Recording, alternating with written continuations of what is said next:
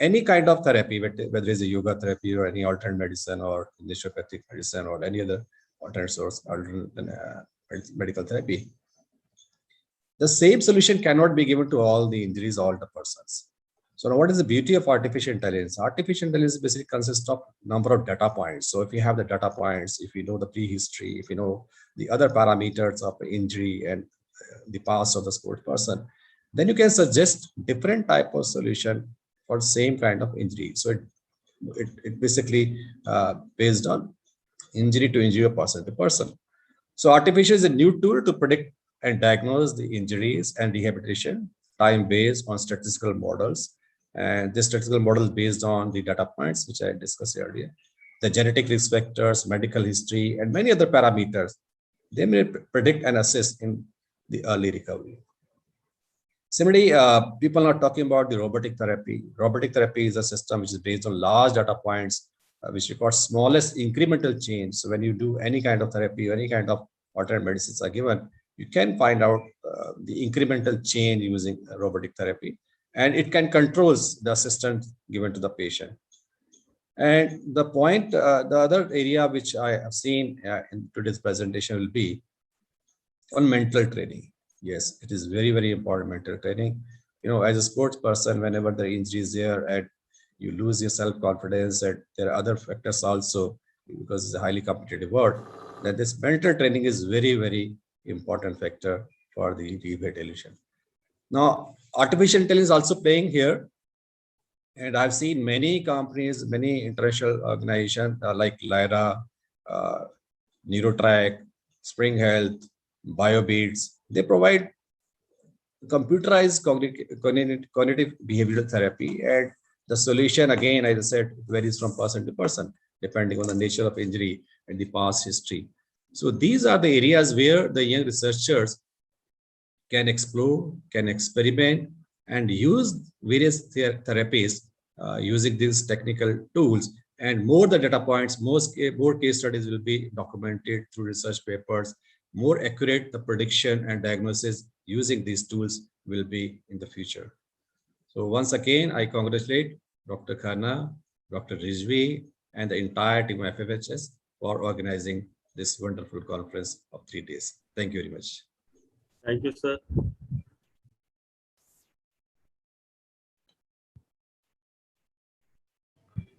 Thank you so much, sir, for all your kind words. That is very inspirational, sir. Thank you.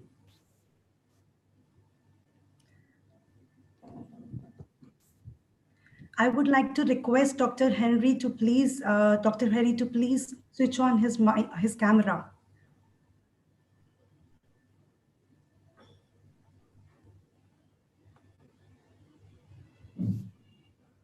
Dr. Harry.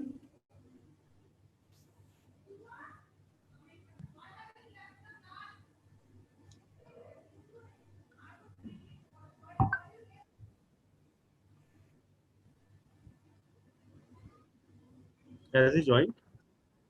Sir, I believe due to some network issues, he is not able to join.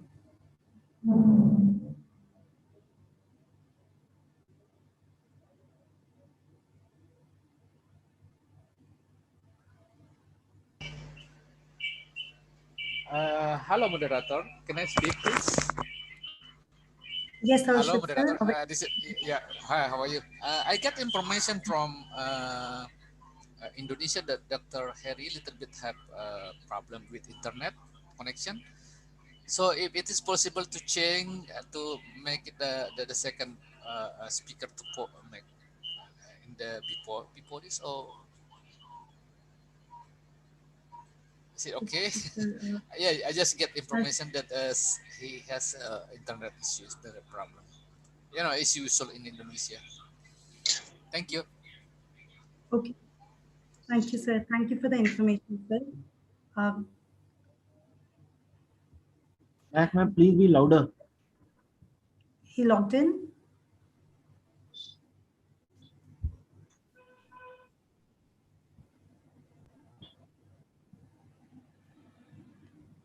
Dr. Harry, can we hear your voice, please? Ma'am, please be louder. Okay.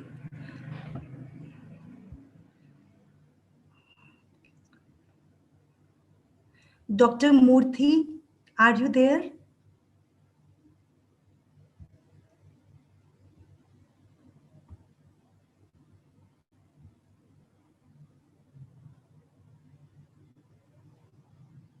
I can't find him.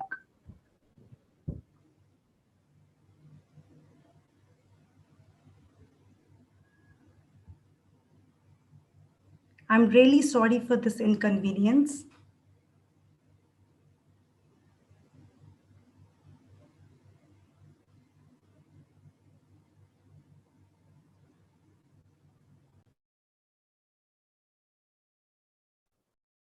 Can't find.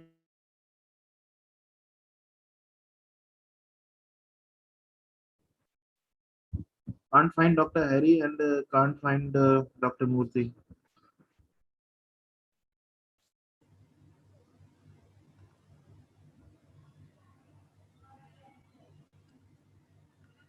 Can we request Dr. Mahindaram to give her presentation?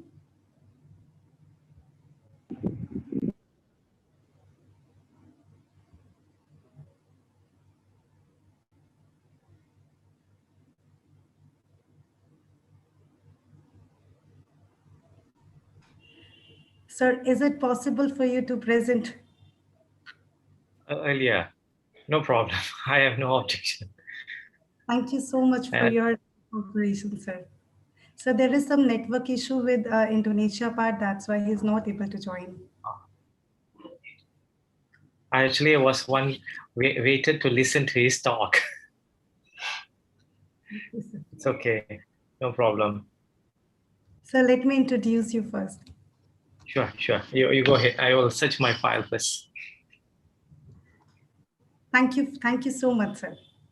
No. So we have among with us Dr. Mahindaram Appukutti. Dr. Mahindaram is an associate professor at University of Teknologi Mara, Faculty of Sports Science and Recreation, Malaysia. Started his academy journey in 2001. He has completed his leave research on sports and protomic at Jeffrey Chair School of Medicine and Health Sciences, Monash University, Malaysia. He holded a PhD in nutritional sciences, focusing on nutrition, immunity, exercise, performance from University Kebangsaan, Malaysia. His Masters of Sports Science from University Sains, Malaysia, and Bachelors of Science in Nutrition and Community Health from University Putra, Malaysia. He is the Vice President of Nutrition Society of Malaysia in 2020 and conferred as Fellow of NSM since 2016. He also served as Vice President of Malaysia Association of Sports Medicine, Vice President of Malaysian Society of Body Composition, and Council Member of Malaysian Association for the Study of Obesity. He also served as a specialist representative for exercise physiology, sports medicine for World Obesity Federation. His research interest and focus on functional food, health, and exercise sciences. He chairs the Malaysian Vegetarian Dietary Guidelines and also contribute as a key writer for the Malaysian Dietary Guidelines process. He has published scientific articles in local and international referred journals, newspapers, health magazines. He also presented paper in international and local conferences and seminars in nutrition, health, exercise sciences, and many more achievements in her feather. I really welcome you, sir, on this conference portal. Today, Dr. Mahindaram will going to talk about use of probiotics in sports enrichment. A very warm welcome, sir. Thank you, Dr. Mahak Sharma. Was a kind introduction for very lengthy one. It's okay. Thank you very much. Don't mind. Let me share my PowerPoint. You all can see my PowerPoint now? Yes, sir. Very well. Good? Yes, sir. Excellent. Okay, good. Thank you. Thank you, Dr. Mahak Sharma, for your kind introduction. Thank you so much. I must thank Prof. Khanna for introducing. It's all started, in when he organized the Commonwealth conference in New Delhi. And he is a very good friend, like a brother to my professor, Professor Rabinderjit Singh. And he's like a father to me. And definitely Prof. Khanna is like a father to me. He's a good advisor, good approach to students and the colleagues in research and everything. When Prof. Khanna have contacted me, I said, without any hesitation, definitely, Prof. This is my way of thank him to be there and pass my message, my work to the the sport fraternity in any part of the world. That was very interesting. Unfortunately, I couldn't attend the first 2 days because of due to work commitment.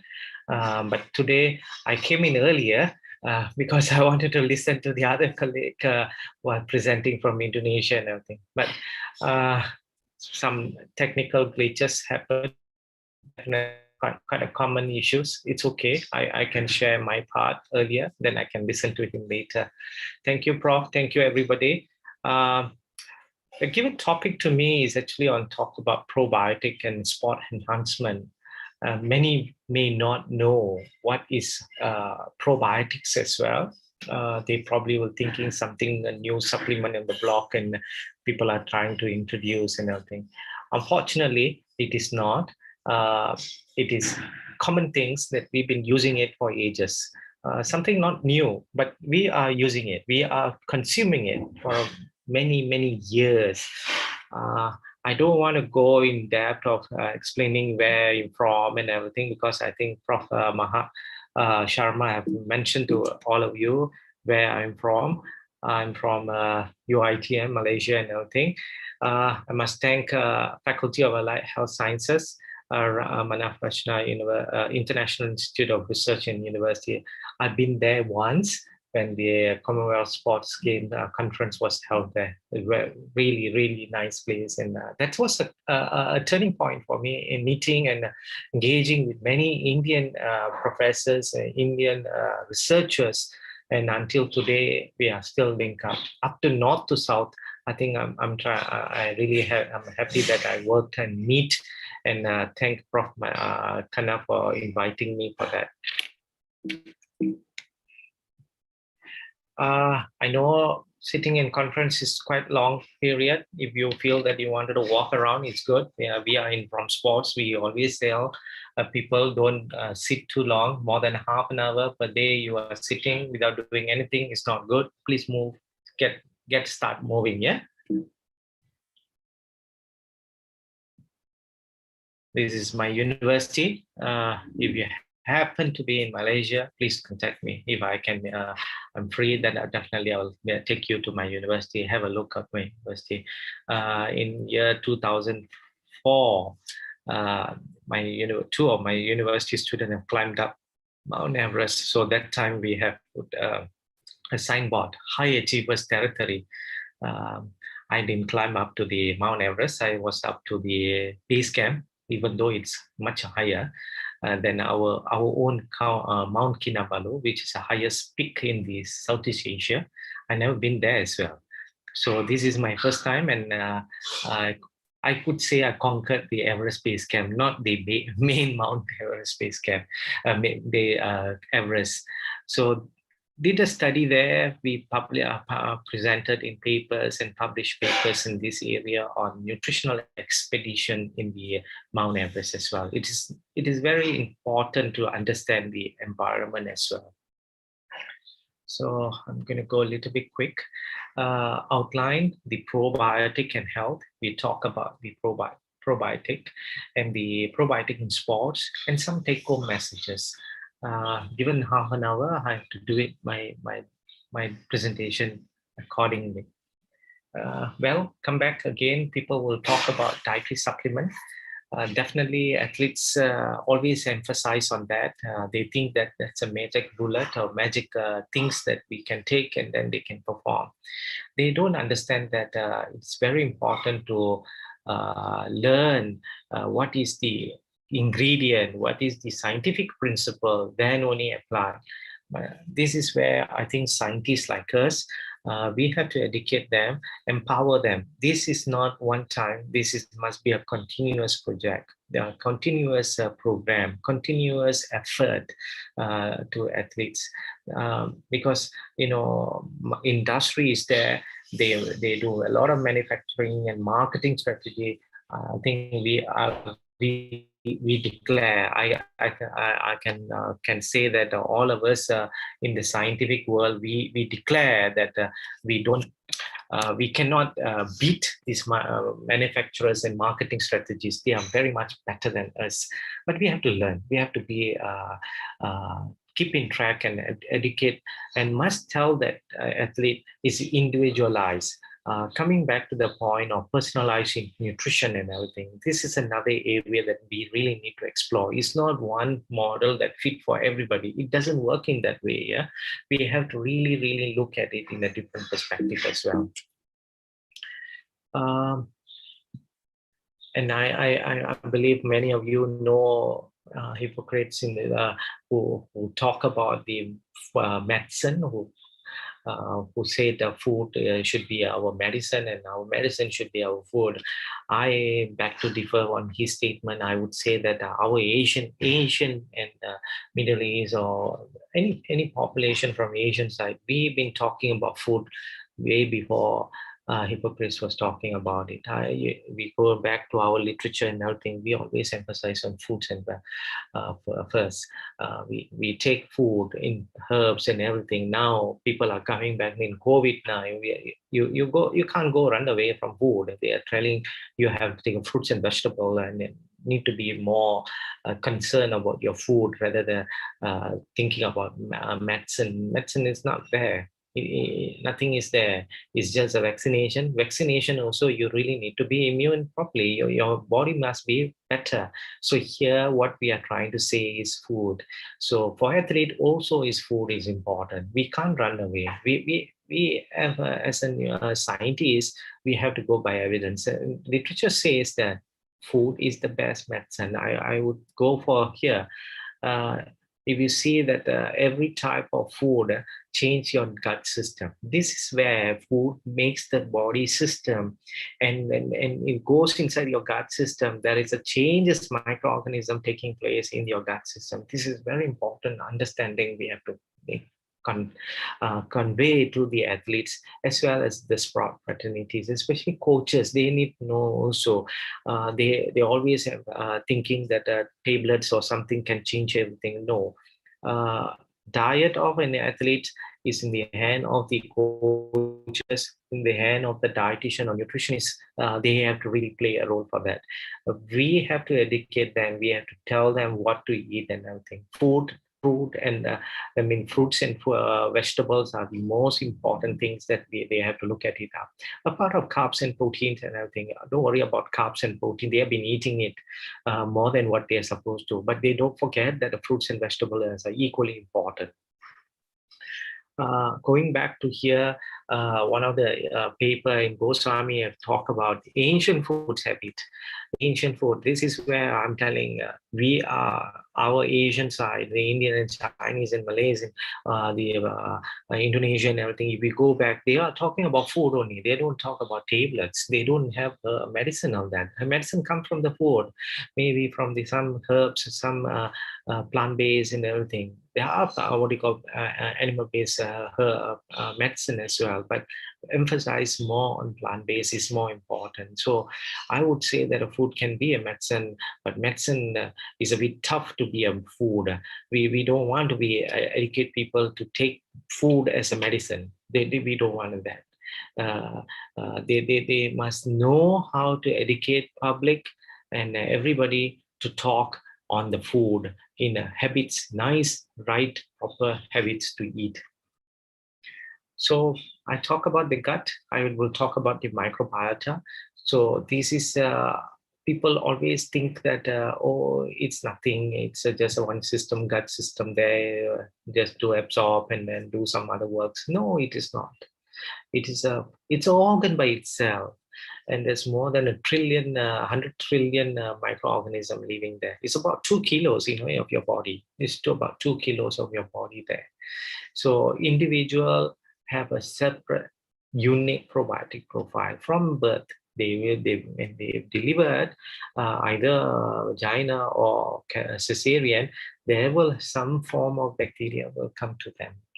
So when they start and until they go leave the world, the microorganism will be with them. So this is why the reason is a gut bacteria is inside there for the balance of the that's a good bacteria, that's a bad bacteria. So if you have been taking antibiotic, definitely that is an affecting agent. Medical treatment, certain medicine definitely have a poor hygiene, food and water if it's not sufficient, synthetic preservative, gluten-based food, herbicides, and stress. Definitely, that's another issue. Stressing. Another one more I forgot to put is sleep. Here, if you don't sleep, you affect your gut system as well. So this is all important. So how this is a paper from the BMJ paper, recent paper 2018. They talk about the gut system, how the gut system help in the health and disease. So it alter the pH level, it's tackle the fructose part, the protein, excessive protein, it can cause problem for body system, saturated fatty acid from the animal fats and everything, and also the acidic level of your stomach, the proton pump inhibitor, and also the antibiotic. And then if you have the postbiotic, the combination after the effects, if you is not taking a proper microbiota, your short chain fatty acid production will go down. So all these things is have a role to play, and it also increases your CVD problem, gut inflammation, insulin resistance, cognitive decline, brain effects. So when it comes to sports, there is a different aspects. But if you're taking a proper gut microbiota being taken care, especially we put a probiotic inside, and all these things will have reduce this infection also. People thought only lung and throat will have the problem of infection, but actually gut major role to play for your system.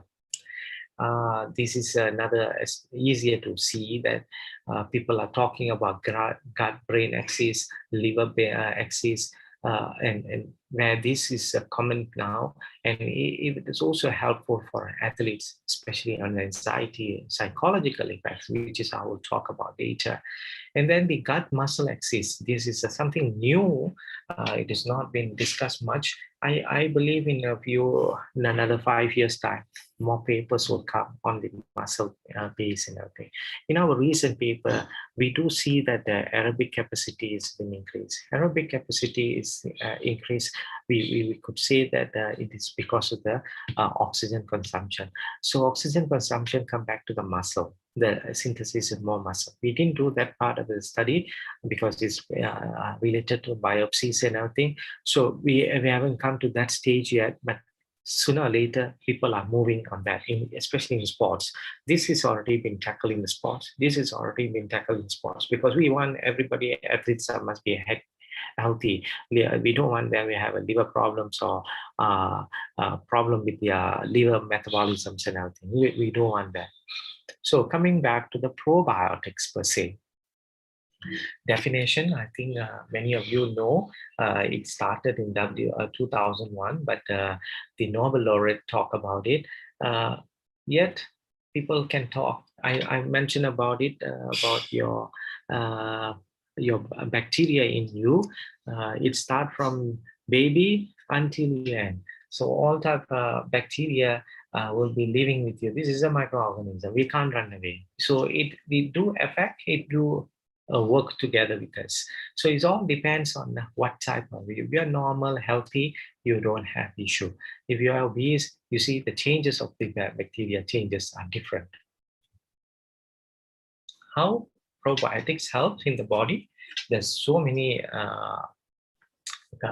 impact, especially on the microbiota composition, immunomodulations, and metabolic effects. This is the major ones, major three. After that, it adapted to other systems as well, from the cholesterol to the innate immunity, allergy prevention, bowel movement, also for the diarrhea, traveler's diarrhea, or the children who have diarrhea issues, and those who have colon cancer. There's plenty more studies are coming up in that area as well.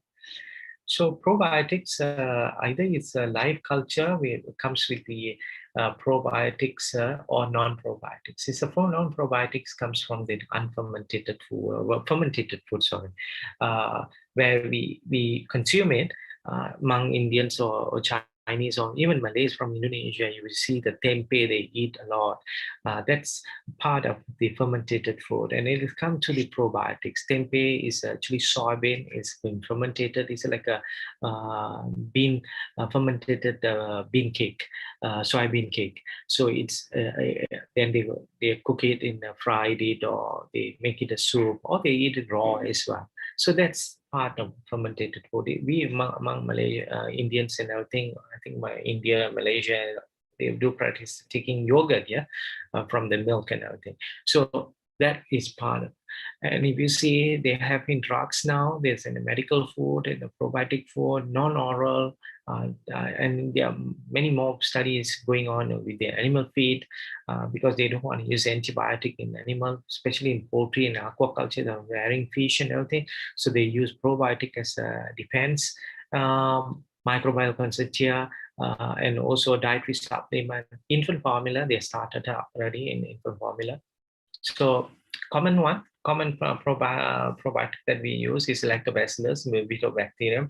Saccharomyces also been used, but mostly Lactobacillus and Bifidobacterium only is being used at the moment. Dosage, they can come from many forms. You can tell from sticks in the capsule, all kind of these things. So it depends, but I would rather eat by food. Regulatory, this is a very important part. We have to take control. Government have to make a control on this.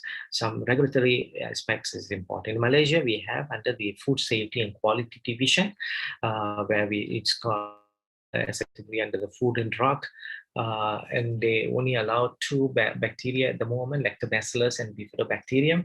They have listed out a few in the this as a probiotic, and also claims here, approved claim. They only can use probiotic culture helps in improving the intestine function. Other than that is not allowed at the moment. So what they are trying to say is you must show evidence. Evidence is important. So if the evidence is there, I think you can come and add up the health. And what we also emphasize, the law requires the probiotic culture must be a live one and viable count not less than 10 pounds. Important because this is the evidence that telling 10 power 6 is the minimum that we have to be inside there at any time. The food authority people can go and check in the market and find out if it is less than that, they can be taken action. So in India, I was searching for it for India. So they do have a guideline for probiotic in food, and there's certain things that they have emphasized. I'm sure these all are worked together with many institutions. You can see the listing from Delhi up to the Chennai, and they do all kind of research, and they make sure this guideline is used for India perspective, and it's also gazetted like Malaysia. So I don't read Hindi, but you can go and find out the papers and get more evidence on that area. So this is what they are trying to say, guideline, what is there, what strain they are using, similar like Malaysia, animal strain, if animal study has been established, or by in vivo studies, or what type of studies. This need to be specified, and viable counts of the the probiotics need to be mentioned as well. So all these things are for what is safeguard the consumers, all the clients. So this is very, very important. As I mentioned, all claims require substantiation of scientific evidence. So in sports, very interesting, yeah. Papers are coming up, papers are going up. People are putting. I wish more people from India, so our Asian, Indonesia, Malaysia, China, India, Thailand, and all people to do more work on this probiotic, because this is our food. Yeah, yogurt that we eat in tempeh, like in Indonesia, they have a tempeh juice, is a soybean juice, fermented juice. I remember somebody had told me in Indonesia they have made it. So we really need to see and explore in this area. Why athlete? Because they train a lot, and when they train a lot, they too much training and discomfort for the GI, diarrhea, constipation, fatigue, not enough sleep.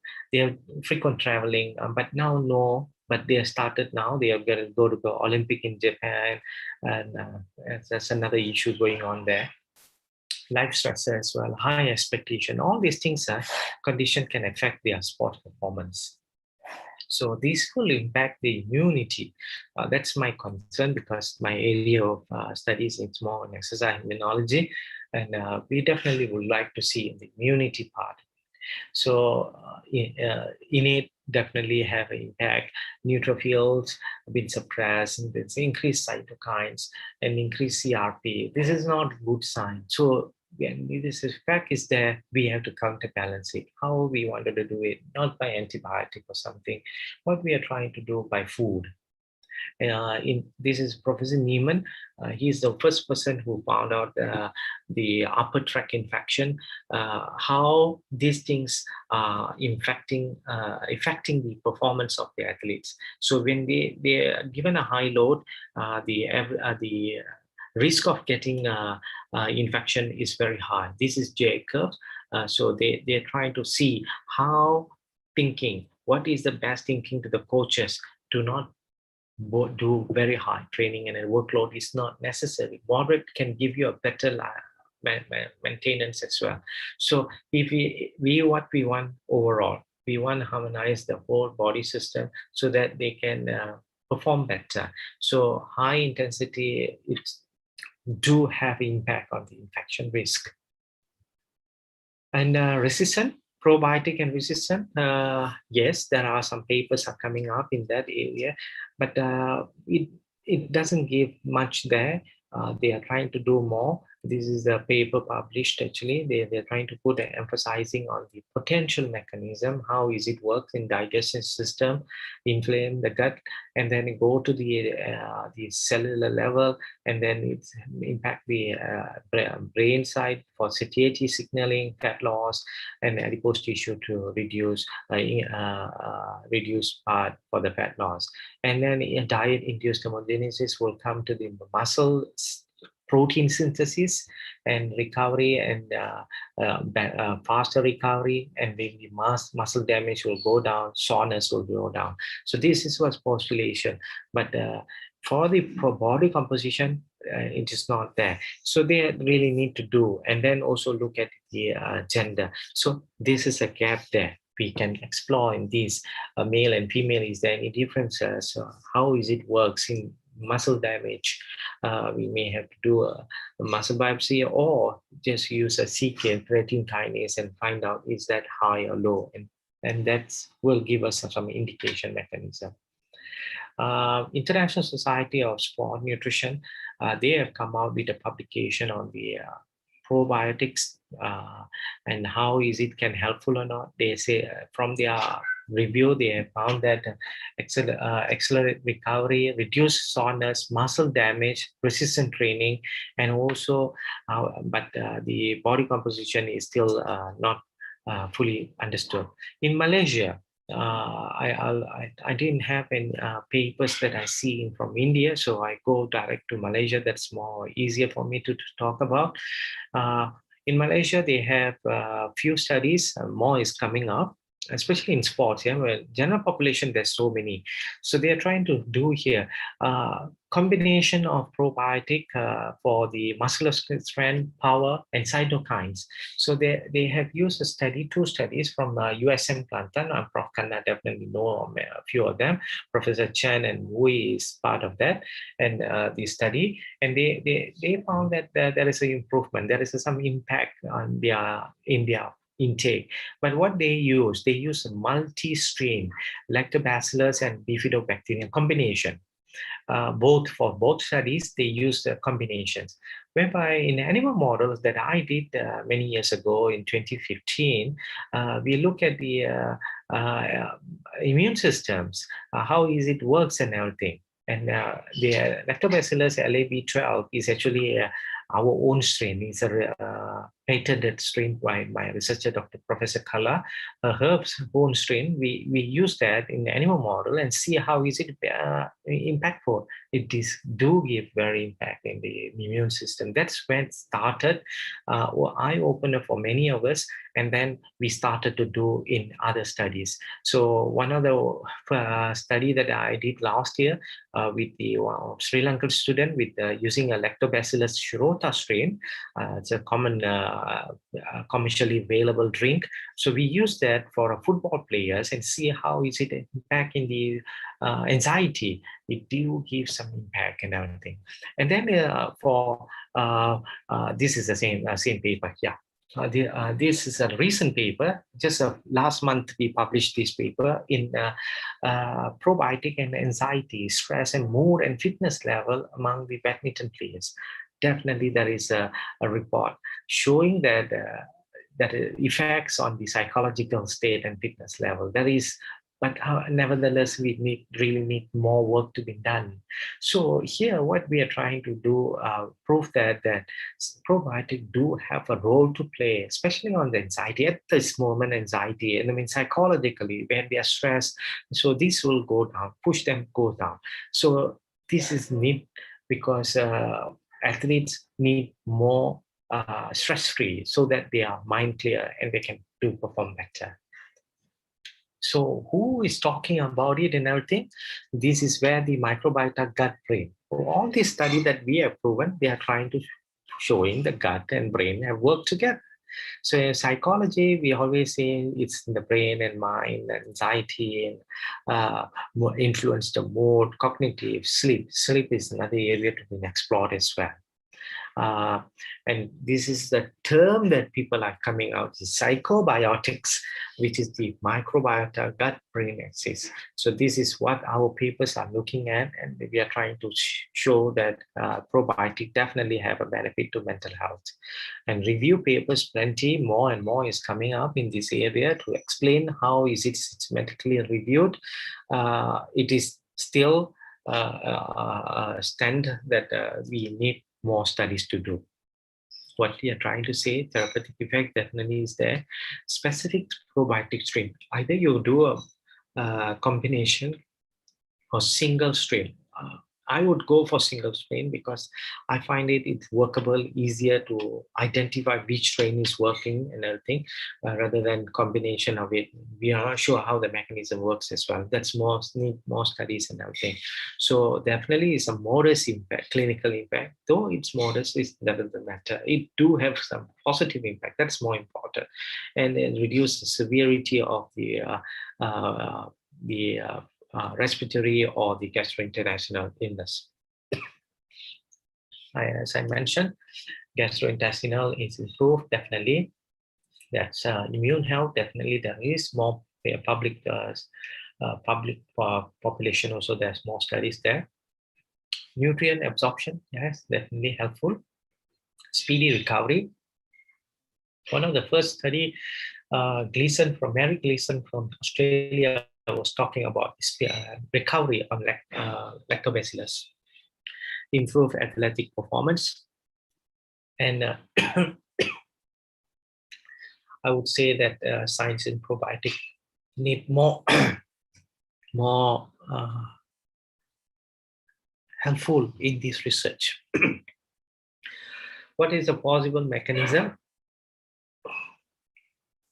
there's plenty of studies have been done in the area of probiotics from this part: colonization, short exchange for fatty acids, competition on the pathogen, and then they move to vitamin synthesis, and they talk about the bile salt, enzymatic activities, gut barrier. There's plenty done already. Now they're looking at neurological effects, immunological effects, endocrinological effects. This is production of specific bioactive of the probiotic. What is the outcome or the byproduct of using the probiotic? That's called postbiotics, which is the short chain, one of the is short chain fatty acid. So is there any other things people are looking at the specific bioactive component? I would say that need more guidelines on probiotics. We have to really talk about it, and more scientific substantiation needed. Education, I really cannot deny that, and ethical concern and functional food. You must not allow people to talk on the testimonial result. We want evidence based, and to that, and funding is another issue. Then this is where I always emphasize on networking. We have to work with the different countries and different ways. Like I work with Indonesia from University of Semarang, Indonesia. We work with the probiotic studies. They did one probiotic with the badminton. I did with my side, and they get the funding. They share funding with Malaysia, and we do conduct the study, and we publish. The one I showed earlier with last month is actually a combination network studies with Indonesia. See how we have to work together. It's not a country cannot support everything. They have a different priority, so we have to work with the different. If India have the funding and Malaysia can work together, Indonesia can do it. I saw a lot of countries are here. We can work together, pull up the studies, pull up the papers, and then we can come out with a more improved papers on these probiotics and also technology development. Thank you. I would say that probiotic daily take, good nutrition, physical activity, screen time. Unfortunately, now we cannot reduce. We have to do more, and sleep definitely is important. And I would like to invite all of you to the International Sport Medicine Sport Science Conference in Malaysia in 11 and 12 September. This year is virtual conference. Please join us. I can share to Prof. Chen, Prof. Khanna, and then you all can have it there. And also there is a body composition conference coming up, which is in November. It's also virtual, and please let me know. I can pass it over. You all can come over and virtually. Unfortunately, I cannot invite you physically, but you can come as a virtually. With that, thank you very much. Thank you. Thank you for inviting. Thank you so much, sir. That was a very enriching presentation. I myself learned a lot, because when we talk about physical activity, even in the COVID situation, we know that we are making a moderate physical activity, but those who are with intense physical activity, the chances of infection is very high. So this is a very good solution to us, which we can recommend as a nutritionist to the people who are physically active, that they can be physical active, plus probiotics will help them to prevent from infection. Thank you so much, sir. That's a wonderful lecture. So I will request Dr. GL Khanna, sir, our PVC sir, to give a vote of thanks to you for your presentation. Thank you so much, sir. Thank you, pleasure Dr. to have you. Mahendran. We have been now in touch sir. with you very frequently and asking your this expertise lectures to be given to our Indian fellows, and of course international. This is being an international conference, so participants from various countries and the speakers from around 10 countries are there now. And we are really thankful to you giving this particular probiotic as one of the field which is required now, particularly in this state of COVID. Now people are having problems, inactivity problem, or maybe overactivity. We don't know. Overactivity is very less now. So this can also one of the factors which is very, very important, and it has been highlighted very with your all experience, with your all research also, and it has now new thoughts has come to our mind. We will be in touch with you for again further future collaboration also in this particular field, and not only this field, in other field also. So thank you very much. And also we have disturbed your schedule. You were mentally prepared for some other time. Now we have requested you, and you were really very kind enough to just give us lecture at this time also. Thank you very much. Sir, there is one query Thank you. in chat box. Thank you so much, sir. Sir, we have a query for you. Sir, is it possible that there can be deficiency of probiotics in the body? If yes, then what will be the major consequences? Sir, your mic. Sorry. Yes, sir. Yeah. Sorry, I Is was it disconnected. Short one. Sir, is it possible that can be a deficiency of probiotic in the body? And if yes, then what will be the major consequences?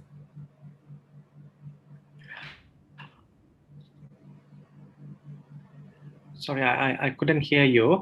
If I capture what you are asking is there any deficiency in probiotic in the body? Yes, sir. And what will be the Okay. major? Okay. This is a God's blessing there.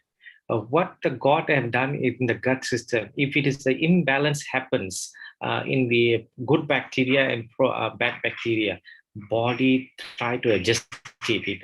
So the good bacteria grow because of prebiotics. So it has come from the vegetable base. So what will happen? The growth will there. If let's say you are taking antibiotic, what will happen? The both bacteria will go down. I mean, it will die off. So when they go off, they die off. The new one have to come. So the new one is by the one remain there, and which is a bit resistant to the antibiotic, they can grow back again. So this is need to be added up. So if there's a deficiency in the body, the weakness will come. I mean, immune system going to be suppressed as well, even with the antibiotics as well. This is what we are trying to say. If you look at it, food need to be taken regularly in a balanced diet. And when you're taking balance, include the probiotic, that will give you the supply of good bacteria inside there. You are not eating bad bacteria. You are actually eating the good bacteria from the lactobacillus, or bifidobacteria from the food that you are consuming it. So if it goes down, your immune, your gut system, your short chain fatty acid been affected. So that will impact other nutrient absorption as well.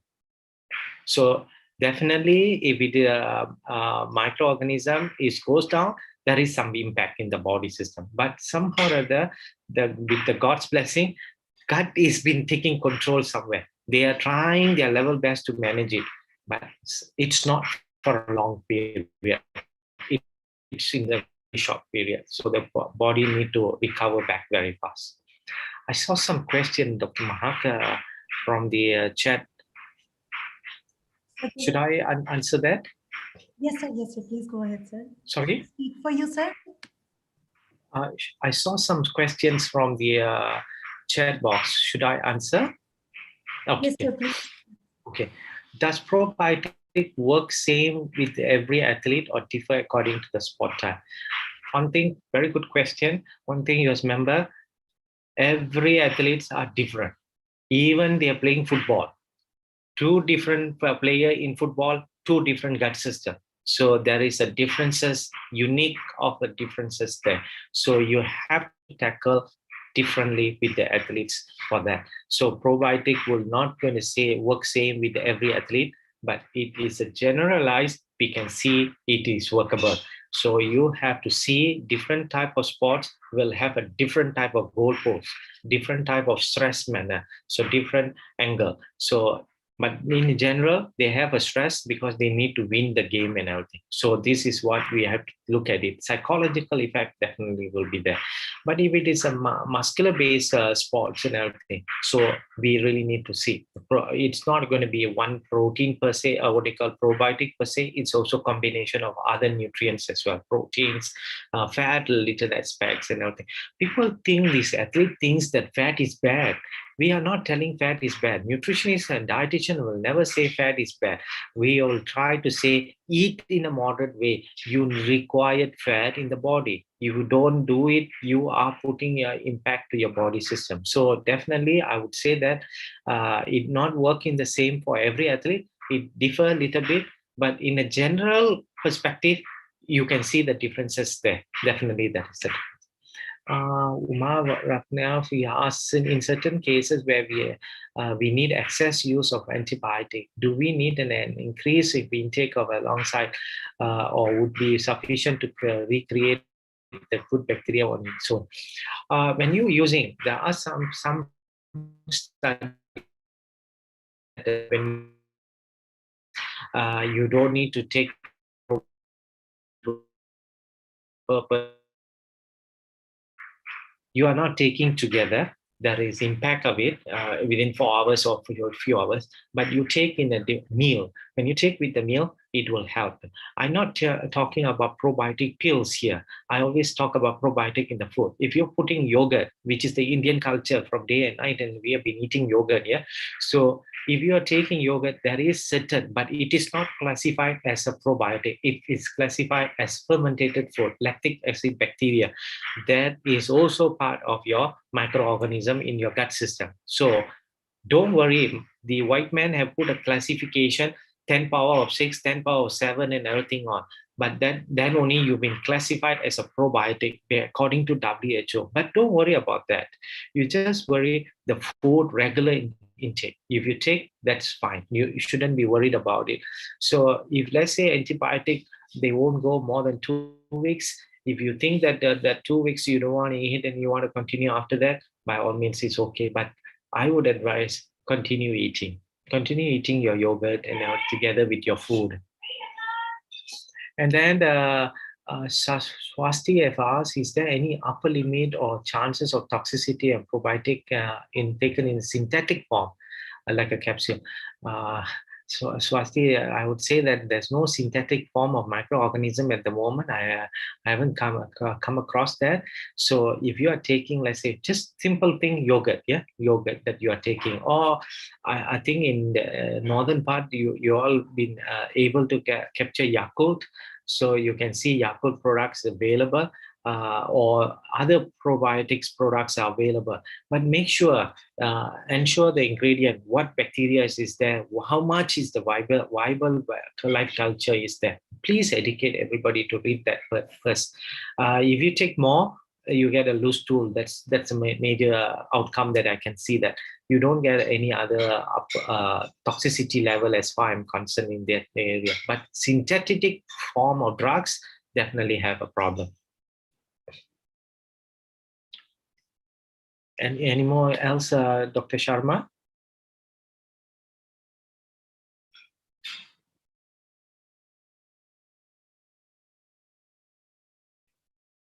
Do you have any other questions?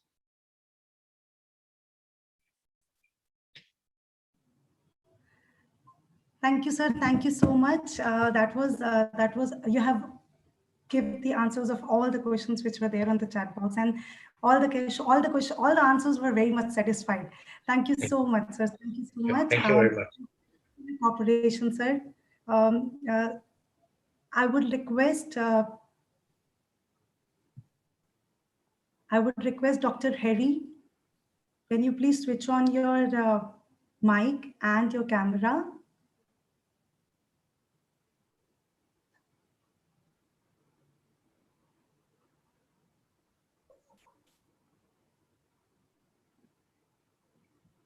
Dr. Harry?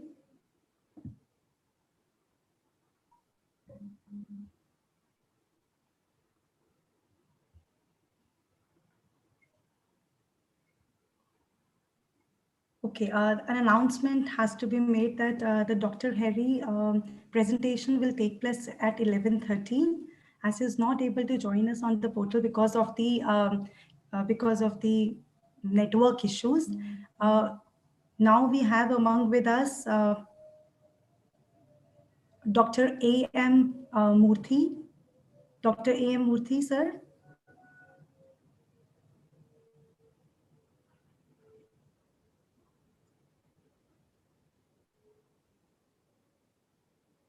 Dr. A.M. Murthy, sir.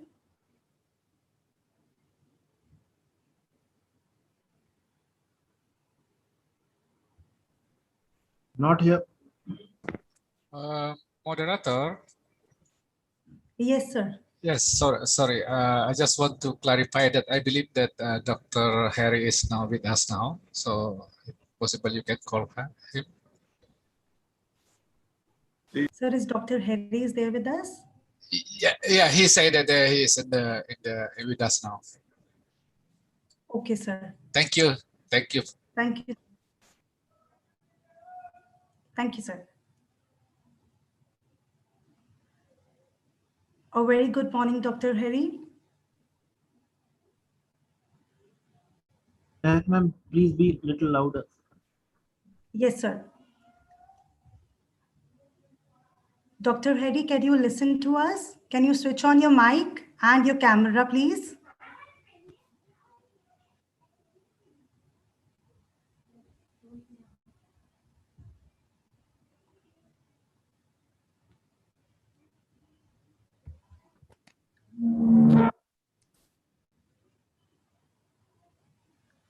Sir, I can see you very well on the portal.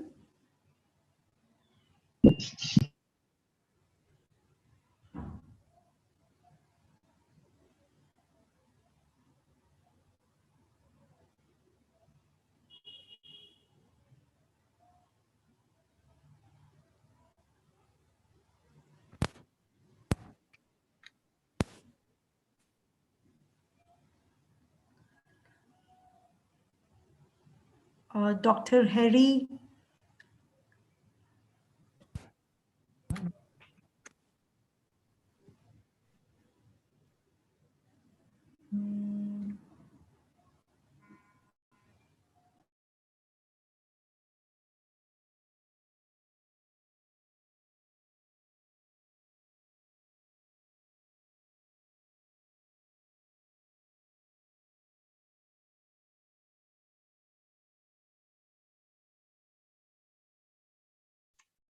Dr. Harry has put up a message in the group chat box.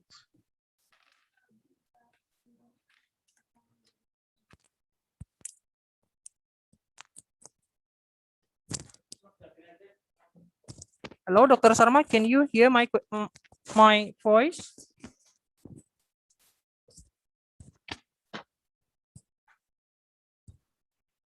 Yes, sir. We can hear you.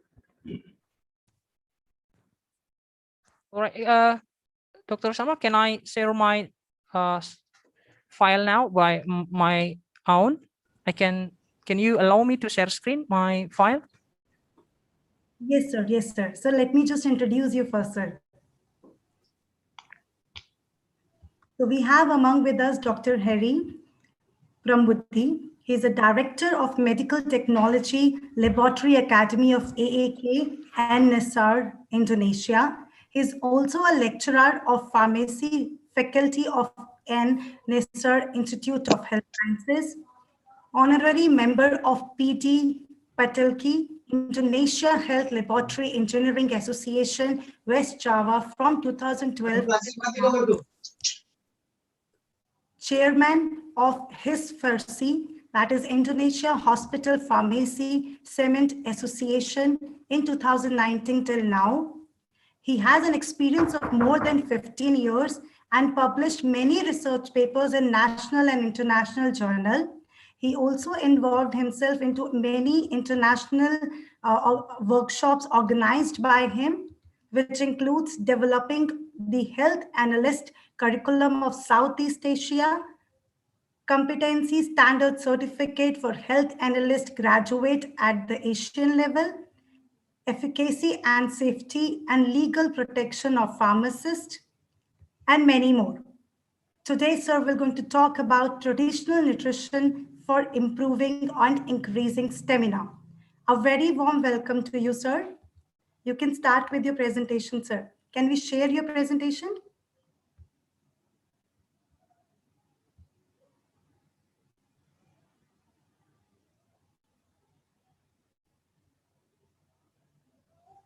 Dr. Harry? Saya panik eh. All right. Thank you for the time, Dr. Sharma. Thank you, sir. So the COVID-19 pandemic has created the largest disruptions of system in human history, then affecting nearly 1 billion and 200 countries. Within a short span of a COVID-19 pandemic, many researchers have shared their works on different ways. So here, in this very special occasions, I would like to present my research about traditional nutrition for increasing stamina. On January 13, 2002, WHO declared COVID-19 as a public health emergency of international concerns. Then WHO officially designed this novel coronavirus disease in human as a coronavirus.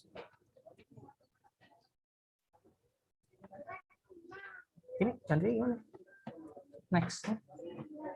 Next question. All right.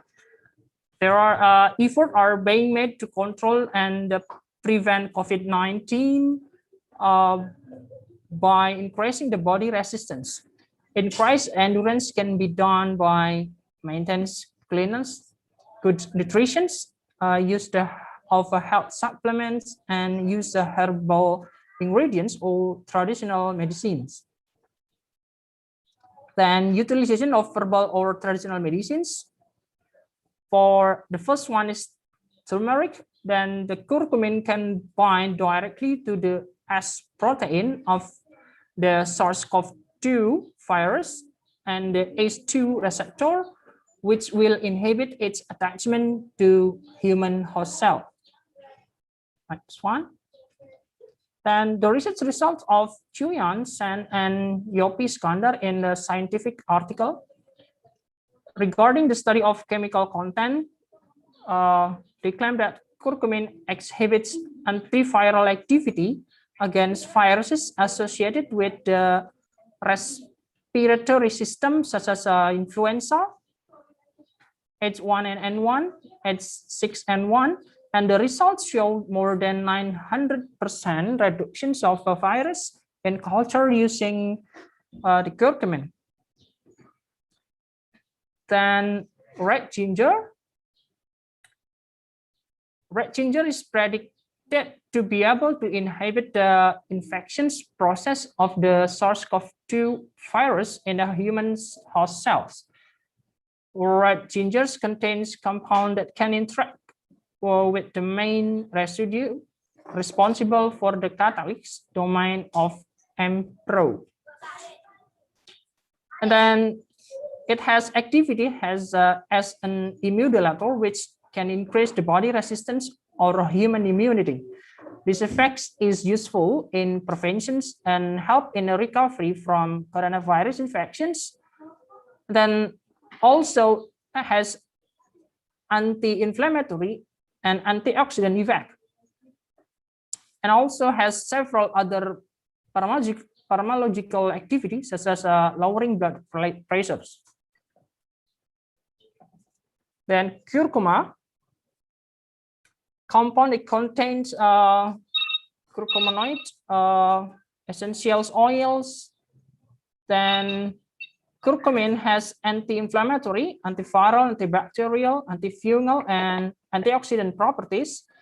Then according to the numerous studies, particularly in vitro and preclinical studies conducted around the world, the natural ingredient that can be used to maintain the immunity or curcuma, which contains curcumin. Then curcumin in the ginger was able to control inflammatory so that the cytokine storms did not occur.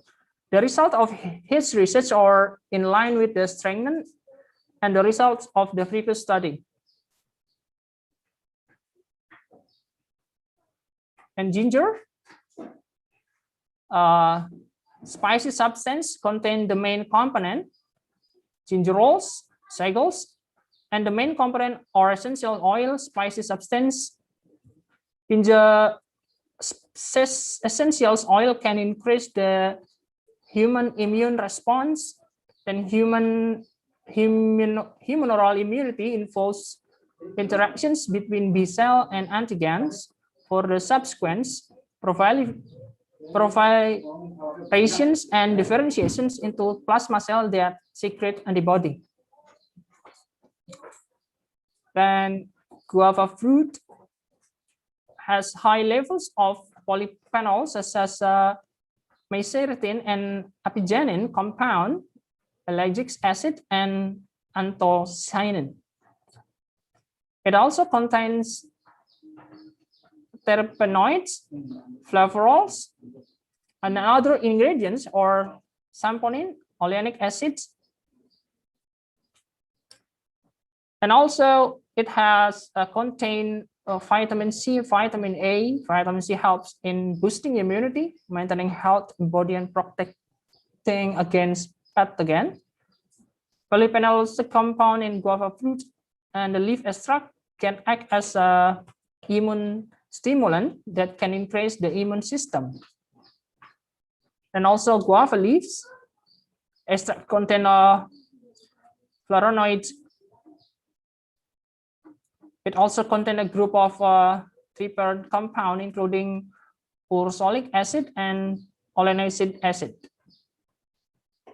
The potency of guava leaves extract as a immunostimulant agent has been started to be high. In vitro tests have shown to have high activity through the in vitro tests. The current research shows that the guava leaf extracts can stimulate humoral and cellular immunity in mice. Then a study conducted by Joseph found that guava leaves can inhibit the activity of several viruses, such as infectious hematopoietic virus. And then the research conducted by Chalam in 2012 also provided guava leaves have potentials. And then green tea, compounds that are suspected of being antiviral or satanids can be bind to the S protein around the RBD of the virus, can cause fluctuations in amino acid around RBD protein of the virus. Then meniran, it's like that. Compound has, and then also has the ability to bind the MPRO from SARS-CoV-2. So it has the potential to be an inhibitor of MPRO.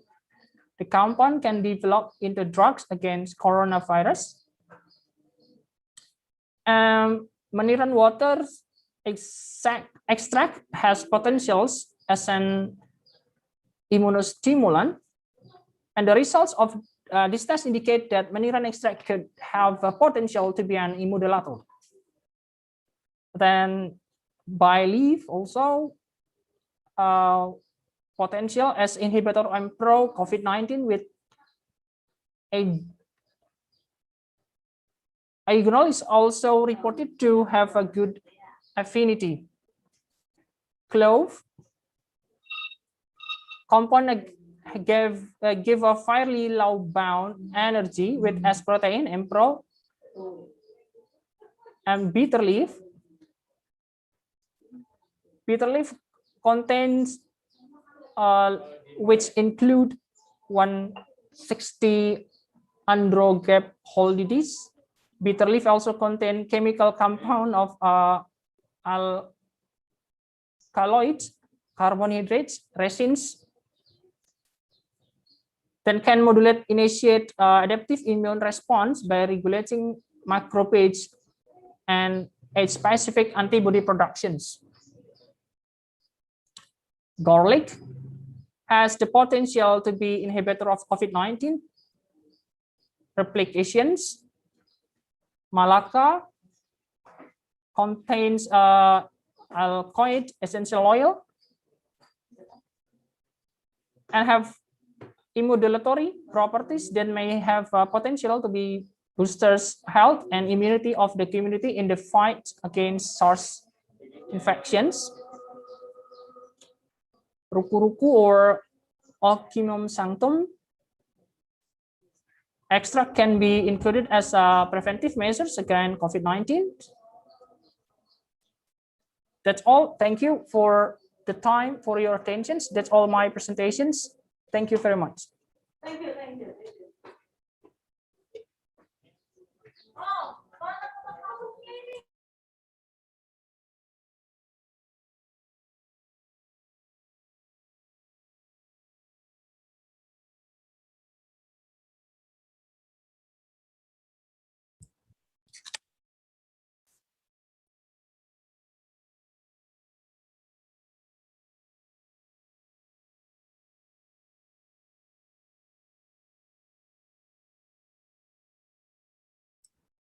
Yes, Dr. Mahek. Yeah. Yeah, thank you, Shobhit sir. Harry sir, Dr. Harry.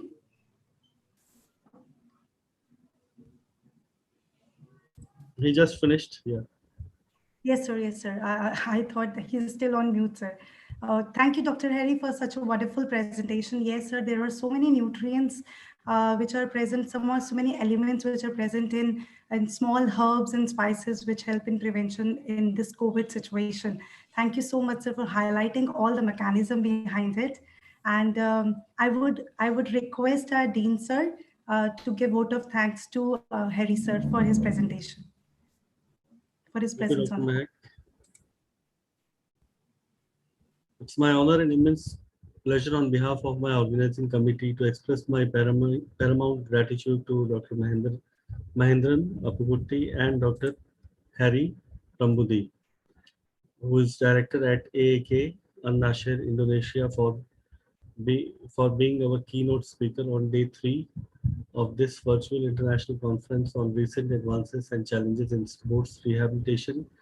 It was thoroughly enlightening and informative session for the listeners on traditional nutrition for increasing stamina, and by Professor Mahendran on probiotics. It's always a privilege to hear you, sir. Thank you once again for being our keynote speakers. Thank you, sir. Thank you so much, sir. Now we have with us Professor Dr. A.M. Murthy. He is the ex-Vice Chancellor, Tamil Nadu Physical Education and Sports University, Tamil Nadu, Delhi. He is a founder, Cavalier Endeavor Institute of Yoga and Research Center. He started many postgraduate diplomas in yoga and established yoga therapies clinic for the public. Organized many yoga camps for short-term and long-term all over India. He is a chief patron for International Yoga Day celebrated at Tamil Nadu Physical Education and Sports University, Chennai. He also contributed in many research projects like treatment and rehabilitation of a somatic by yoga methods, diabetes by yoga method, psychometric disorders by yoga method, effect of different types of relaxation and stress management, psychological and biochemical responses to the practices of Hatha Yoga, and many more. He has published many books on yoga and relaxation, anatomy, physical health education, and yogic practices. He has numerous publications in reputed journal and presented more than 15 research papers in national and international conference. A very warm welcome to you, sir. Today, sir will talk about yoga-based pulmonary rehabilitation for the management of dyspnea in COPD, a randomized controlled trial. A very warm welcome, sir.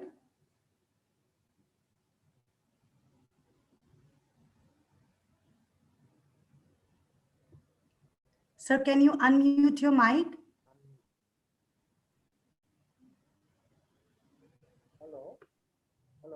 Yes, sir. Yes, sir. Pleasure and privilege for me to join this international congress. Especially I must thank my good friend, Dr. G.L. Khanna, who made me to come. I was thinking, actually my research paper I want to present, suddenly I thought, the people are controversial now. Allopathy, physiotherapy, yoga and Madam, which ID has he joined from?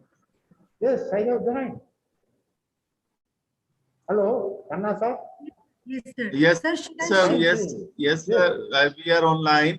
Yeah. Can you speak little loudly Okay. and share your presentation? Do you have presentation? Yes, I Yes. have presentation. Please, Yes. please Sir, share can- that presentation also. Yes. Thank you very much. Yes, sir. Thanks, sir. Yes, sir. The presentation is about yoga therapy. Hello? Yes, Yes, sir. Yes, sir. I'll Yes, be sir. sharing your yes, please, please. Yes. sir. Are you seeing it, sir? Yes, we can see, sir, now. Thank you very much, sir, for joining Okay, us. sir. I must thank you, sir. First of all, you must have given a chance to talk to me in this one. I thought during my research paper, but after it, today controversy. Can you use allopathy? Can you use yoga? Can alternate medicine? So I thought better to give the about the yoga therapy. As a registered medical practitioner, postgraduate in physiotherapy and yoga too, then I wanted to tell everything is, we should not have an ego at all. Allopathy is very important. At the same time, you must have the rehabilitation process, unite together, make the things. Allopathy, Siddha, yoga, or any alternative medicine. So we will see how this yoga works. I never claim yoga can cure everything. It can be controlled. The disease can be controlled with yoga. How yoga therapy? What exactly yoga therapy? How we can do it? Just you see the slides. The purpose of life is to lead a happy life. We have to be happy, otherwise nothing is there. Health is the very foundation of the happy life. Good health is achieved when there is a smooth flow of energy through the Sushumna Nadi, central nervous system, which is located in the spine. Next slide. Yoga science being evolution is a science of activating inner energies. Loosening of a human potential, its fullness is yoga. The balance of intellectualism is yoga. Yoga is not only a discovery, but also a gradual evolution during successive periods of history. It is highly patterned by mankind. Even today, after 6,000 years of history, yoga is not only for health, fitness, and wellness, but for total well-being. My dear friend, yoga simply you can say it's a way of life. How it helps to us, how you are leading the life is known as the yoga. Therapy means how to really rehabilitate the patient. So here I am telling how the special feature in yogic practice, prayer. Why do you do prayer? You may be a Hindu, you may be a Muslim, you may be a Christian, you may be a Sikh. Doesn't matter. Prayer you do it everything whenever you start anything. It cleans the blockage in the small intestine. That is we have done. Especially myself, Dr. Garote, and one of the famous scientists, neuroscientists, Dr. B. Ramamurthy, late Ramamurthy, we did on paper, along with the prayers. How the prayers indicates how changes in the brain, activity, everything. Particularly hypothalamus, it helps the prayer. Then Kriya. Kriya, you can say now we are training with an operation. But Kriya is simple Kriya. Example, you say Kapalabhati. Kapala is a skull, which cleans the skull completely. It increases the, especially eliminates the free radicals. So Kapalabhati is one of the Kriya. There are a lot of Kriyas in yoga. One example I have given. Another one, there are loosening joint series. A lot of things are there. You know, example I have given, Monamuktasana, increase synovial fluid, stretch ligaments and tendons, promote immunity power and brain function, flush out excess-free ratio, thickness and quality of cartilage, improve flush out excess calcium oxalate holiness. Next slide. Sir, this is very important. The people are nowadays doing the Surya Namaskar and asanas, balance the secretion of the hormone. Today, many people, even young people, the imbalance of the hormone, that makes lot of diseases, psychosomatic disorder comes. So it can be controlled. Controlled is a preventive of Mudra, perfect cerebrospinal fluid. Actually, Mudra, there are a lot of mudras, I don't want to explain. It takes long time. Any mudra when you do, correctly perfect cerebrospinal fluid. Then pranayama. Today, COVID-19, the pranayama recently we have conducted a camp for the patient, for the normal people. So it helps you improve the oxygen level in the human body, especially lungs and liver, which will be completely changed. You can see, we can have a lot of experiments we have done. Especially Hello. in the laboratory. Yes, madam? Hello அப்பா Yes? அப்பா கேக்குதா? Ah. Yes. I am pranayama, maximize endurance and remove toxins, control all the disease. It controls, I always use the very cautiously, controls, balances earth, water, fire and air. Elements in Panchapudas it is called. Bandhas. Bandha is a seal, stable. It activates central nervous system. Meditation. It is one of the best methods to purify the mind. Today the mind is, when top to bottom.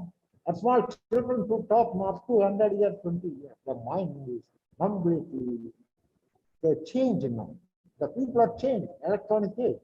So it can be completely mined by electrical activity, activates space elements. Blessing. Nowadays, blessing, the people are forgetting it. Previous, in the olden days, everybody touches the bed. Why? Now, even after marriage, just they bend. Why the blessing?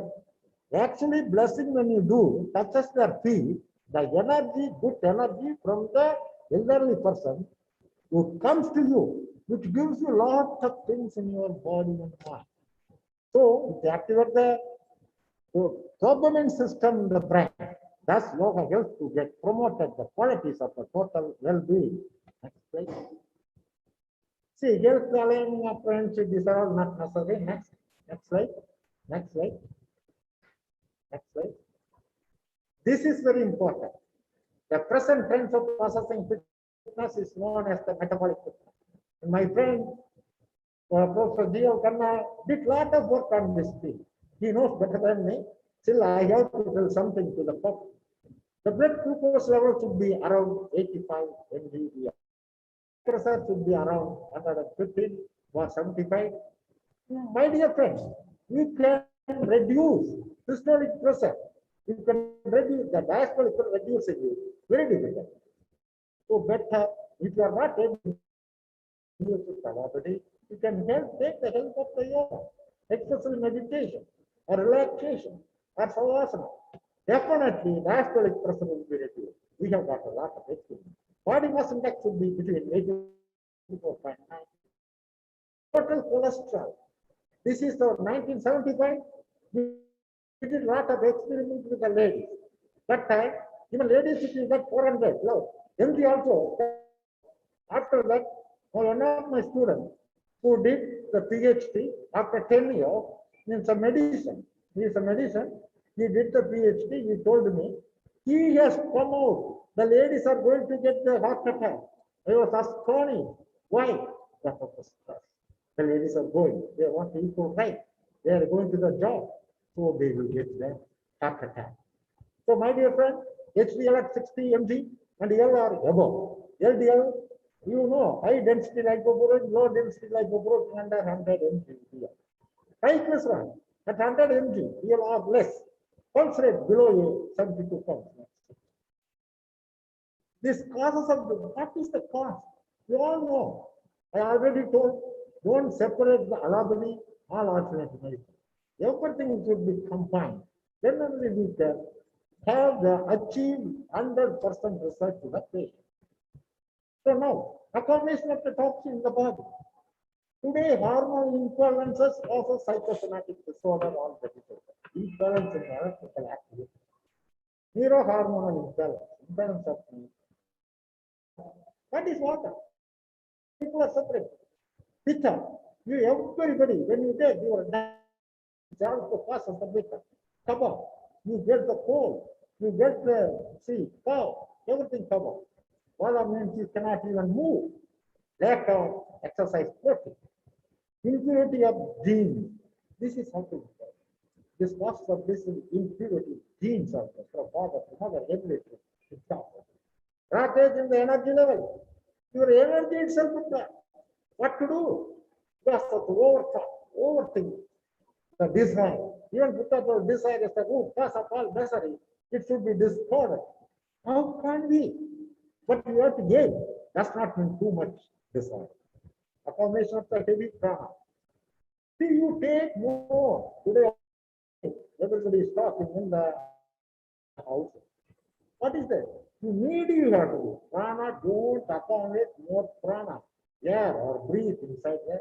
You will get the other thing. Excess of antioxidant, improper biorhythm, ignorance. Ignorance also plays part of disease. Next slide. Next slide.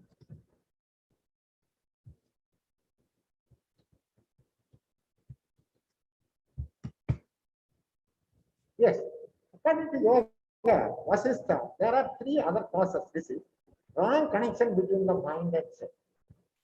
There is a wrong connection. You know, mind, which you cannot see, and senses. You are all of the neuromuscular system. That is a wrong connection. Your mind thinking and senses also. Good mind overpowered the addictive and egoistic behavior. Today the people are ego. I. Any time when you say I, that pass of you must think that I, you are fingering only one finger. D means all the fingers. If you say I, all others will find it out. Better, less ego is the better.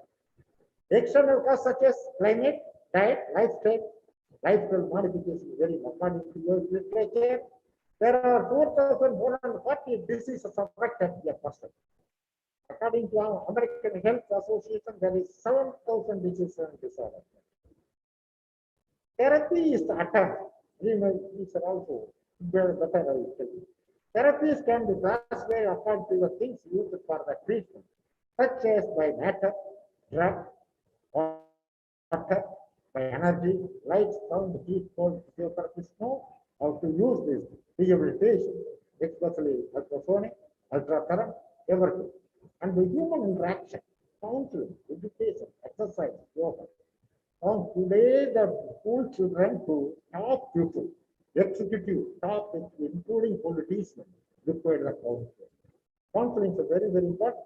I also insisted, even new education policy, I have also given. Counseling has to play a very important role. We have suggested too. Education, and the education is education has to do multifarious, multi things to learn. That's all you can do. Exercise also you have to do. Next. Next slide. Researchers have documented as many as 5,000 medical practices prevailing in different parts of the world. Yoga therapy is the method for all systems. These are next steps. Yoga therapy is a great science of healing. It is a boon tree which can shower cure remedies for all types of ailments, disorders. It's a very simple. It is not expensive. There is no money at all. Only small place, 6 feet, one mat or towel. It's a very scientific system. I am not telling you just the traditional you have to follow. Whatever I am telling some of Sasana, this I will be going through, that you are experienced by me, my friends, my team of the people. Not like it here, Europe countries, I did.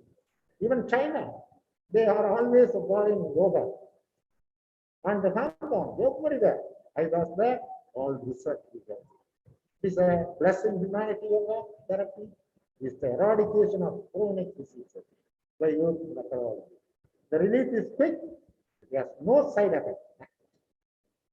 There is no side effect at all. Your therapy includes 3 parts of yoga, such as Hatha Yoga, Raja Yoga, and Vedic Yoga.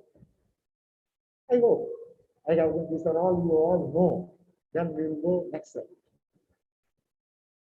Last few years, the concept of yoga therapy is gaining popularity, not only in India but all over the world. Yoga is today well established as a highly effective and practical system of dealing with therapy. The reason is a unique holistic approach that addresses not number of problems but the causes of the problem. See, problem is causes, how it comes. The symptoms are causes you have to address anyway. Nobody also has to try to do it. The cause, find out the cause, diagnose it properly, then you do the plan. Yoga therapy can change the personality of the person. Healing both within himself is philosophy of yoga therapy. Yoga therapy is not microscopic but telescopic. Yoga therapy is energy, mind and body of life. These are all some results. These principles are not exactly principles of yoga therapy. Purification of nadi by removing blockage, toxins from the body. Reconditioning of the neuromuscular and glandular system so that adequate immunity is regained. Cultivation of proper psychological attitude so that it increases the ability of the individual to cope up with the stressful situation it encounters. Yoga therapy, practice. Exposure today, the people almost all over the world, 99% of the people suffering from diabetes mellitus. And yes, Allah is one of the things. Can we control with the yoga? Definitely. The diabetes mellitus can be controlled. The two important yoga. The role of yoga, some appreciable.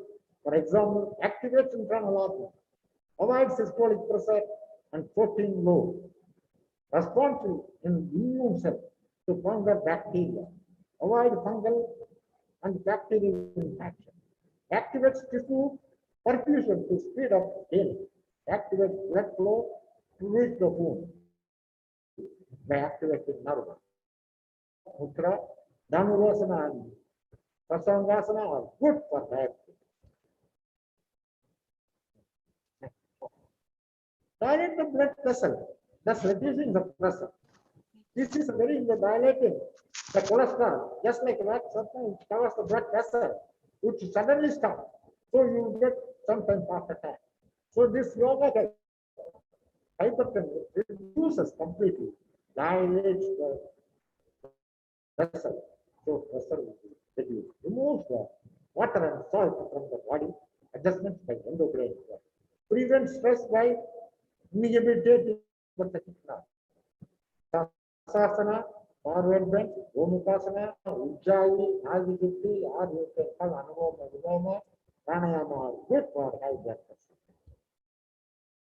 Yoga therapy for arthritis. The people, why arthritis comes? Maybe rheumatoid arthritis or osteoarthritis. Why it comes? My nearby, my friend, HOD Subrahmanyam is orthopedic surgeon also speaking with me. How it comes?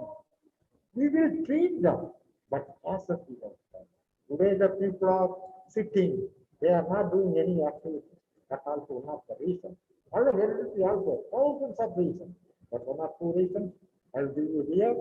Thin down the spinal the better pain information. Increase of joint space by proacting during movement. And these are all some of the next steps. I know time will be over. See, this is very important. Today, ladies are getting for disorder. I will little bit elaborate. Corrects the blood flow, relieves the congestion in the uterus. Today, the people even, if you say, after menstruation, 16 years, that the ladies are suffering from uterus trouble. Removes chemical stagnation in the uterus. Excessive photogen removed. Shut the blood supply to the fibroid uterus tumor. So people are having now the suffering. What videos to prevent excessive breast stagnation? Strengthens inner supporting ligaments of the uterus gently. Balance the hormone secretion. Inordinate asana and back bend asana are very important. Not only that one, the irregularity in the period. The people are having actually irregularity that can be corrected through doing practice.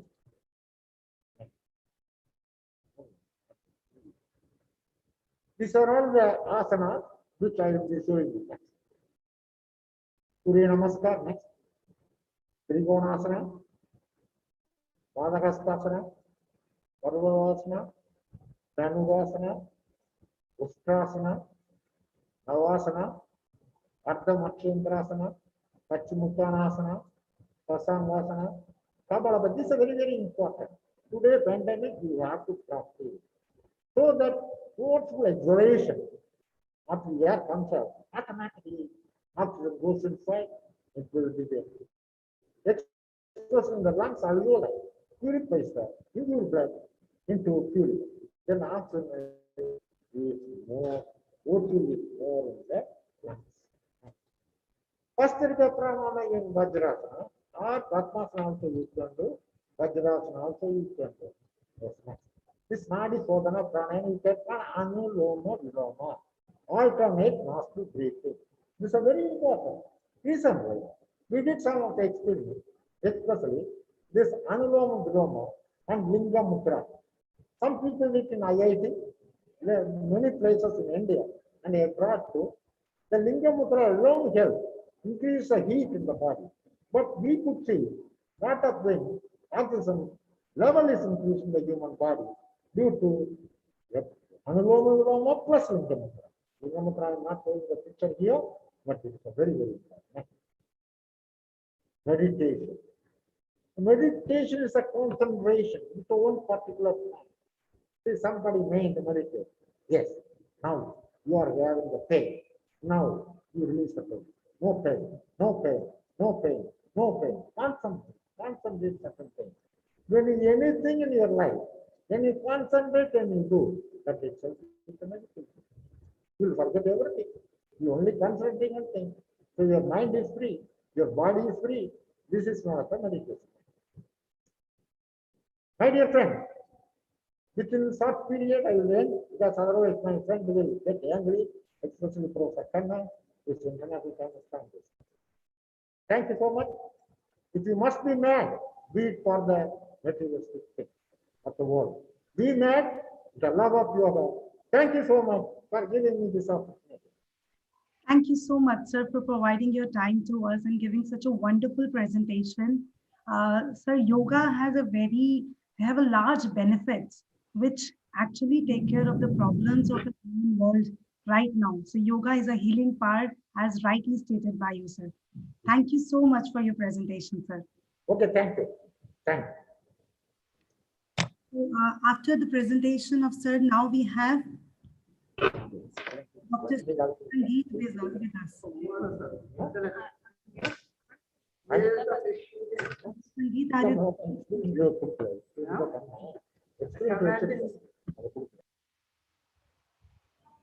Dr. Sangeet? Yeah, I'm there. Yeah. Thank you so much for your presence, sir. A very good morning, Dr. Sangeet.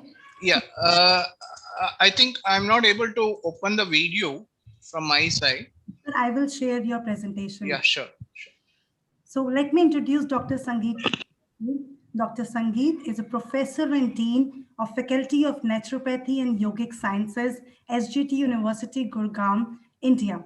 He holds a doctorate of medicine in acupressure from Al-Farabi National Kazakh University, Kazakhstan.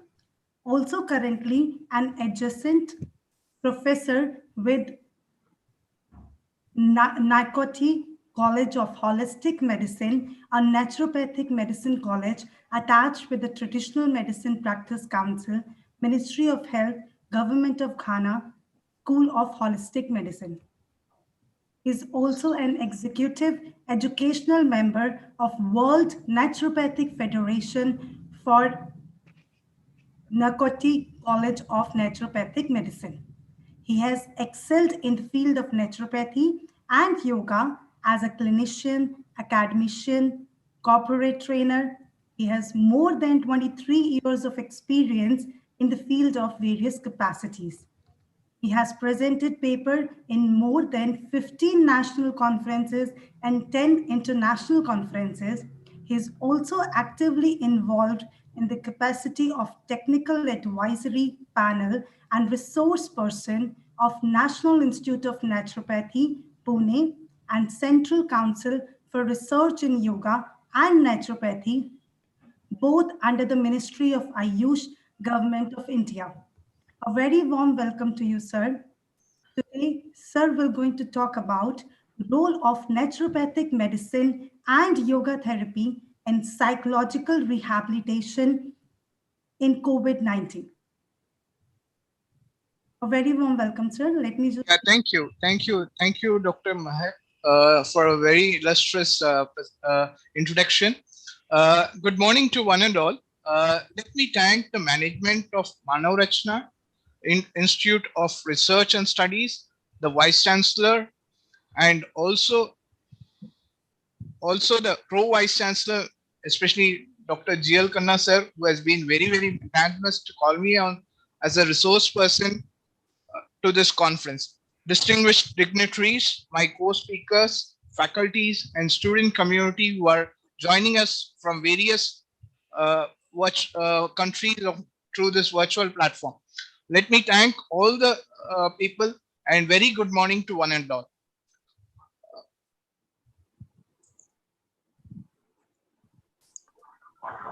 Yeah. Today, my topic would be on psychological rehabilitation of sportsmen through yoga and naturopathic medicine in COVID-19 pandemic.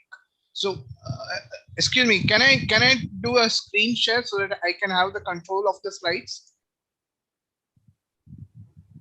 Sure, sir. Shobit sir, can you please work out on this? Ma'am, you stop sharing and sir will share. Sure, sir.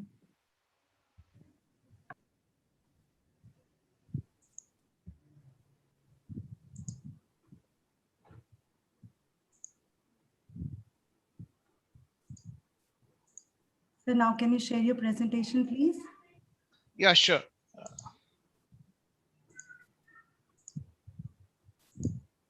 I think there's a hanging in the system, right? I'm sorry. It's okay, sir. So do you want me to share your presentation with all of the participants? Yeah, sure, maybe. I'll do this now. Is that right now? Is it okay? Yes, sir. Very well, sir. Yeah, sure.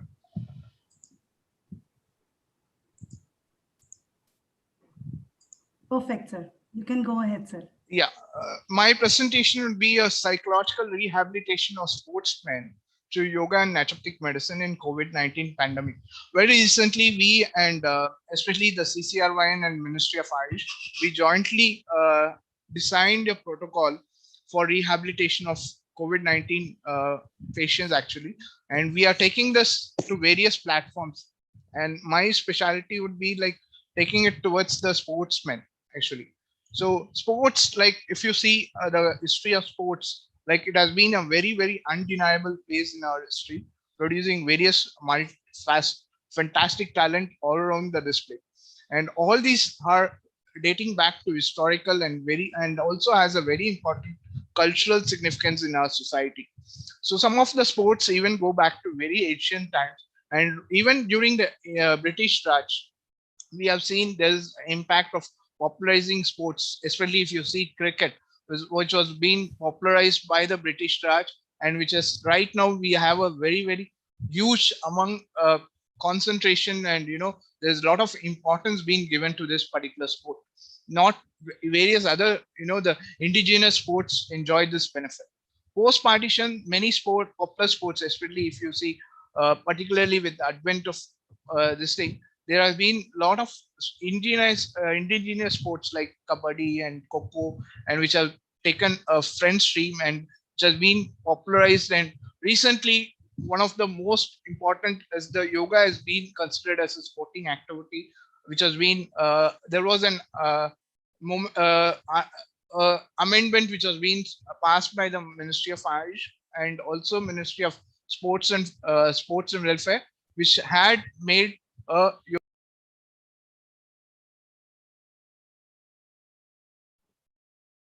So you are on mute.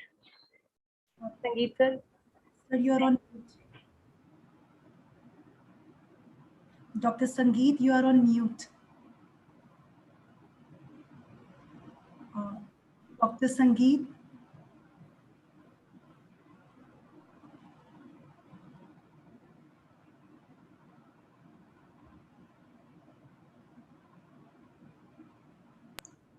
Yeah, is it right now? Yes, sir. Perfectly, sir. Yeah.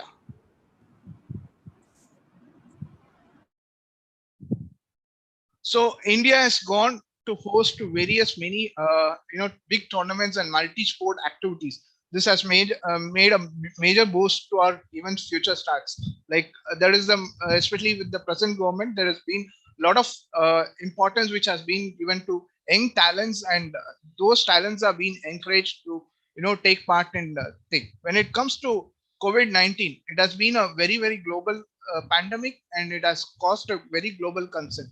There's a huge concern if you see this particular, especially not only on healthcare, but it has globally affected all the professions, in all the activities on our day to day. And this particular pandemic has brought a very new normal situation that we need to adapt ourselves to the future days. And if you see this particular disease, that it is characterized by mild fever and various other infections like pneumonia and severe oxygen depleted oxygen controls and all that stuff. So if you see the background, there has been a severe symptomatic phase of illness characterized by cytokine storm, especially this thing, and there has been a reduction of CD4 and CD8 cells and down regulation of cell mediated immune responses. And one of the studies which has showed that 28% of all screen subjects reported symptoms of stress and depression. This could be, one side would be due to the disease itself. Second could be the socio-economic impacts that this particular pandemic has caused on the day-to-day life of each and every professional person who has been involved in self-profession, or someone who has taken a sports as career in their life. So there has been a lot of studies which have been which has impacted this. If you see how this COVID-19 has impacted on sportsmen, there's a global economic slump that is being triggered by COVID pandemic that could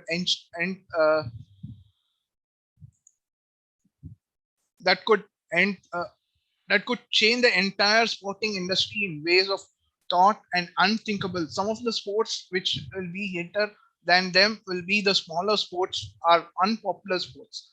So the economic structure of international cricket is likely to change itself, and lower ranked nations face a crunch in funds. If you see something, countries like smaller countries like Zambia, especially the African countries like Zimbabwe, Kenya, and all, Canada, where cricket has been an upcoming sport.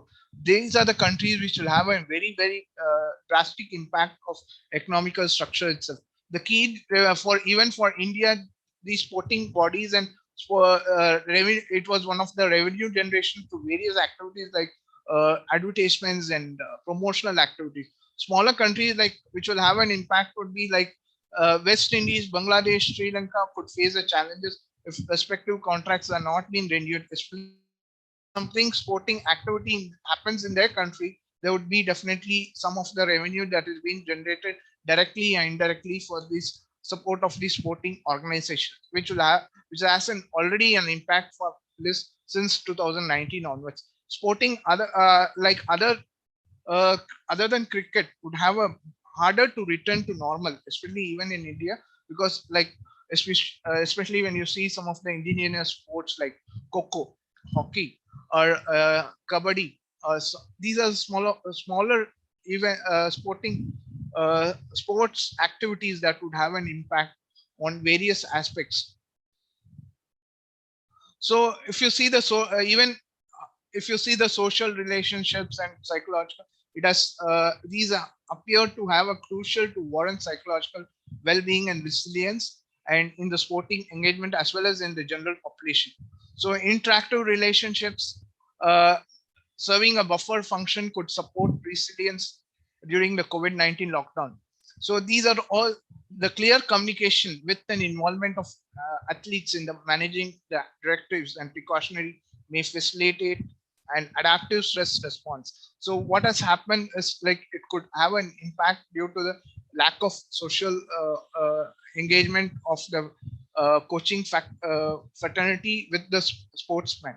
So managers will play a major role in taking part the organization into reception of. They will have to guarantee that environmental predisposition compliance with the behavioral rules, respect to the differences in sports discipline, reduction of huge cost in terms of both actual expenses and the economical opportunities available. On the other hand, coaches will have to encourage and guarantee preventive and for the measures for their athletes with shorter training sessions, regular rest periods, and also for those who are on rest and also who are on training. By accepting the new behavioral rules, coaches would be in a point of referee their athletes who are involving in their new behaviors. This condition may mitigate the maladaptation and depression for lost time and lost athletic opportunities. Participating in exercise need to be aware that face mask, which would have a very bad impact on the sporting activities, because the concern it has been found out that wearing a sporting a mask would have a nearly around 40% of reduction in your oxygen consumption. So this will have an increase in physiological burden of people, especially in those with multiple underlying comorbidities. Allied athletes, especially those of training and upcoming Olympics, need to be balanced and reschedule their training regime to balance the risk of reconditioning versus the risk of infection. This is one of the major impact the COVID-19 has brought on the sporting fraternity. So why is this psychological intervention in COVID-19 patients is very much required? If you see that, so if you see the mental health sequelae of COVID-19, one of the common responses is like people are affected is by fear of falling ill and dying due to the pandemic. This is one of the very commonest fear. Even a commoner is having this today. Avoiding approaching and health facilities due to fear of becoming in and while in care. Fear of losing livelihoods. This has become one of the major impact and worry among the not only in sporting fraternity, there's also even for a common person in who has been dependent on his own self-employment strategies. So fear of losing livelihoods, not being able to work during the isolation of being dismissed from work, fear of being socially excluded, placed in quarantine because of associated with disease, example racism against persons with and from perceived to be affected areas, feeling of powerless in protecting loved ones and fear of loss of ones because of the virus, and fear of separated from loved ones and caregivers, especially those who are people who are affected. This will have a social impact and also have a psychological impact on people. So when it comes to depression and suicide management symptoms are very like some of the symptoms of depression are negative thoughts, pessimistic views about one's future, thought about self-harm and wanting to live, no suicidal thoughts, difficulty in concentration. In case of behavior related, isolating oneself from others, not taking care of oneself, and thus reduced. And talking about wanting to die, some of the symptoms like warning symptoms, like these are some of the triggers, or someone could there was a recent a news article on day first really that through Facebook they had alerted, the Facebook media had alerted the headquarters had alerted the Delhi police, and they could save a life in Palam Vihar. This is one of the real-time incident just happened to social media and saving a precious life of a person who was just hardly 30 years. So talking about wanting to die and kill oneself, looking forward to a way to kill oneself, talking about feeling of hopeless and talking about feeling of trapped or unbearable loss, talking about being a burden to others. These are all some of the triggering symptoms which could be a warning signs of suicide. So anxiety, again, if you see anxiety, this may be again also used by some of the substance use disorders like feeling worried or on the edge of much of time, trouble sleeping or forget things, difficulties in concentration, constant apprehension, inability to feel or ease, relax, shortness of breath, sweating, abdominal discomfort, dry mouth, etc. And signs and symptoms of some substance use disorders are change in pattern of existing substances use, and increase in frequency and time, quantity also, use of additional substances with the use of existing abuse substances also. These are some of the things. These all could relate to stress, grief, and also sleep disturbances. There has been, if you see this, all these depression and anxiety are always related to stress and like other sleep disturbances. Actually, the psychological rehabilitation which we have worked out is that during the training session would be of duration of 90 minutes, and session would have the objective like to train the participants and implement the psychological rehabilitation during the COVID pandemic. So what are the general rules for the intervention? It might be dependent on three important factors. One is the role of the therapist who is giving the training or intervention, the ethics of intervention, what are the rules and regulations one has to follow, and assessment of risk before selecting the intervention. These are some of the three important criteria. If you see, the other two criteria would be, one is addressing the triggers and stresses, and other one is the psychoeducation. Psychoeducation will consist of briefing the patient about their illnesses, problem solving training, communication training, and self assertiveness training. So again, teaching or educating the patient on or the participant on various triggers and stressors will give you the will have an impact and also educate, and he could do a self management of his own condition of this during this pandemic. Again, managing the substances, again it depends on 4 Ds, that is to delay the usage of substance, to distract the attention of the person, drinking water drinking is one of the most considered to be one of the simplest and most effective detoxification therapy as per naturopathic medicine. And also there have been various studies which have been carried out to this, and it was also found out that drinking water drinking is one of the most effective in various in the cure of various conditions as well. And also deep breathing techniques could help to manage the substances. So another one side is the setting up and starting, mainly arrange the privacy conversations, then perceptions, then ask the patient what they would like to know, and provide knowledge by information in small places, emotions like recognize and do a emotional culturing sessions there, and strategy and summary of set out a medical plan of action to the patient and work out with consent with the patient and take it forward for better management. And to manage the sleep hygiene, we have to sleep we have to educate that some of the basic rules like sleep only when you feel sleepy, not whenever you feel to sleep, and then the real sleep factor has to be there, and no sleep within 20 minutes, get up and do something boring, that's nothing to be followed, and no naps in the afternoon. One of the best thing is, even in case of weight management, we naturopaths recommend that not to sleep during the daytime, which could have an impact on the weight. So sometimes the same time every day, that one has to have a particular regime of sleep hygiene, and no exercise 4 hours before the bedtime. That is also one of the major point to be noted. And sleep rituals before the sleep is one of the good thing, like listening to music or listening to any of the prayers, or having some of the music or anything that reading or any kind of mind diversion activities could be a very, very good psychological impact of sleep. Bed only during sleep, and no caffeine or nicotine and alcohol 4 to 5 hours before the bed. This is also one of the very, very important factors that needs to be taken into account. And light dinner, at least keep a 3 to 4 hours gap, at least 2 hours gap before you sleep. Actually, we always recommend to have a 3 to 4 hours before sleep.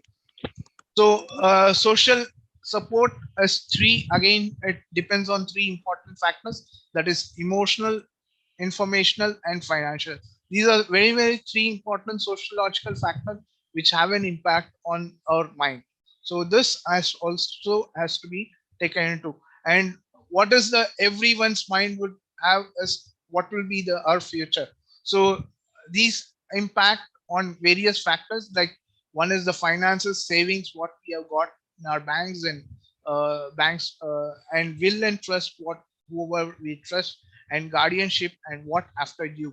So what is going to happen after us? This is also has become one of the major. If you see this particular factor, this has been a very, very important psychological factor which has been impacting all the Western countries, which have been affected very well by this pandemic. So this has a very, very important factor. And if you see one of the how stress and immune functions are being connected, there's a connection between the stress stars and the fast there's a depletion of the an inverse relationship between the psychological stress star parameters of the immune system. This was a meta-analysis which was being done for HIV, and this holds very good for our even this particular pandemic as well. So assessment of psychological issues in COVID-19, we'll just quickly run through this 3 factors, like assessment, why it is done and how much it is done. Duration of training will be around 60 minutes, and session objective is to educate and the participants about the administration and interpretation of various assessment tools for COVID-19 patients. What are the objectives? To understand the psychosocial issues of patients of COVID-19, to understand the changes associated with yoga and naturopathy psychosocial rehabilitation modalities. These are the 2 important criteria for the psychological rehabilitation program.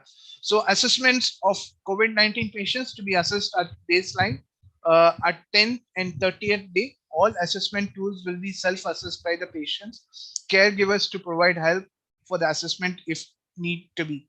And total duration will be approximate 30 minutes.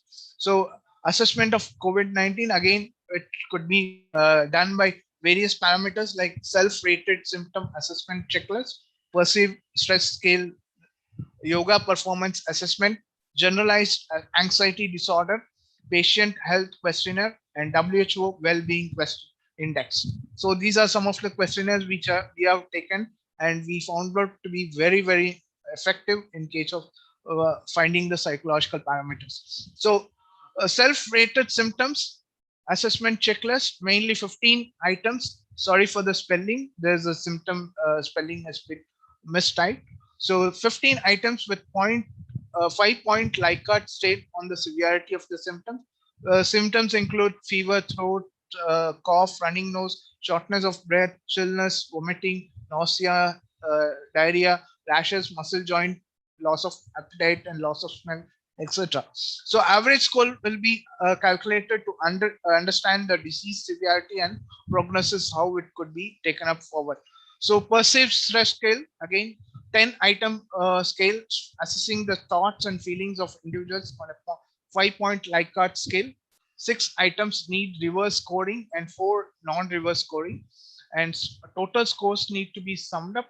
Interpretation will be 0 to 13 would be somewhere low stress, 14 to 26 could be somewhere moderate stress, and those and 27 to 40 would be highly perceived stress. So next would we go for analysis of yoga performance assessment.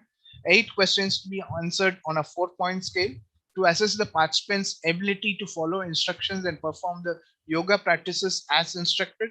Also gives the information about the whether the participant need assistant for performing yoga practices or not. Higher the score indicate the better the performance of the participant. So generalized anxiety disorder, that is assess the anxiety scale, 7-item scale with a feeling of being present, not at all to nearly every day. Higher scales indicate higher levels of anxiety. So patient health questionnaire, again, it is a 9-item scale to assess overall health to an individual, rating the problem being not at all to every day. Again, higher scores indicate deterioration of health. So WHO well-being index assess overall well-being, 5 questions with answers ranging from all time to no time as options. Higher scores indicate better and well-being. Scores lower than 13 indicate well-being as well as depression. So these are some of the scales which will be used for assessing the patients in the psychological parameters. So you in the coming to the management of psychological issues using yoga as one of the important modality in COVID-19. We know that yoga is one of the very invaluable gift to India's ancient tradition. It's not about exercise, but to discover the sense of oneness with yourself and world and nature. And once this yoga became very popular, right from the year of 2016, that's where the Yoga Day was being promoted by our Honorable Prime Minister Narendra Modi ji. And yoga, if you see, it is nothing but it's a which means huge, means to rejoin or to yoke or to join. So it is one of the spiritual science which has been developed in India, and this is a very much evidence-based practices. And if you see PubMed and various, even there are a lot of articles which come on Lancet and PubMed and BMJ. There have been a lot of yoga articles which have been published on time after time, and scientific journals and medical communities have acknowledged these scientific evidences. And nowadays, if you see some of the popular schools like Harvard, Stanford and all, they have the School of Integrative or School of Alternative Health Medicine also, where they incorporate the mainstream of medicine with all these streams of medicine with natural medicine and yoga as one of the tools to to manage various health conditions. So if you see the basic principles, we have the Panchkosha theory which we follow, and also the balancing of 3 important nadis. Sushumna is one of the Ida, Pingala, and Sushumna. Sushumna is one of the balanced nadi, and it's one of to be considered to be a very, very balanced state of mind. And if you see the koshas, the outermost saying as will be the physical sheet. The second will be your prana, that is the vital force which happens to travel into each and every cell of our body. That is nothing but the prana, or the we call it is correlated to oxygen of the modern sciences. Manomaya kosha, that is again at the mind level. Vijnanamaya, that is at the level of intellect, and Anandamaya is at the level of the soul. These are the 5 koshas which we correlate, and cause the first thing happens. Any particular disease starts at the Manomaya kosha level, that percolates your pranamaya and also manifests into the Annamaya kosha. That could impact the Vijnanamaya and also the Anandamaya kosha in your well-being. So if you see, various schools of yoga are there, like Hatha Yoga, Ashtanga Yoga, Kundalini Yoga, Bhakti Yoga, Karma Yoga, Jnana Yoga, Laya Yoga, and Mantra Yoga. These are some of the classical schools. I know there are a lot of schools that have come out with each and every of their own imagination. All the Western world is flooded with lot of schools which are not being described in all the classical texts of yogas. So if you see the ancient references, where it is and how it is being correlated to our ancient text, prana is considered to be one of the basic life principles. Pranayama is the process of gaining control over the prana. That is the classical definition of pranayama as per the Hatha Yoga Pratipika and also Patanjali Yoga Sutras. Maharishi Patanjali defines pranayama as cessation of movements of inhalation and exhalation after having attained mastery over the asana.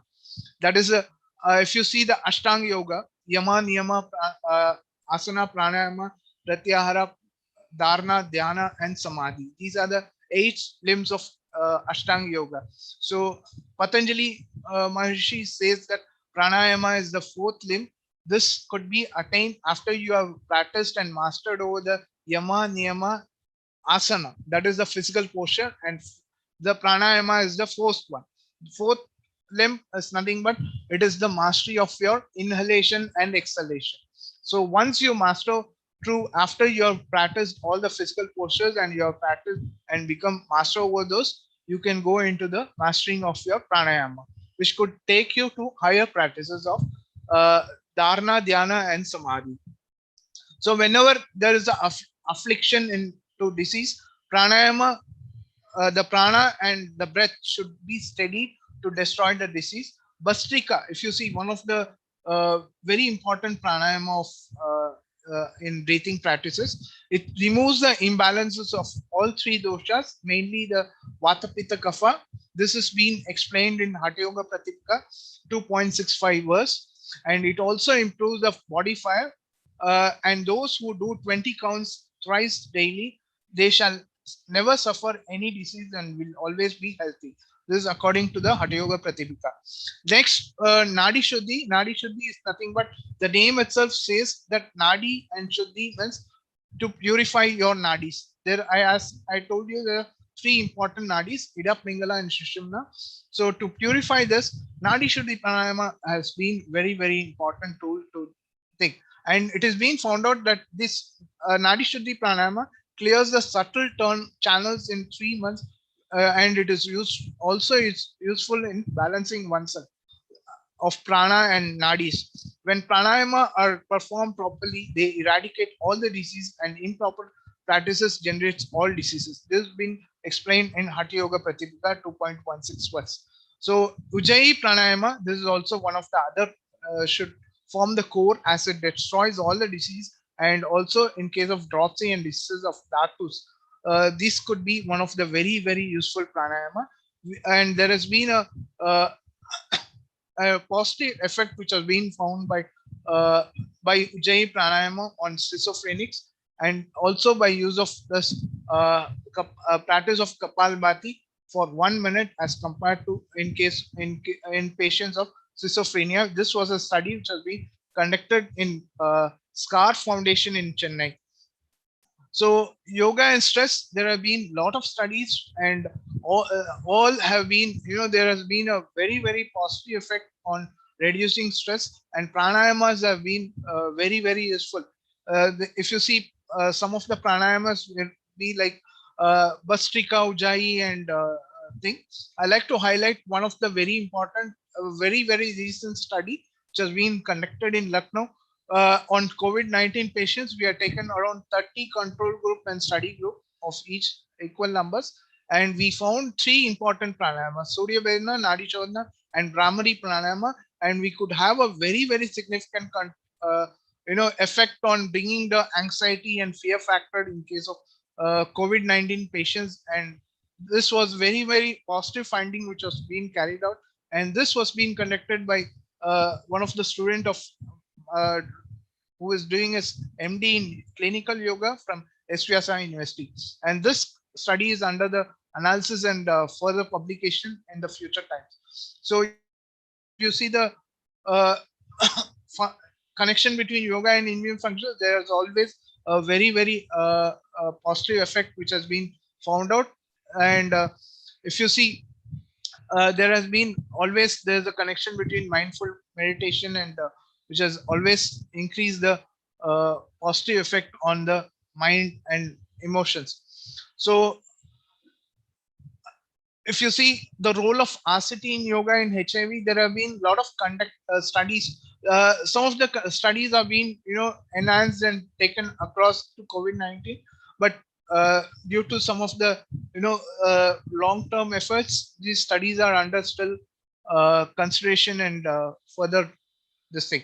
So there have been a lot of studies which said that yoga has an important role to play in reduction on, not only in reduction of stress and anxiety and other depression factors, but also in case of your increase in your natural killer cells, which has been shown by 24 weeks of Sudarshan Kriya practice. Sudarshan Kriya is one of the very important practice which the art of living promotes. And this was being studied, and they found out that there was a very, very positive effect on natural killer cells count, which was being increased by practice of Sudarshan Kriya for 24 weeks. So current evidence, there have been a lot of studies which have been showing various positive effects on heart failure, COPD, and carcinoma of breast, and psychological symptoms as a secondary symptom secondary to a medical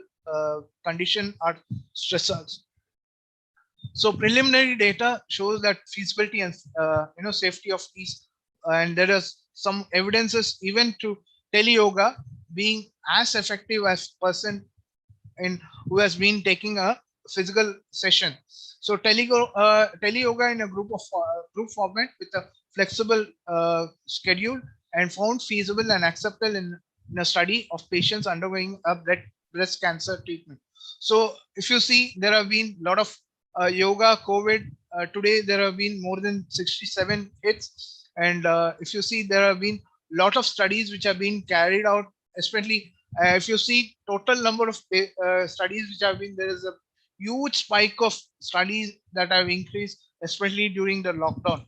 And I'll just come briefly into the yoga module, which has been promoted by which has been co-developed by CCRYN, the naturopathic community, and also NIMHANS. A simple yoga module was being developed by the Department of Integrative Medicine, NIMHANS. This is a 40-minute module which mainly consists of breathing exercises, asana, pranayama, and some guided meditation techniques, which have been very, very positive. And what are the objections? To bring a modulation in the immune system and strengthen the respiratory tract, improve overall well-being of the patients, and part of psychosocial rehabilitation. So how a studio should be, ensure proper ventilation. Practitioners should be in a very adequate floor area. The area should be having a not hard surface, should be a little bit, you can put a dari or yoga mat, and patient practices can be administered for the individuals in isolated, especially those to asymptomatic and symptomatic cases, whatever may be.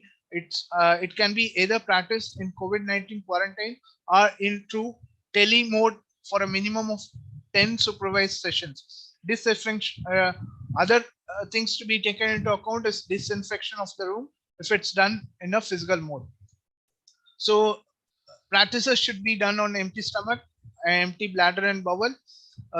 Especially you should wear a loose clothing and use personal yoga mats. This is one of the very, very important. You should not share the mats because of the pandemic. Social distancing has to be there, maintained.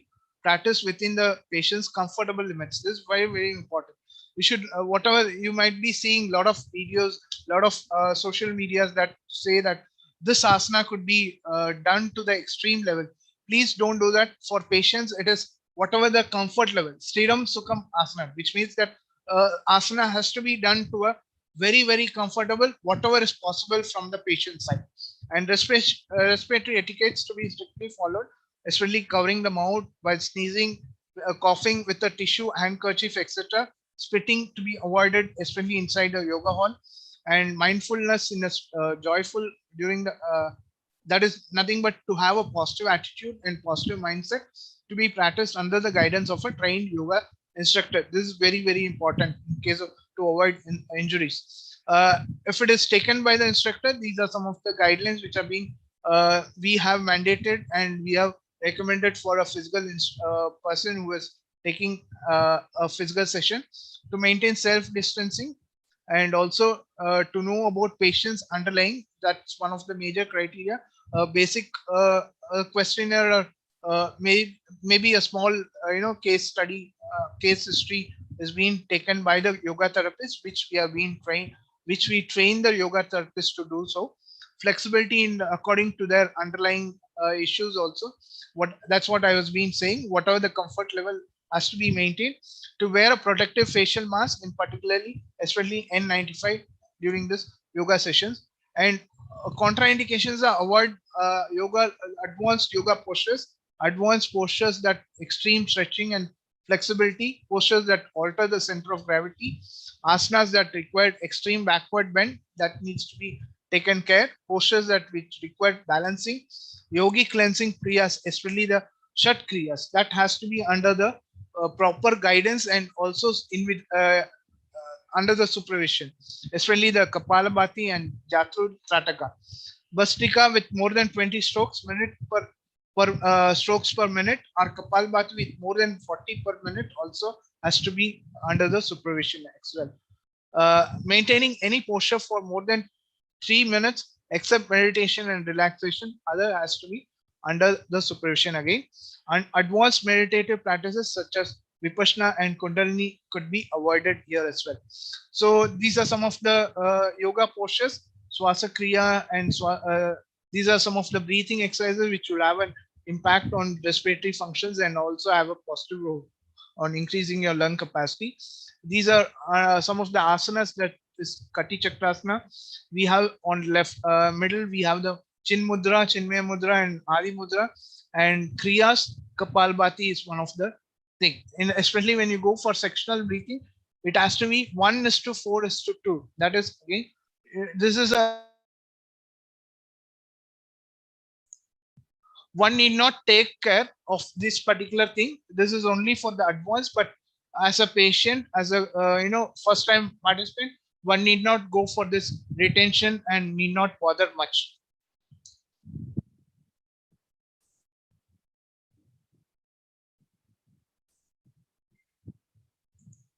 So next, coming to pranayama, Bhastrika, Ujjayi, these are some of the pranayamas I've just enlightened here.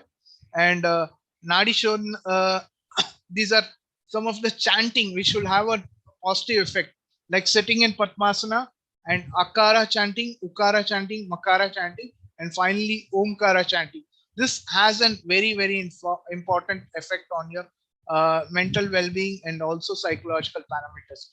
And also a positive attitude whenever you come for yoga has to be one of the major criteria. One has to think and have a positive attitude towards the practice. So when it comes to naturopathic management of COVID-19 patients, it is what is naturopathy? It's one of the alternative and complementary system of healthcare and art and science of health living. Science of these are all drugless systems of medicine which has a holistic approach with non-invasive treatment and generally avoids the use of surgery and drugs. These are all evidence-based medicine, and we have some of the basic principles which we believe that first, we should not do harm to the natural healing forces. The nature itself has some of the healing powers which are being inbuilt in our body, and identify instead of treating particular symptom, we go for a holistic approach of healing, or we consider the whole body as one entity. And here naturopaths are only work as a teacher. We only guide the patients for encouraging the self-healing processes. And again, naturopathic doctor has to recognize what are the basic inborn or lying root cause of the disease and identify that particular root cause and help the patient to eliminate that particular root cause. And also we believe that prevention is better than cure. We always concentrate on preventive aspects rather than cure much. So some of the modalities like what we use: hydrotherapy, nutrition, dietetics, fasting, heliotherapy, sun therapy, manipulative therapies, aromatherapy, mud therapy, exercise and physical therapy, chromotherapy using colors as one of the modality, magneto and ozone therapy, air therapy, acupuncture, acupressure, reflexology, and yoga therapy is one of our supportive therapies. So naturopathic interventions, we use steam inhalation, especially for COVID-19, hot foot immersion, especially for gargling. Hot foot immersion and also gargling are two what we use in hydrotherapy. Aromatherapy along with massage, or aromatherapy with steam inhalation also could be used. Heliotherapy, that's nothing but exposure to sunlight, is one of the basic treatment what we recommend. And also naturopathic diet. These are some of the therapies what we recommend. Steam inhalation, especially this has been done to reduce the viral load, reduce upper respiratory tract, and plain water or add tulsi leaves or eucalyptus or peppermint essential oils to this. Duration is 2 to 5 minutes every twice daily or whenever it's required, whenever there's a nasal congestion in patients. This is one of the, there has been a study which has been done by one of the Naturopathic Medical College under Tamil Nadu government on steam inhalation, and they have found a very, very significant result in bringing down the viral load. And this pilot study is being taken up to the next level now. Hot immersion foot bath, mainly to the objective is to improve the sleep patterns and also increase the reduce the respiratory symptoms. Procedure is place your foot, both the legs up to mid calf inside the bucket of hot water for 10 to 15 minutes, and duration is 10 to 15 minutes once or twice daily. These are one of the basic things. Gargling, we know this is one of the very, very commonest and very simplest method. Whenever we have a sore throat, we resort to this particular thing. Here we use a saline water, and also 5 minutes to and twice daily if symptoms like sore throat can be, and or maybe practice more if ever, if it's there is a need for more thing. Aromatherapy, again, it could be done with either steam inhalation or could be with massage if it's in massage.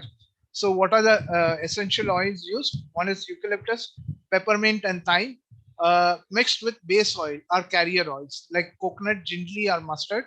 And procedure is self massage to chest and upper back. Again, this could not be done by, usually when in a normal situation we ask the therapist to do this massage, but in this particular thing we teach the patient to do a self massage to themselves on the chest area, and duration is 10 to 15 minutes once a day.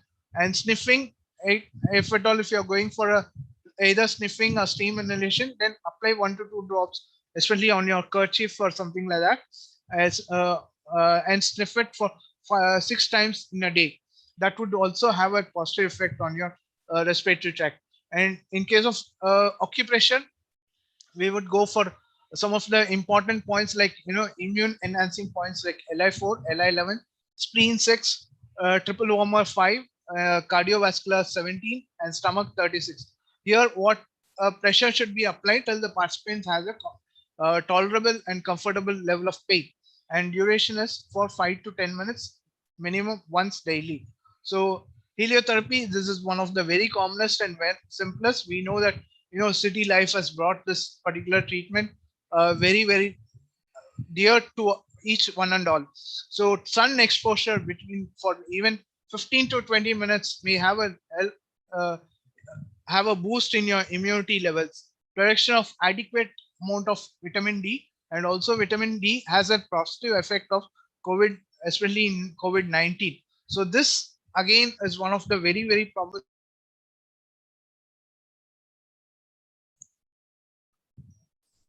Which is again, vitamin D has a very, very positive effect, and also this is one of the very promising study which has been taken up by various naturopathic colleges.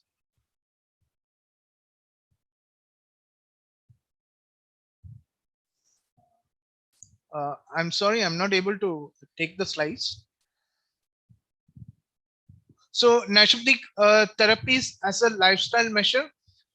This is not as a therapy one should practice, but this could be achieved by following simple tips like gargling could be performed along with brushing the teeth, chest and back massage, acupressure, hot foot immersion could be done before the bath again. So naturopathic nutrition boosters, like some of the, we have recommended a very, very simple kitchen drink, that is, which consists of Indian gooseberry of 50 ml, tulsi juice of 50 ml, ginger juice of 10 ml, and fresh lime juice of 5 ml. These are all immune boosters actually. Turmeric powder, quarter teaspoon, along with drinking water, drinking with 150 ml. So strain it and drink it hot, and dose will be around 250 twice a day. Children, it might be around 100 ml twice daily. So again, how it is being prepared and how it could be used. Peeled crushed ginger 5 grams along with tulsi leaves of 10 grams, freshly crushed black pepper, that is of quarter teaspoon, crushed with adimaduram. This is nothing but lycosane, lycoriced root, and along with turmeric of quarter teaspoon and drinking water of 2 ml to strain. And adults, it could be again twice daily, or children, it could be 20 ml twice a day. So and when it comes to nutrition, one has to follow the regional and seasonal variation, bland, especially non-irritant. Sattvic is something a very, very bland diet, what we refer to our conventional text of yoga and Ayurveda. Fresh vegetarian food, balanced diet, giving optimal nutrition, rich in phytochemicals has to be one of the things. How sports could revive back? That is one of the very, very important question, and very everyone would be having these questions in their mind. The first step would be we should try to learn what is the new normal situation and how we could sort out the roadmaps and how we could come back to our new normal situation, how we could adapt to our new normal.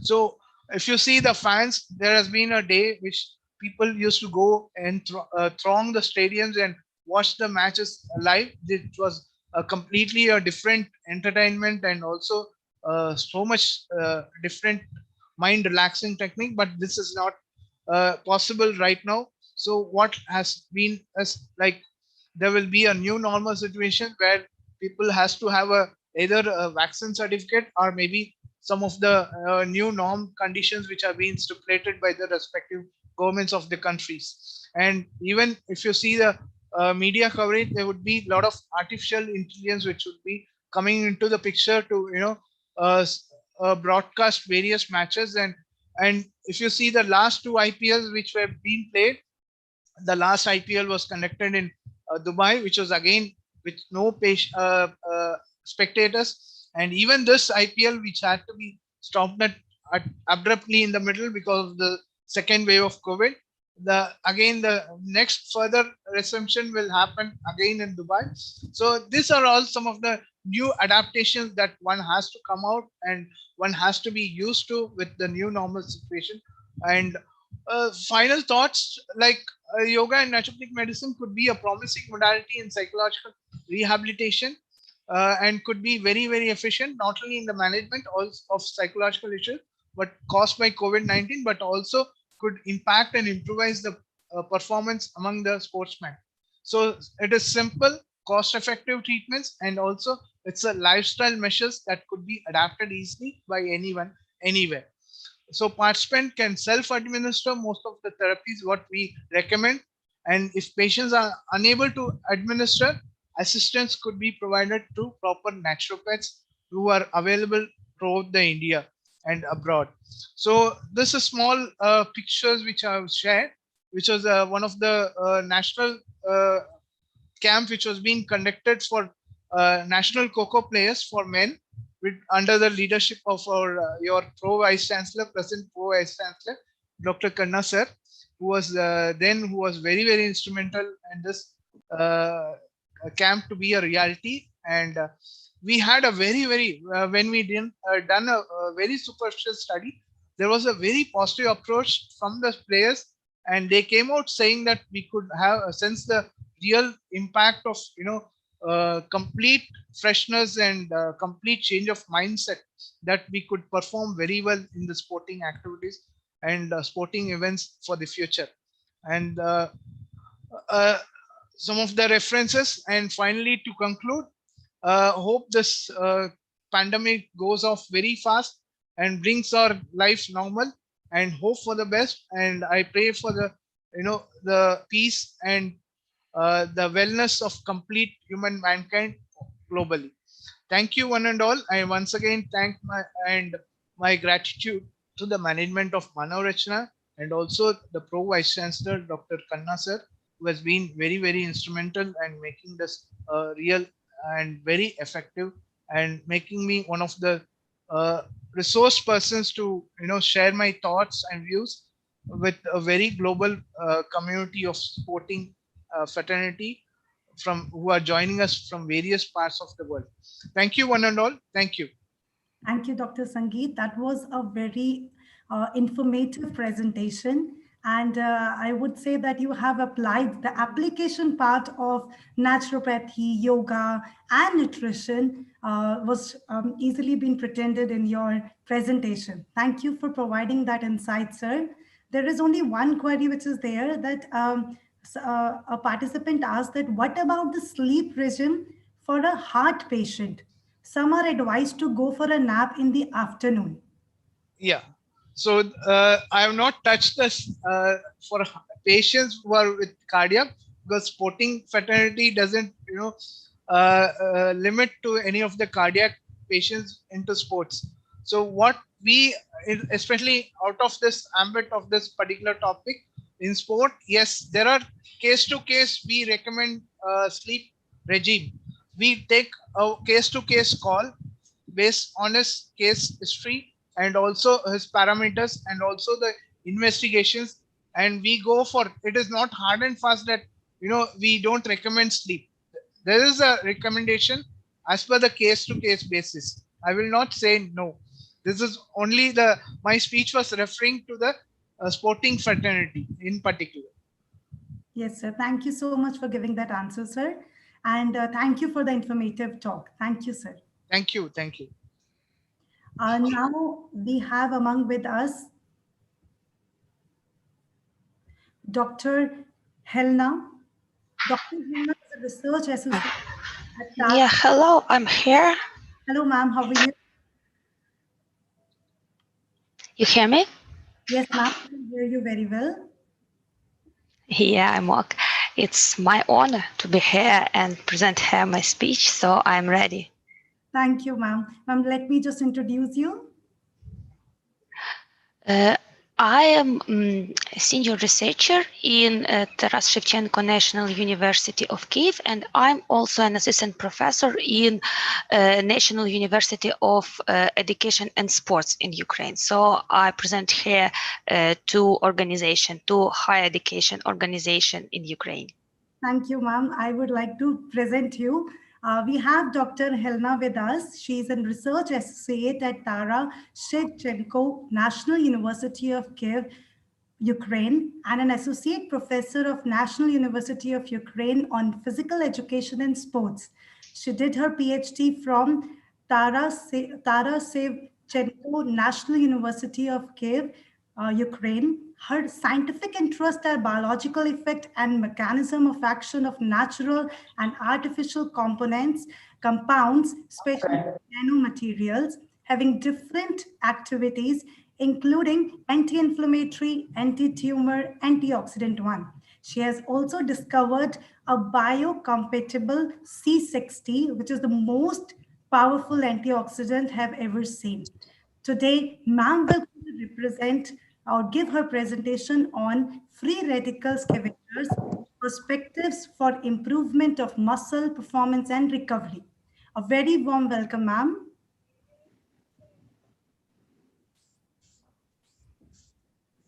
Helena, ma'am? Yes. Oh, I'm sorry. Yes, you can start with your presentation, ma'am. A very warm welcome to you. You can see it. Yes, very well, ma'am. Please go ahead. Thank you. Okay, well. So, the term reactive oxygen species appeared in the literature more than 50 years ago. And since then, most studies have linked ROS to disease states such as cancer, diabetes mellitus, cardiovascular diseases, atherosclerosis, and aging. However, numerous articles have also linked ROS to various physiological processes and essential protective mechanisms that the living organisms use for their survival. Obvious examples would be their role in immune defense, antibacterial action, and signal transduction. So, ROS are highly reactive molecules that originate mainly from the mitochondrial electron transport chain due to electron leakage and reaction with molecular oxygen. Then, a large number of enzymes like xanthine oxidase, nitric oxide synthase, P450 cytochromes produce ROS as a metabolic byproduct or main product. The natural defense against ROS consists of antioxidant enzymes and ROS scavengers. Such enzymes like superoxide dismutase catalyze the reaction of superoxide into oxygen and hydrogen peroxide. Catalyze decomposes hydrogen peroxide to water. Thioredoxins enable reduction of oxidized protein by cysteine thiol disulfide exchange. Glutathione peroxidases reduce lipid hydroperoxide to alcohols and reduce hydrogen peroxide to water. Glutathione synthetase is responsible for synthesis of the major cellular antioxidant glutathione. Free radical scavengers, predominantly of dietary origin, include vitamins like tocopherol, ascorbic acid, also carotenoid, uric acid, and polyphenol. At the cellular level, ROS regulate growth, apoptosis, and other signalings. At the systems level, they contribute to complex function such as blood pressure regulation, cognitive function, and immune function. However, there is a delicate balance between appropriate redox states and oxidative stress, dependent on the relative rates of production and degradation of ROS. Overproduction of ROS occurs during stimulated disease condition. Because of their high reactivity, ROS react with virtually all types of biological molecules. Thus, high and sustained concentration of ROS can cause damage to many cellular and extracellular constituents, including DNA, proteins, and lipids.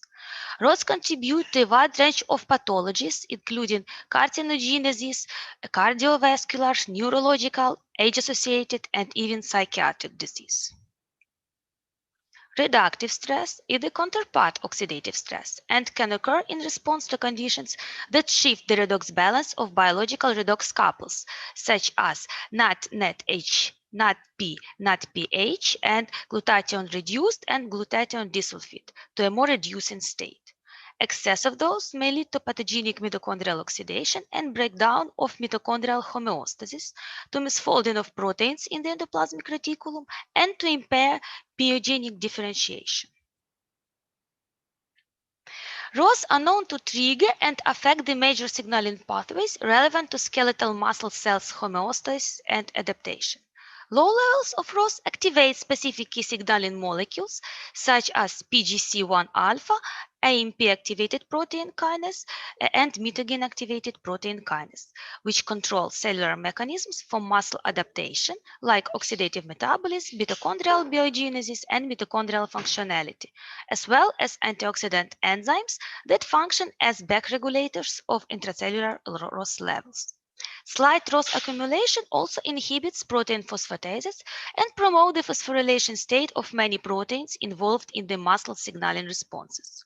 By contrast, high levels of ROS cause oxidative damage of proteins, lipids, nucleic acid, and cell components, induce a significant rise of intracellular calcium, and promote signaling cascades for apoptosis or autophagy via a nuclear factor kappa B or Fockhead box or path.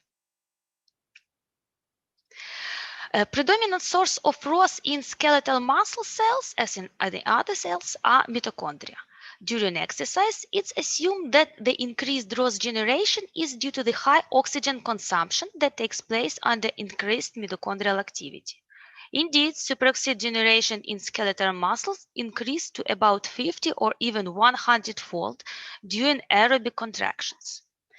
Mitochondria are not the main and only source of ROS production in skeletal muscle during exercise. Other relevant sources of ROS production within muscle cells are nicotinamide adenine phosphate oxidases, or NOx, associated within the sarcoplasmic reticulum, transverse tubules, and sarcolemma.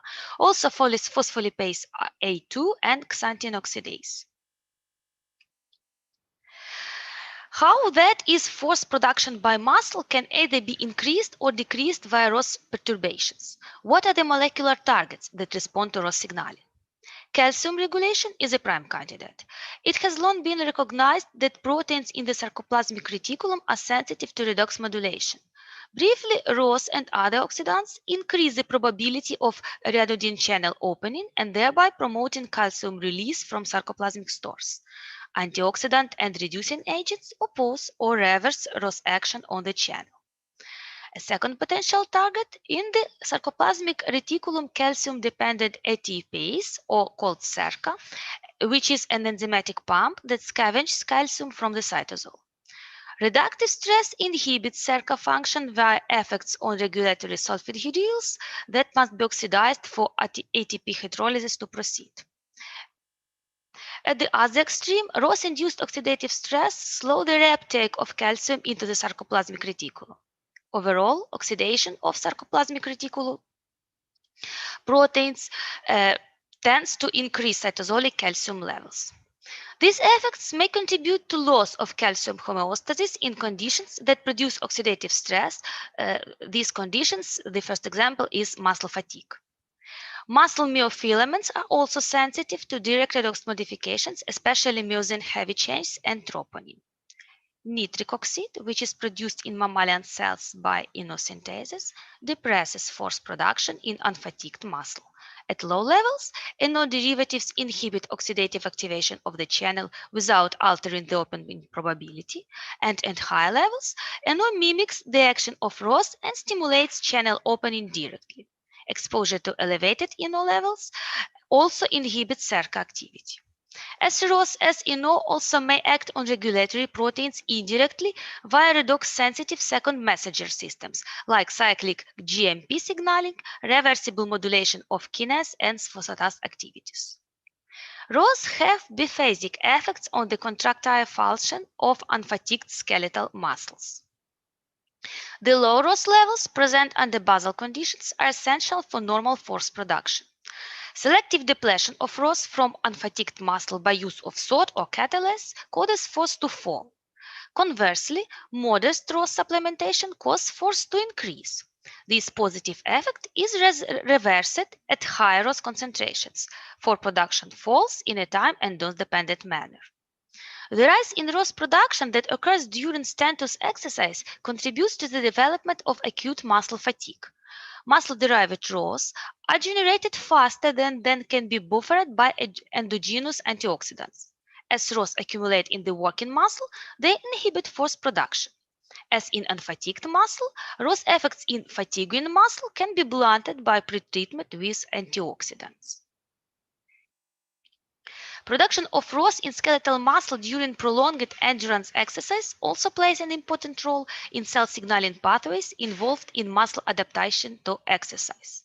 Thus, it occurs via nuclear factor kappa B, PGC1 alpha, and NRF2 signalings, which play a required role in exercise-mediated increases in skeletal muscle antioxidants and mitochondrial biogenesis. Further, evidence exists that ROS signaling is also involved in resistance training-induced muscle hypertrophy.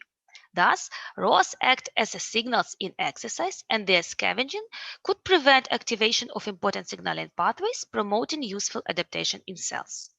Because this signal results in an upregulation of powerful antioxidant enzymes, exercise itself can also be considered as antioxidants. Production of ROS increases in contracting skeletal muscle, and animal studies provide convincing evidence that ROS contribute to muscle fatigue induced by prolonged muscle contractions. How do ROS contribute to fatigue development? A decrease in membrane excitability is one potential mechanism. Presumably, this results from the inability to restore the sodium-potassium balance with repeated contractions due to ROS modification of the sodium-potassium pump acting to inhibit its function. Ryanodine channels can be oxidized, and this can affect its ability to release calcium by increasing their sensitivity to calcium-induced calcium release. Reactive oxygen and nitrogen species could elicit fatigue by either altering troponin's ability to bind calcium and communicate with this signal to its other subunits and tropomyosin, and disrupting myosin's ability to strongly bind to actin. As was mentioned above, SERCA oxidation and reduced activity can result in cytoplasmic calcium buildup, leading to activation of calcium-dependent proteases and mitochondrial dysfunction. Taken together, elevated levels of ROS decrease the calcium sensitivity to of the myofilaments and alter the structure and function of the muscle regulatory proteins, and these may be the primary mechanisms through which ROS induced fatigue in intact muscle. Summarizing, Strenuous exercise can cause oxidative stress and cell damage, so antioxidant supplementation is desirable.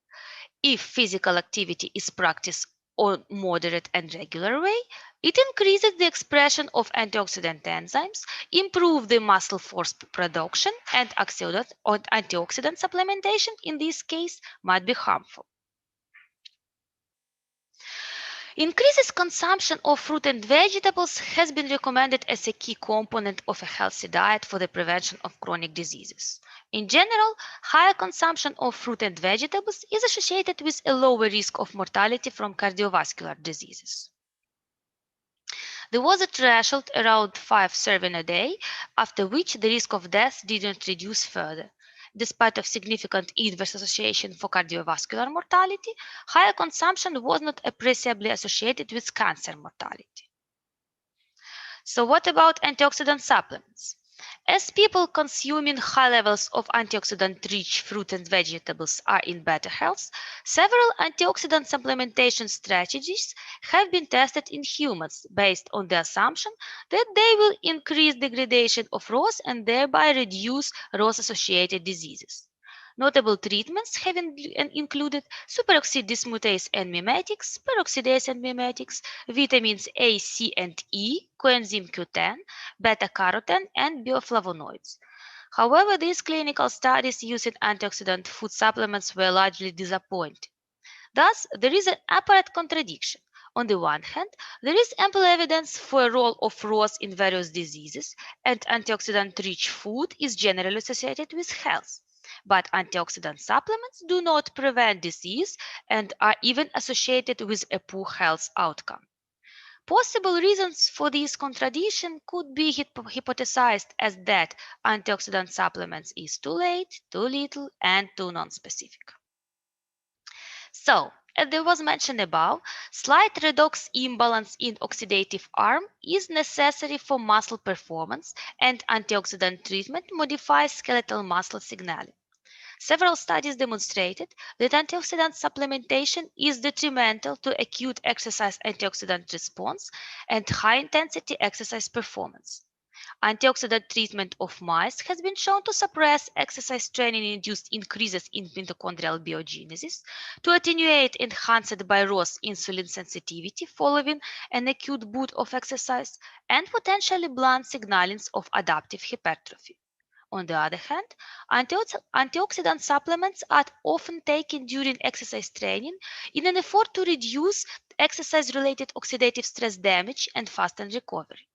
Furthermore, as increased ROS accumulation is associated with muscle fatigue, thus supplementing with antioxidants could be useful when optimal muscle performance is required following short recovery intervals, where muscle adaptation is inconsequential. There are three main reasons why athletes use antioxidant supplements based on the belief that the drugs consumed will improve performance, improve recovery, and reduce the possible harmful effects of oxidative stress caused by exercise on health. The results of research on the effects of antioxidant supplements like vitamins A, C, and E on sport results during intense physical activity by both athletes and untrained individuals are also contradictory. According to some studies, the placebo group showed significantly better athletic performance, less fatigue, and state of the antioxidant defense system compared with the group receiving vitamin supplements. In contrast, other authors observed a slight advantage of the experimental group over the placebo group, with maximum muscle contraction after high-intensity exercise. No differences between groups were observed in other studies. Thus, there is no reliable evidence of a positive effect of antioxidant supplements on exercise performance and sport results. So let me also present a little bit about our own studies dedicated to one of the most famous free radical scavengers of the late 20th and 21st century, biocompatible C60 fullerene.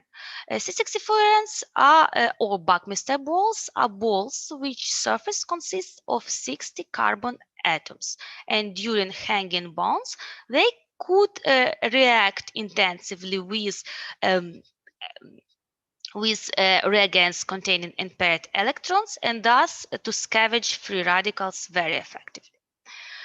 We have demonstrated its ability to inhibit inflammation, fibrosis, and cancer of gut organs, and the main mechanism of this action could be proven to be realized by ROS scavenging, lipid and protein peroxidation downregulation, and antioxidant defense system activation. To assess the ability of C60 to attenuate muscle fatigue development, we performed in situ and in vivo studies using black mice.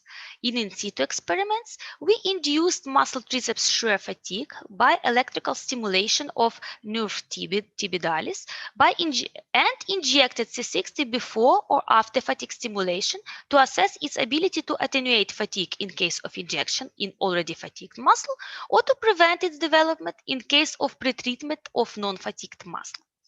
To induce muscle fatigue, we used 30 minutes and 40 times per second series intermittent high-frequency electrical stimulation. Fatigue development occurred when there was a muscle force decrease of more than 50% of the initial data. The muscle was stretched, and the muscle reaction to the stretches appeared as a tension increase after continuous stimulation. A Fullerene injection into the fatigued muscle led to the gradual recovery of the isometric force level to the developed during the initial stages of fatigue stimulation. We can see it on top graph. If C60 was injected to non-fatigued muscle, we can see it on the bottom graph, a certain force muscle decrease was observed after fatigue induction. However, at 6 minutes after the beginning of fatigue stimulation, the force development by the muscle appeared at a certain stationary level, which was held during the experimental series. The data obtained in experiments indicate that the decrease in the muscle contraction force after C60 administration was almost 2 times slower than in controls, which indicates a deceleration of the fatigue process. As the result of the fatigue test, the accumulation of lipid peroxidation secondary products and changes in the level of antioxidant in the tissue of the fatigued muscle were determined. And as we can see, after C60 administration, some parameters were normalized to the control group. To verify our in situ findings, we performed in vivo tests using grip strands methods, where the animal grabs the grating as far as it can in response to pulling its tail, and the peak force which develops at the moment of grating release is measured. We performed 2 sets of the study. C60 was applied for 4 weeks and daily, and grip strength measurements were performed weekly. The initial values getting on day 0 obtained before the treatment initiation were served at the basal level. The measurement for each mouse were performed in triplicate. Grip strength methods requires a 60-second pause between sessions to allow mice to rest. So we performed 2 sets of the study with equal design and dosing with the next differences. First one, we allowed mice to recover between sessions more than 60 seconds, 90 seconds, to be sure they are really recovered. Here we assessed the impact of C60 on peak force value. And the second one, we allowed mice to recover between sessions less than 60 seconds, only 30 seconds, to be sure they are really tired. And here we assessed the impact of C60 on mice endurance and ability to recover fast. As we can see, there were no difference in peak force between control and experimental group in mice, which were allowed to rest enough. On the contrary, if the pauses between sessions were not enough for complete recovery, we can see that peak force increased time-dependently compared to control, which suggests that muscle recovered faster and thus achieving higher peak force after relatively short rest time. So we could confirm in situ results that C60 Fullerene shortened muscle recovery period and thus attenuating their fatigue development, however, without impact on force of non-fatigued muscle. And take-home messages. ROS and reactive oxygen and nitrogen species are key players in muscle physiology and are necessary for muscle contraction. Excessive ROS and other free radicals accumulation occur during muscle performance and impact on muscle recovery and fatigue development. Antioxidants, including free radical scavengers, do not improve muscle force, however, significantly attenuate fatigue development and shorten the time of recovery. And antioxidants used in sport could be considered for improving of athletes' recovery after excessive exercises, but not for improving of their performance. Thank you for your attention. You are welcome to ask me questions.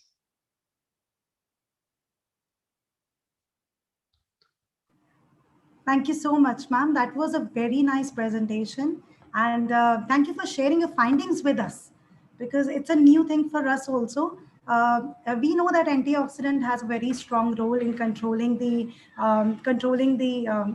free radicals production, ROS, and but we have no idea that C60 FAS will going to have an effect on that. So thank you so much for presenting that to us, ma'am. Can you listen to me, ma'am? Yes, of course. If you have no questions, so I can stop sharing. Yes, ma'am. Yes, ma'am. Thank you so much, ma'am. There are many people who are writing, participants who are writing. Wonderful presentation. Thank you so much, ma'am. A very informative presentation. My area of interest too. Dr. Mahindaram is writing that. Thank you so much, ma'am. Thank you for your presentation. Thank you. Very good presentation. Okay, now we have another presentation, but that is at 12:30. So we have 10 minutes of break. Please have a glass of water, eat something, and then we'll join back again with Dr. Chatkemon. Dr. Chatkemon has already joined the portal, so please be on time at 12:30. Thank you, everyone. Respected madam, please share the PPTs. Yes, sir. Yes, sir. We'll take a consent from all the participants, and then definitely we'll share the PPTs with you, sir. Dr. Mahindaram has already shared the PPT in chat box.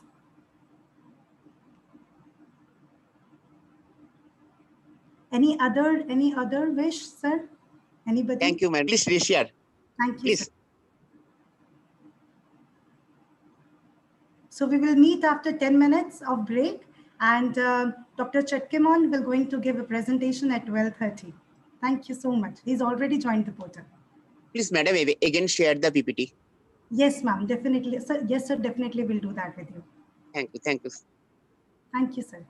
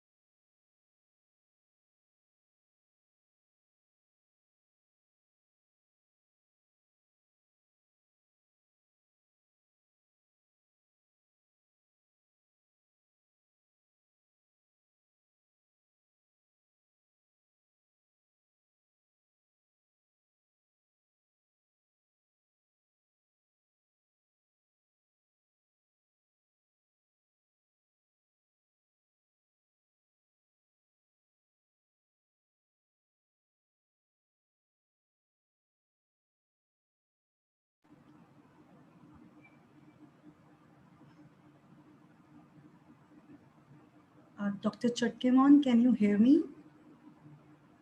Can you please respond? Hello, I'm here. Hello, sir. How are you? Yeah, that's okay. Okay, sir. Hi. We'll be starting. Hello, sir. So we'll be starting with your presentation in 5 minutes. Okay. Thank you, sir.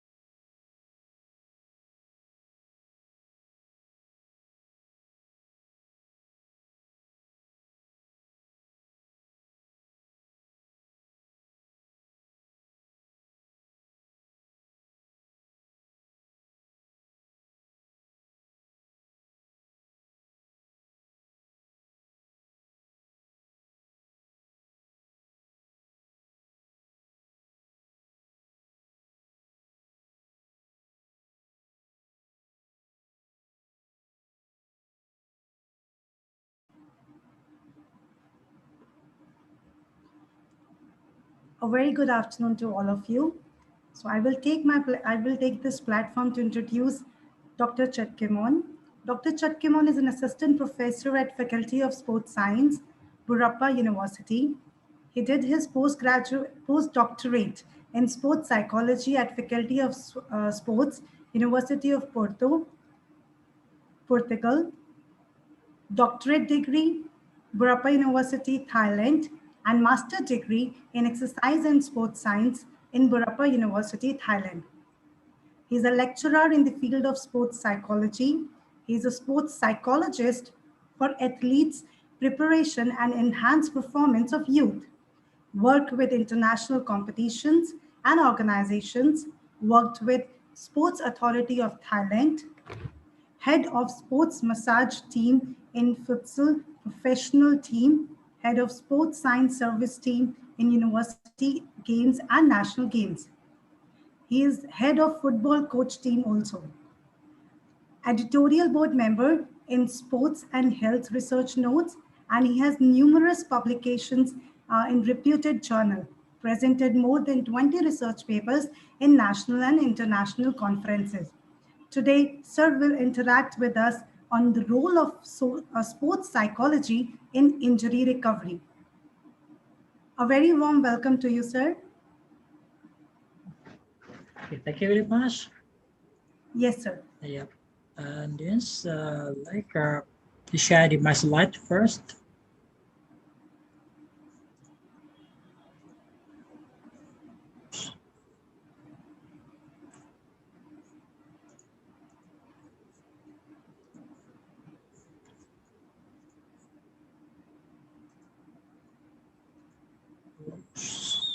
Sir, go to share screen and share your slides.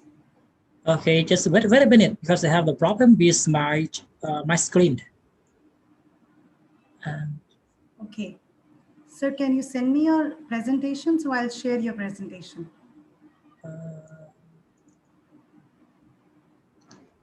Yes. Okay, you got it. Yeah, yeah. Okay.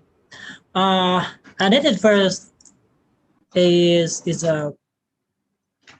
good afternoon, ladies and gentlemen. My name is Shitkumon Singnoi from Faculty of Sports Science, Bureau University, and I'm sports psychologist of the Thailand national team too. And then today we would like to talking about this law of sport psychology in injury recovery. And just first of all, I to say thank you about the conference and the three person who invite me. The first of the people is Kalachan Khanna. If I said mistake, I'm sorry about your name, this president. And then the second person who thank you about Dr. Priya Sethi, and then the final is Mahat Sharma, and for invite me and help me to talking in this water in international conference on this. And then second thing, I introduce about my institute a little bit. It's Burapha University is the eastern of Thailand, but in Burapha University is in the Chonburi province. The Chonburi province, is near Pattaya. It's about 45 minutes. And then it's that we have the Burapha University. We have three campus. Three campuses is the main campus in Chonburi, and two campus in Chonburi province campus and Sakya province campus. And now we have consists about 22 faculties, and like a universal university, we have a lot of faculty. It look like a university too. And then just my institute, like a faculty of sports science, we estimate from the PE and become the faculty of sports science since 2008. And and we have the first PhD in sport science in Thailand. And it's like if the COVID is disappear, we join with that and come to join with me in our faculty too. And then for the final, I introduce about the ASP that is mean the Asian no, sorry about it, the Asian Sport Psychology Association in South Asia Pacific. And then we have now we have Dr. Professor Kim Young Ho, we have the president, and we take care about this sport psychology and exercise psychology development in the Asia part.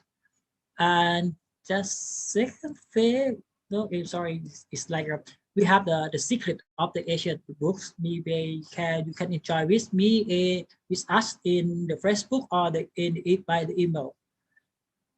Okay, and let's go to today is my topic and purpose.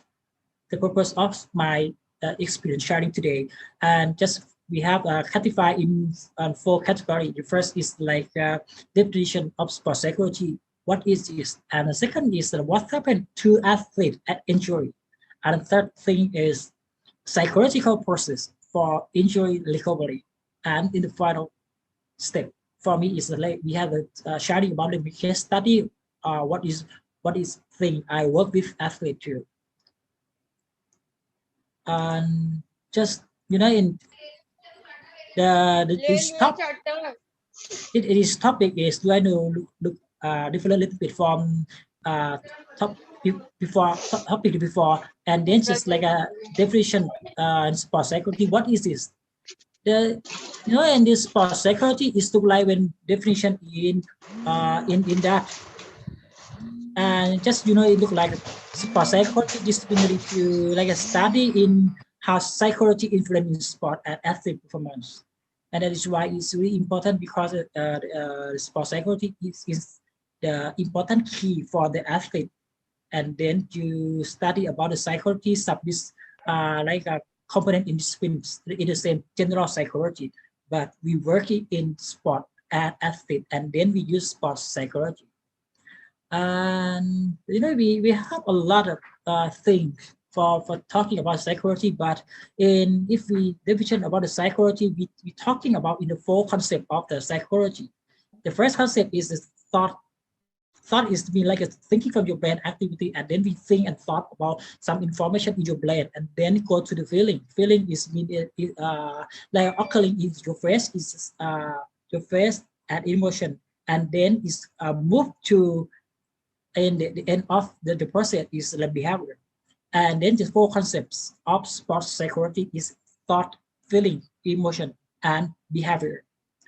And the circle of sports psychology work is starting from the programming by brain, and then go to the brain, go to the nervous system, the nervous system go to the axon, then die, and it move to like go to the muscle, and muscle behavior action in doing. For example, if you think about your nerve, send some message to your muscle.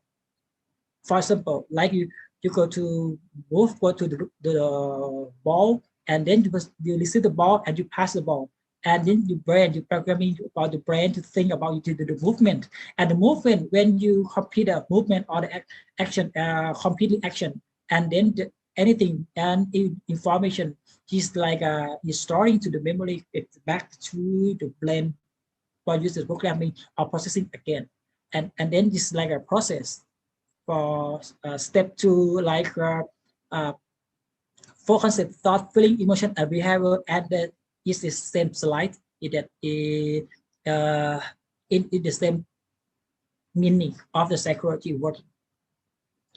And then for you, we have a lot of working from the psychology, mind, and mental state. And what is that? The psychology, mind, and mental state is to happen. Like a psychology is encompassed 360 degrees and 365 days. It is happen. That is mean it happens every second, every day, and it's allowed to.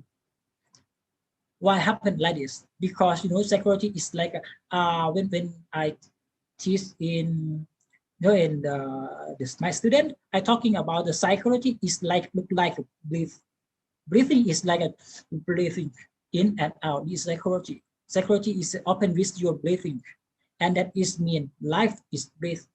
Life is very good. And psychology we usually encompass about 360 degrees because it is allow you. And then it's happen in every day, every second. And that's mean, for example, is like today in our section in 11:30, you met the people from Thailand who his name is Chakimon Singh Noi. What do you think about him? What do you think? If thought is process about thought, feeling, emotion, what do you think? If you like to like enjoy with him, to like talking for like listening for what he say about psychology. What is that? If you like, and today you like enjoy with session, that is mean psychology is happened already because it's happened every day. Just psychology, it's like it first start from your birth, and the psychology is complete on the final of psychology learning in when you die. That is mean I say that it is before is psychology is life. And what's happened with the athlete injury? What's happened with him when athlete injury? I don't talk about the process of injury. I don't talking about how to take care about him, about the physical. But today I will be talking about how to recovery, how to help athlete to like a injury recovery. And the first thing is like the injury is a sport. Is the common occurrence in sport, and what happened with physical injury, and then move to psychological injury. Then the study of Babel in 2010, he studied about the study have to show that chronic pain might not only to cause of physical injury, but also by stress and emotion issue too.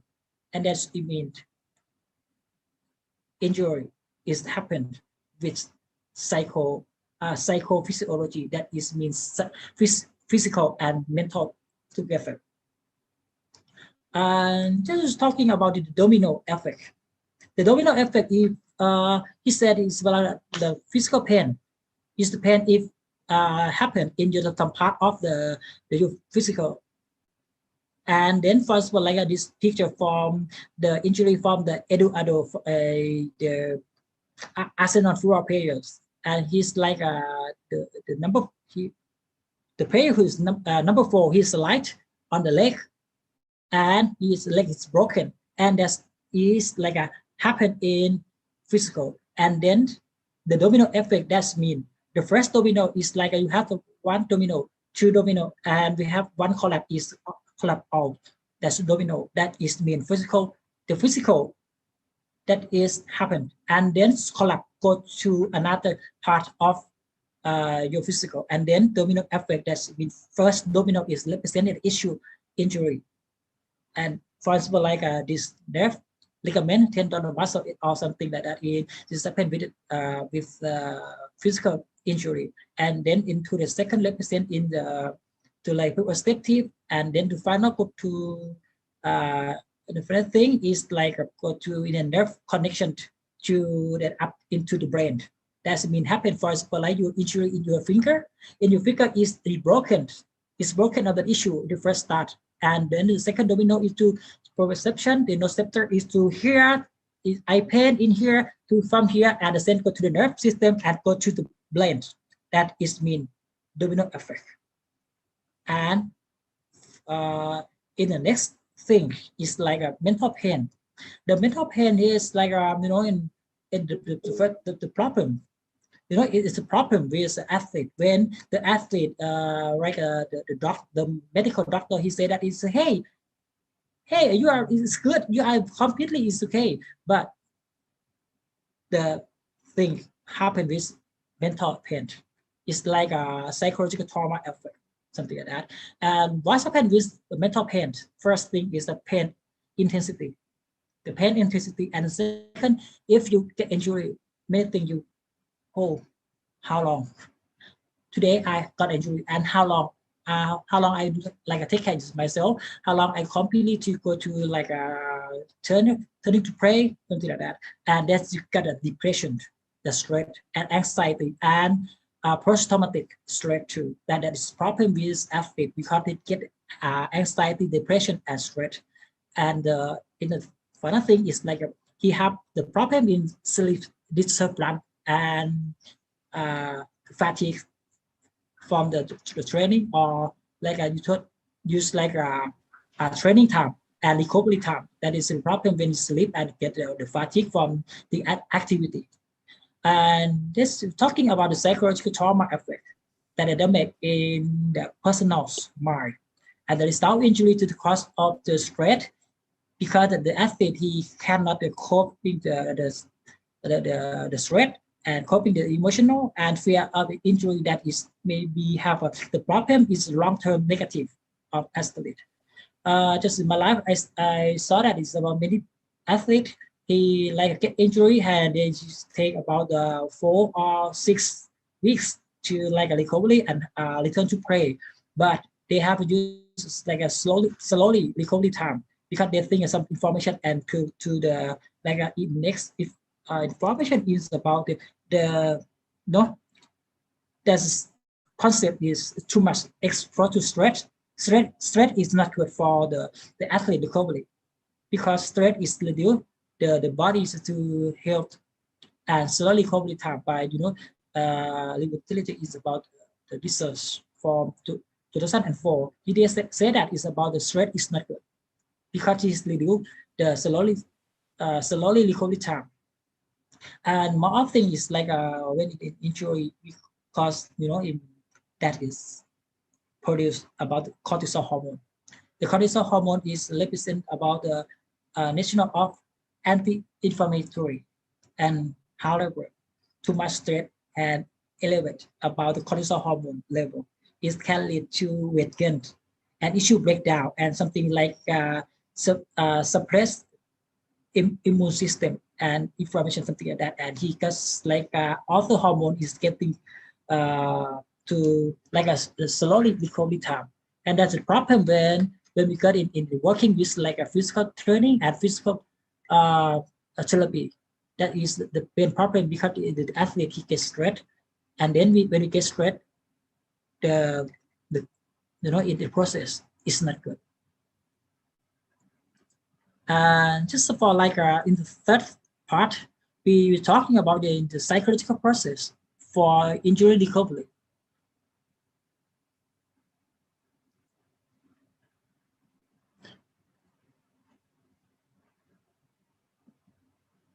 This is like the purpose of the training athlete to like retraining athlete to like a health athlete to like improve their long-term performance, and that because the sport psychologists and therapists is able to provide athlete to like a stress management and relaxation technique to help them cope with the pressure that in from the training time and competition time. And we teach athlete to like use about psychological intervention, optimal performance, mental toughness, mindset, coping strategy or coping stress, and you use mindfulness. And then I know that it's like in India for a lot of things from the mindfulness or meditation, and you get and you continue. The next thing is like get frustrated and recovery time and sleep well. The sleep well is like good thing for the athlete recovery. For go to the next step is like a basic mental training skill for sport injury recovery. We use like we teach athlete to know about how teaching the effect of management of the stress. And just a 3-3 principle. Also my work, I use a 3-3 principle because the first thing is we talk. Like a sports psychology, we use like consultant and counseling. In counseling, why about in depth in the problem, identify what if that athlete think, what the athlete he like make a goal to do something, and then we would go to the second T is like a teach, and when the athlete he said about the teach about the mindset, teach about how the athlete to like enthusiastic and to the motivation in the movement, something when he going training time. And then go to the next the last T is to like train. We use training for PST training. Go to like in the next slide is like we're talking about the psychological skills training, but we divide into 3 parts. The first part is we're talking about in the attitude. The attitude I am quoting about the goal setting, and this is mindfulness. I'm sorry, is a mindset and resilience and mental toughness. And just this part in the light part, this is like attitude for the athlete. We get clear about the attitude for clear goal, clear mindset, clear about the mental toughness to think. And we use a training about the psychological skills training. We go to maybe talk to later about this PST. And we like use about in the whole process when we working with sport psychology, like a physical therapy. We use in the whole process about social support, because the social support is really important for the athlete. You know that is like a social support is for the athlete. He got about stress, he got about anxiety and depression, and their social support is like a positive social support. It's very good for athlete, and then make it for improvement and like a recovery time. This is the process when I used with our athlete. He's like then when the athlete he returned to play, it's look like in first part in the life, in the lifestyle is set goal. Set goal is mean a goal setting. Is look like we use the concept about the SMART. This is mean S First S is specific, M and measurable, and A is achievable, and R the realistic goal. And then the final is T is time. You need time for like a set a goal. Anything is costing is very good for improve the like a the motivation level of the athlete. When he get the injury, we need to set a goal. We're talking about the goal with athlete, and then we just go to another step in like meditation. I know that it's meditation in India or some part of the world is it's really important because the meditation when I training by myself, I found that it's like the meditation it make me the clear mind and the brain wave is okay and make me sleep well. And then when we teach and train athlete to like make meditation and athlete share the mind, he said about the brain wave, go to the theta brain wave to like beta and outer brain wave, and it's very good for relaxation. And then the athlete, when he go to the like an injury recovery, then he sleep well, and it's very good for athlete to think about in this. Pasok natin yan sa ano, ano yan no, nagtawag doon. And then go to the a second step when we use in just before I talking about social support. The social support is like an empathy. The empathy we use like positive empowerment and fully support with athlete, because the athlete when he get the injury, they get a lot of depression, fear of the injury again, and he got a lot of depression. And then we use positive and empowerment and the full support. And you know that the athlete, he has a very good result when he got the empathy. And there's another one, if you use like the mindfulness. The mindfulness is really important part, because mindfulness for if you like a review or to another mindfulness technique, when you go to the YouTube and the George Manford, that he used like the mindfulness. The mindfulness you get is about here and now. Just like the awareness is yourself, and then you can accept in anything. By myself, I teach athlete to like training about the mindfulness. When we breathing in and out, he know about in and out is very good, and then he's aware is anything, and then he accept the situation also allow him them. And the last one I use like a PST is like a relaxation technique. For example, you like PMR is a progressive muscle relaxation for like we make the muscle and imagery. For the imagery, we just like imagery for relaxation, and then go to the final step. We use like positive self-talk. The positive self-talk is very good because you know self-talk is talking with yourself, talking about just many athletes he got about negative self-talk. For example, like when he get usually think about okay, so sad, I'm having sadness, I'm so serious about myself. How can I do that? That he mistakes some negative self-talk.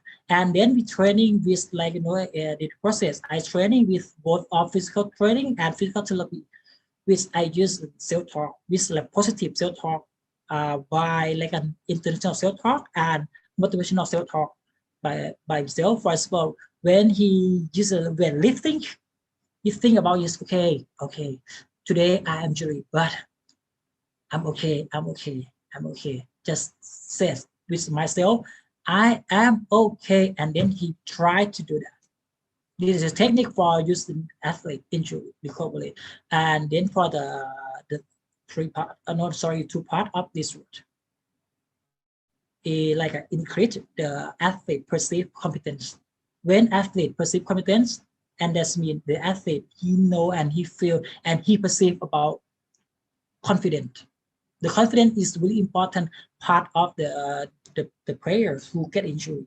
That is mean if he already get self-confident, and that means he play and he already choose to train hard and he feel about himself is okay. That is physical part. And just in the final part, and it's like in my case study, I work with like a sport of talent is the part, and then we working with like the athlete. She like a coach like qualify in Olympic game, and then she got the ticket from Olympic game in Japan already. But in just during the training, she got the mistake something. It's like she has a the low back pain symptom, because when he just like a turn like this, and he get a pain from the left back pain. And then when we met her, I talking about first thing is like, what is your goal? She said that, okay, her goal is very clear, realistic and clear in anything is very good. She said that is she confirmed about her goal is Olympic game. That's is clear goal. In the second part, I talking about the attitude with her. What is attitude happen with her? Another thing she think about the injury he's had the mistake. He like miss the training time, but I'm changed the attitude. I'm changed about the, hey, today you can use some technique. Today you like a recovery, you like take care of yourself. And I got us about make the miss. Sorry, I made a positive attitude for her, and then her understand about the goal, and then we like improve like about the motivational. So, use the motivation like need achievement in her goal, and this like a motivation in her life, and then he create about the mindset, because just before her injury, she got about the conflict with her coach, and many things. When he training for like a rehabilitation, he think about her coach, and then I clear about the mindset. You don't think about your coach, you think about your training periods. And I use in meditation and mindfulness for her training in the day, like sit quietly and be aware of the breathing in and out. Meditation about 10 to 15 minutes, and before bedtime, or when you wake up, and before match and training, you just like the whole thing of the training time is like meditation and mindfulness. When she go to the boat in the sea, I teach her for using mindfulness and think, breathing in and out for unit praying. And for the story, continue us to like aware about surrounding and your breathing and physical sense and accept anything. And for the second case study, I am studying into the full futsal players, and he has an ACL surgery, recovery, return to play. And he's like in the practice. We just like working with the physical therapy and physical training together. And we use psychology in this part. That is mean we use the case study for rehabilitation athlete and return to play. Just like the integration about the physical training, physical therapy, and sport psychology for help athlete to confirm about physical fitness. And in competition, we use about the massage. The massage is really important part of the rehabilitation for the athlete. And I encourage about he can do, you can do yes, do what is good. And we set a goal setting for 6 weeks after return to play. Put a lot of effort to like encourage his confidence and confirm about his physical is very good. And as a consequence of this technique, we found that he become to the top score, and he returned to play about in the maybe 2 months, and he completely in the return to play, and he made the best score and a lot of score for the futsal league in Thailand league, and then go to the Thailand national team, and now he go move to in the Japan futsal league. And go to this, and the third part of my slides, and the secret of the athlete mentor. In just my meaning is not for athlete mentor, but you can use it is the 5 opponent for your life.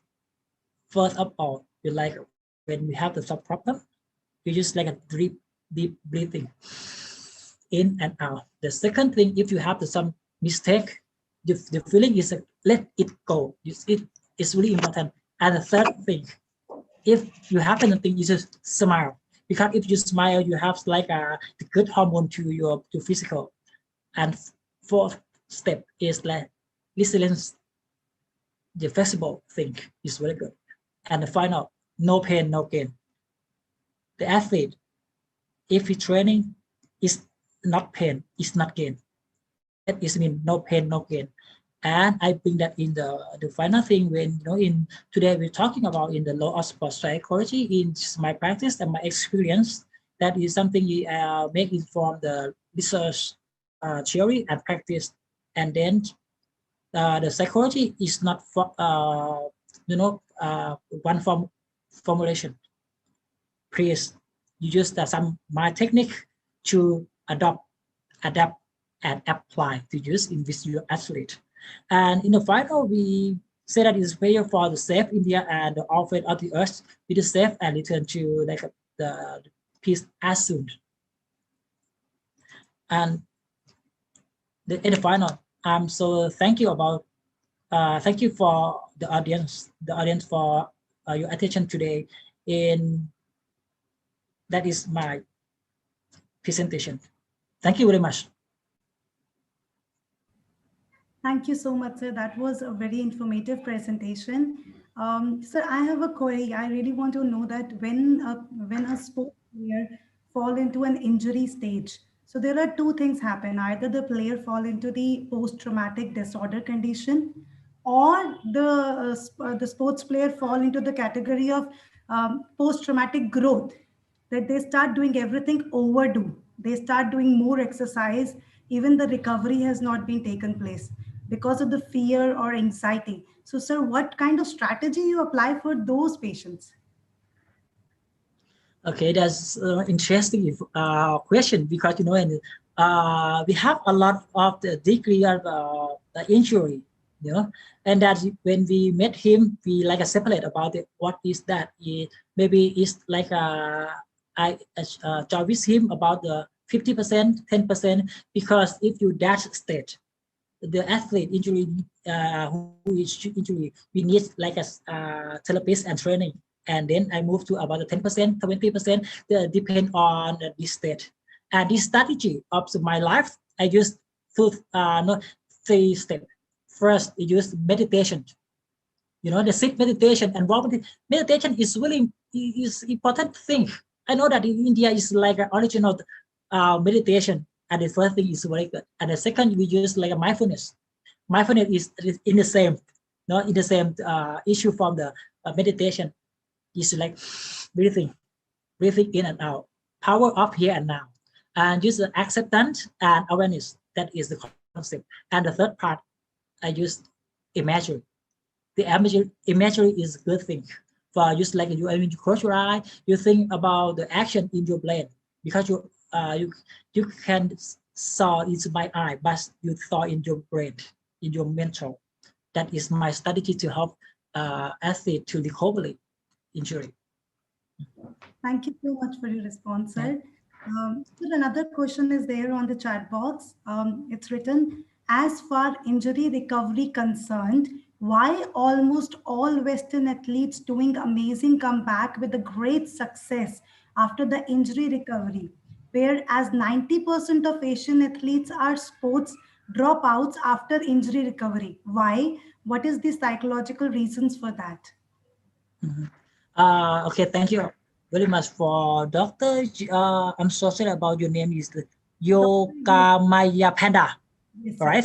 I'm so sorry about your name. That when the Western we have the process.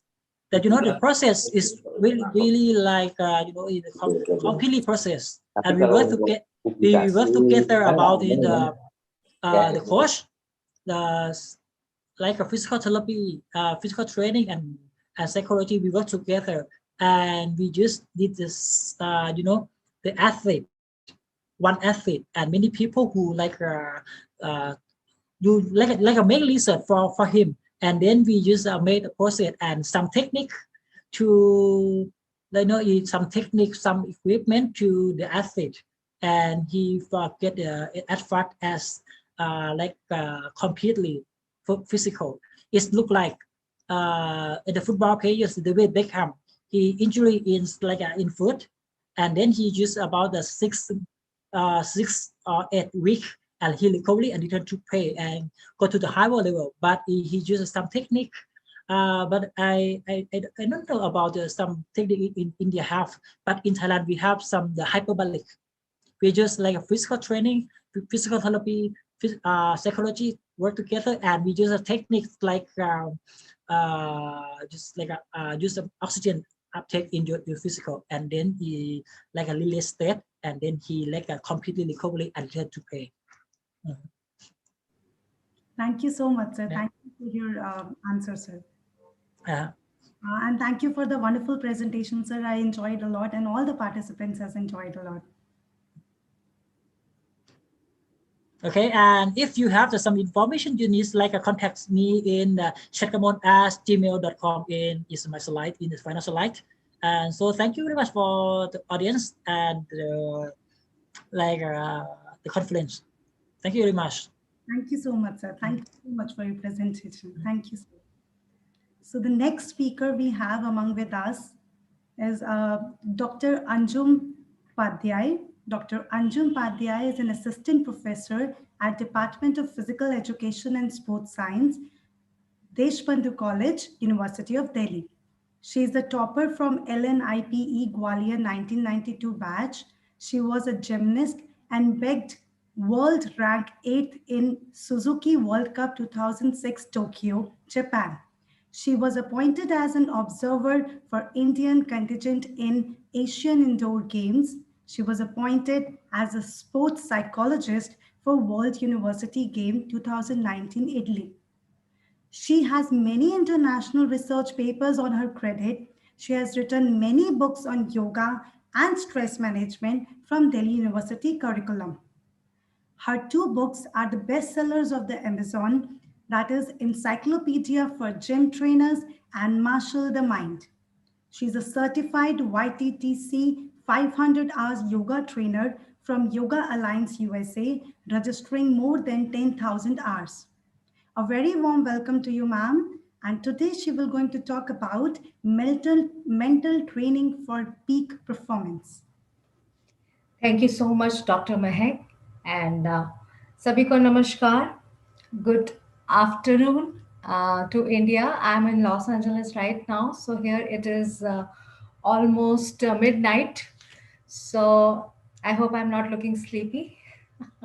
So let us talk about the peak performance. And thank you, organizers, and congratulations, Manav Rashna Institute, for organizing such a beautiful conference with such a beautiful concept.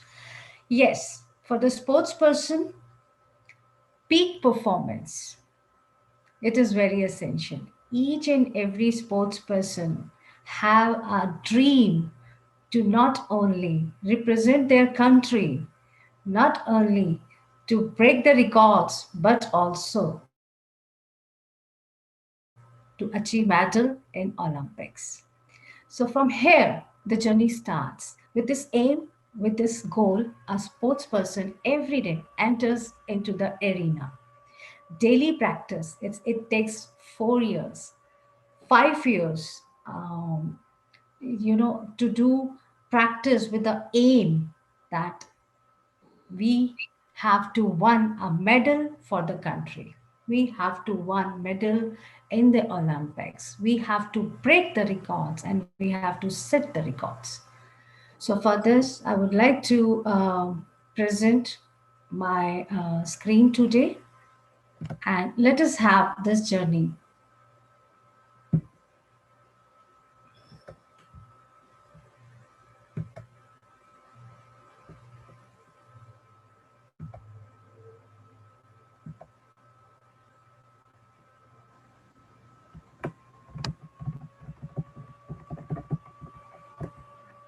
So mental training for peak performance. In the last talk, I have just heard Dr. Mehak also about asking about the training and overtraining, overburn. We also call it burnout. So this is the condition. And yes, this is the notion of the coaches, of the team managers, and of course, perception of a athlete, no pain, no gain. But if we overdo and the athlete, if they trap into the overuse syndrome, then the performance get hampered, then the injuries occur. That's the common, phenomena. So, Doctor, somebody has asked, I think Dr. Yog Maya Panda, she has asked why the injuries are better recovered in other region than the Asia. Let me tell you, it's in the mind. So first of all, the aim of an athlete and the coach manager has to be that they should not get injuries. If you are trapped in injury, the athlete is going to lose the time. And everybody knows when we go under the periodization, each and every day is calculated in the hand. So we should not have ourselves trapped into the injuries. So let me quote my example. I was a All India Inter University gold medalist gymnast, and during my pregnancy, I got paralytic attack, and that was a very horrifying journey. That's why I've written my book, which is bestseller on Amazon, Marshal the Mind, because till then, everybody, LNIP is one of the finest and most famous college in Asia. So we have taught about not only being a physical educationist, being a sports person, being a competitive person, and a future coaches, we have taught the healthy body can keep healthy mind. So I was also going with the same notion. But when I got paralytic and the body was totally, I can't use my body, then my whole concept have changed, because only brain was working, only through mind only I can understand all the things. And when the medical sciences were saying we don't know what has happened, so from there the mental training start.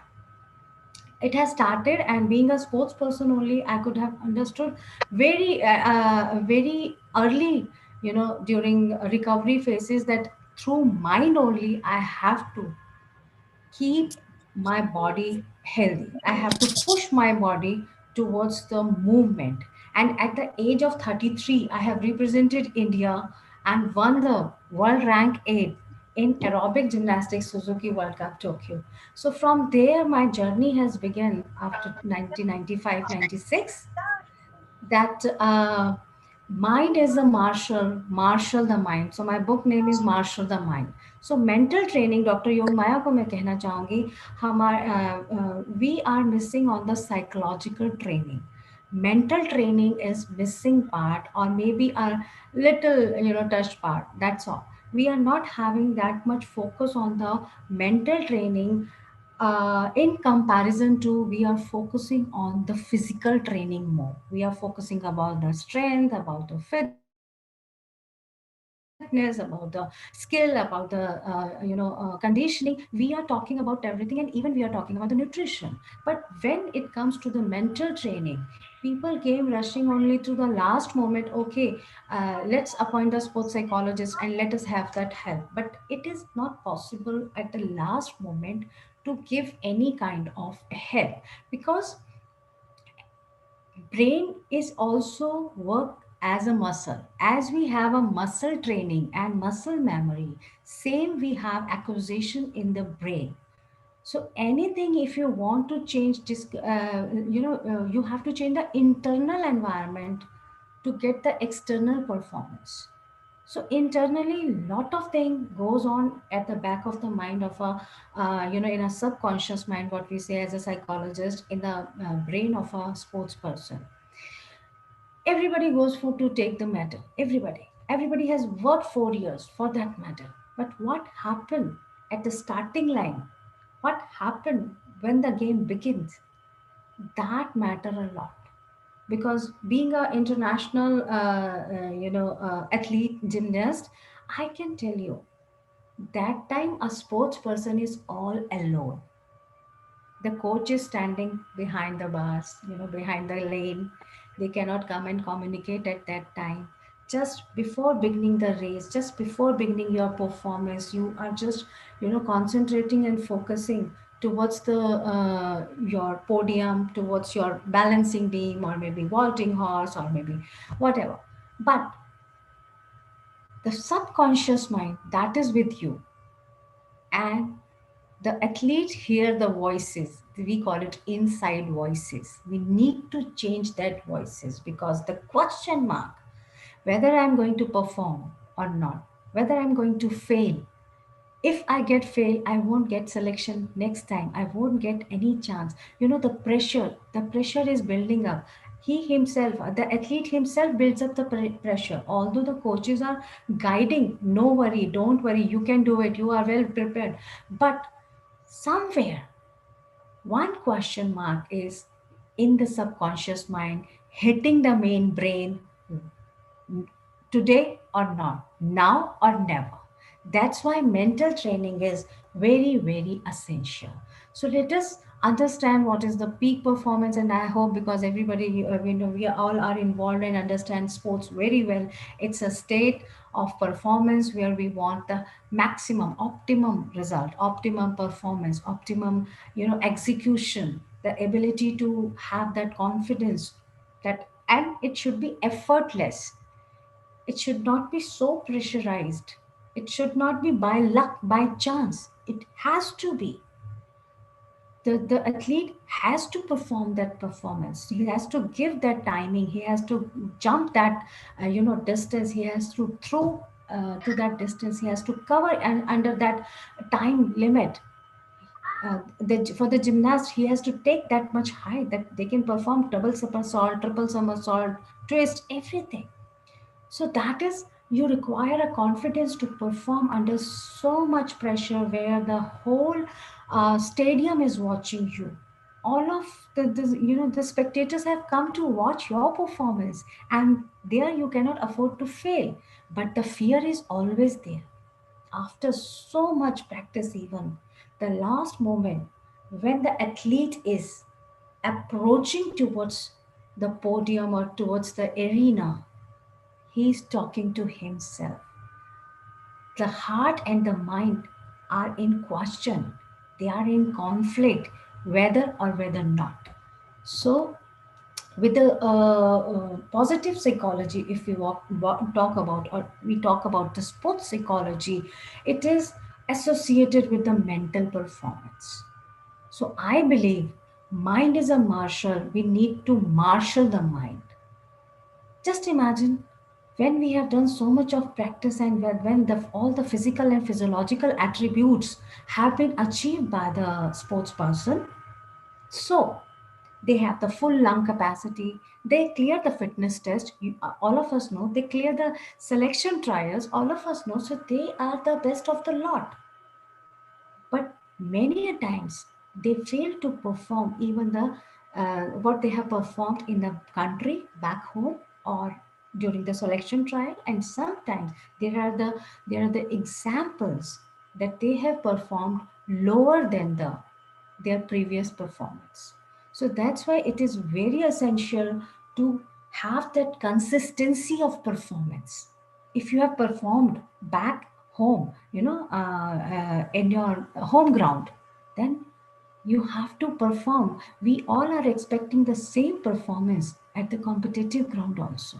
So sports is 100% mental, attribute. Even if we have the total lung capacity, if we have all the physical and physiological preparation, but if athlete loses from the mind, they can't perform. And that is the reason of more injuries, because of the more stress, more pressure, and overtraining. So what happened? It gives the stress. So every athlete performs under the stress. That is true. You you can't lift the stress from, athletes. You can't train their mind.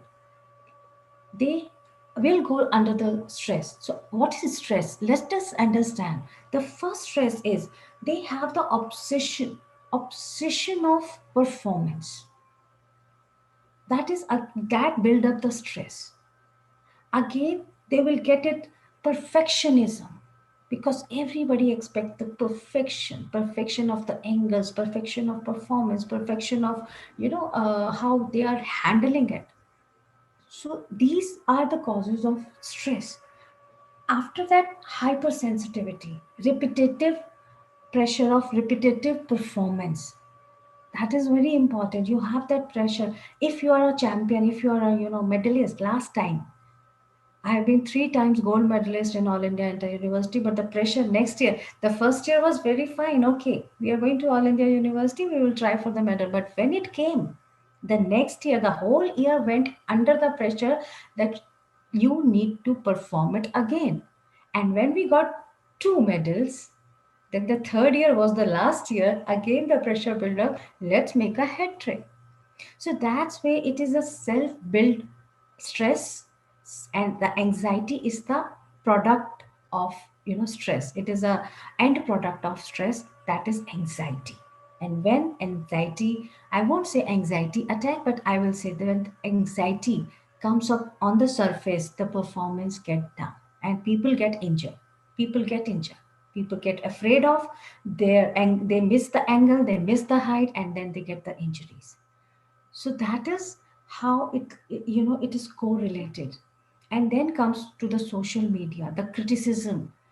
If the trial, if the first round in the Olympics, everybody is watching the qualifying round, the quarterfinal, and then the social media comes up, the reporting start over there, and that again build up the stress. So athlete cannot avoid the stress, because it's a psychological, physiological, and behavioral balancing we need that to conquer the stress, because we need the equilibrium. So according to Palmer, this is the definition of stress: the psychological, physiological, and behavioral responses by an individual when they perceive a lack of equilibrium between the demands placed upon them and their ability to meet those demands. Now, demands are very high.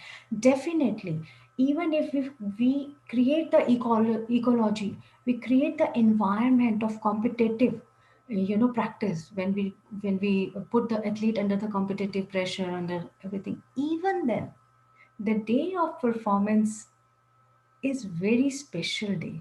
Everybody knows about it, now or never. It's a do or die situation, so stress will occur. So why stress is helpful? We need to understand, because this is the difference between the elite athlete and the non-elite athlete. Elite athlete know how to handle the stress. They know how to perform under the stress. But non-elite athlete, they always have fear of stress. They just avoid it. They just don't want. And when we are avoiding something, the subconscious mind is understanding there is something wrong. And when we are in the wrong situation, we cannot perform well. So this is very, revolutionary statement, that stress is helpful also, because if a very lack of motivation and very lack of pressure and stress, a person cannot perform. It's a DNA, it's a society's survival for the fittest. When we are under the threat, under the pressure, we perform better. So that is a issue, that people, if they just keep on avoiding the stress, when you are not tackling the problem, you are not getting the solution, then you are in the problem. That is the issue, what Dr. Yogmaya just wanted to understand. Why stress is harmful? I just told you that the end product of stress is anxiety, panic attacks. Suddenly athlete goes under under the state of numbness. They just lost it, and then they report to us I just lost my mind over there.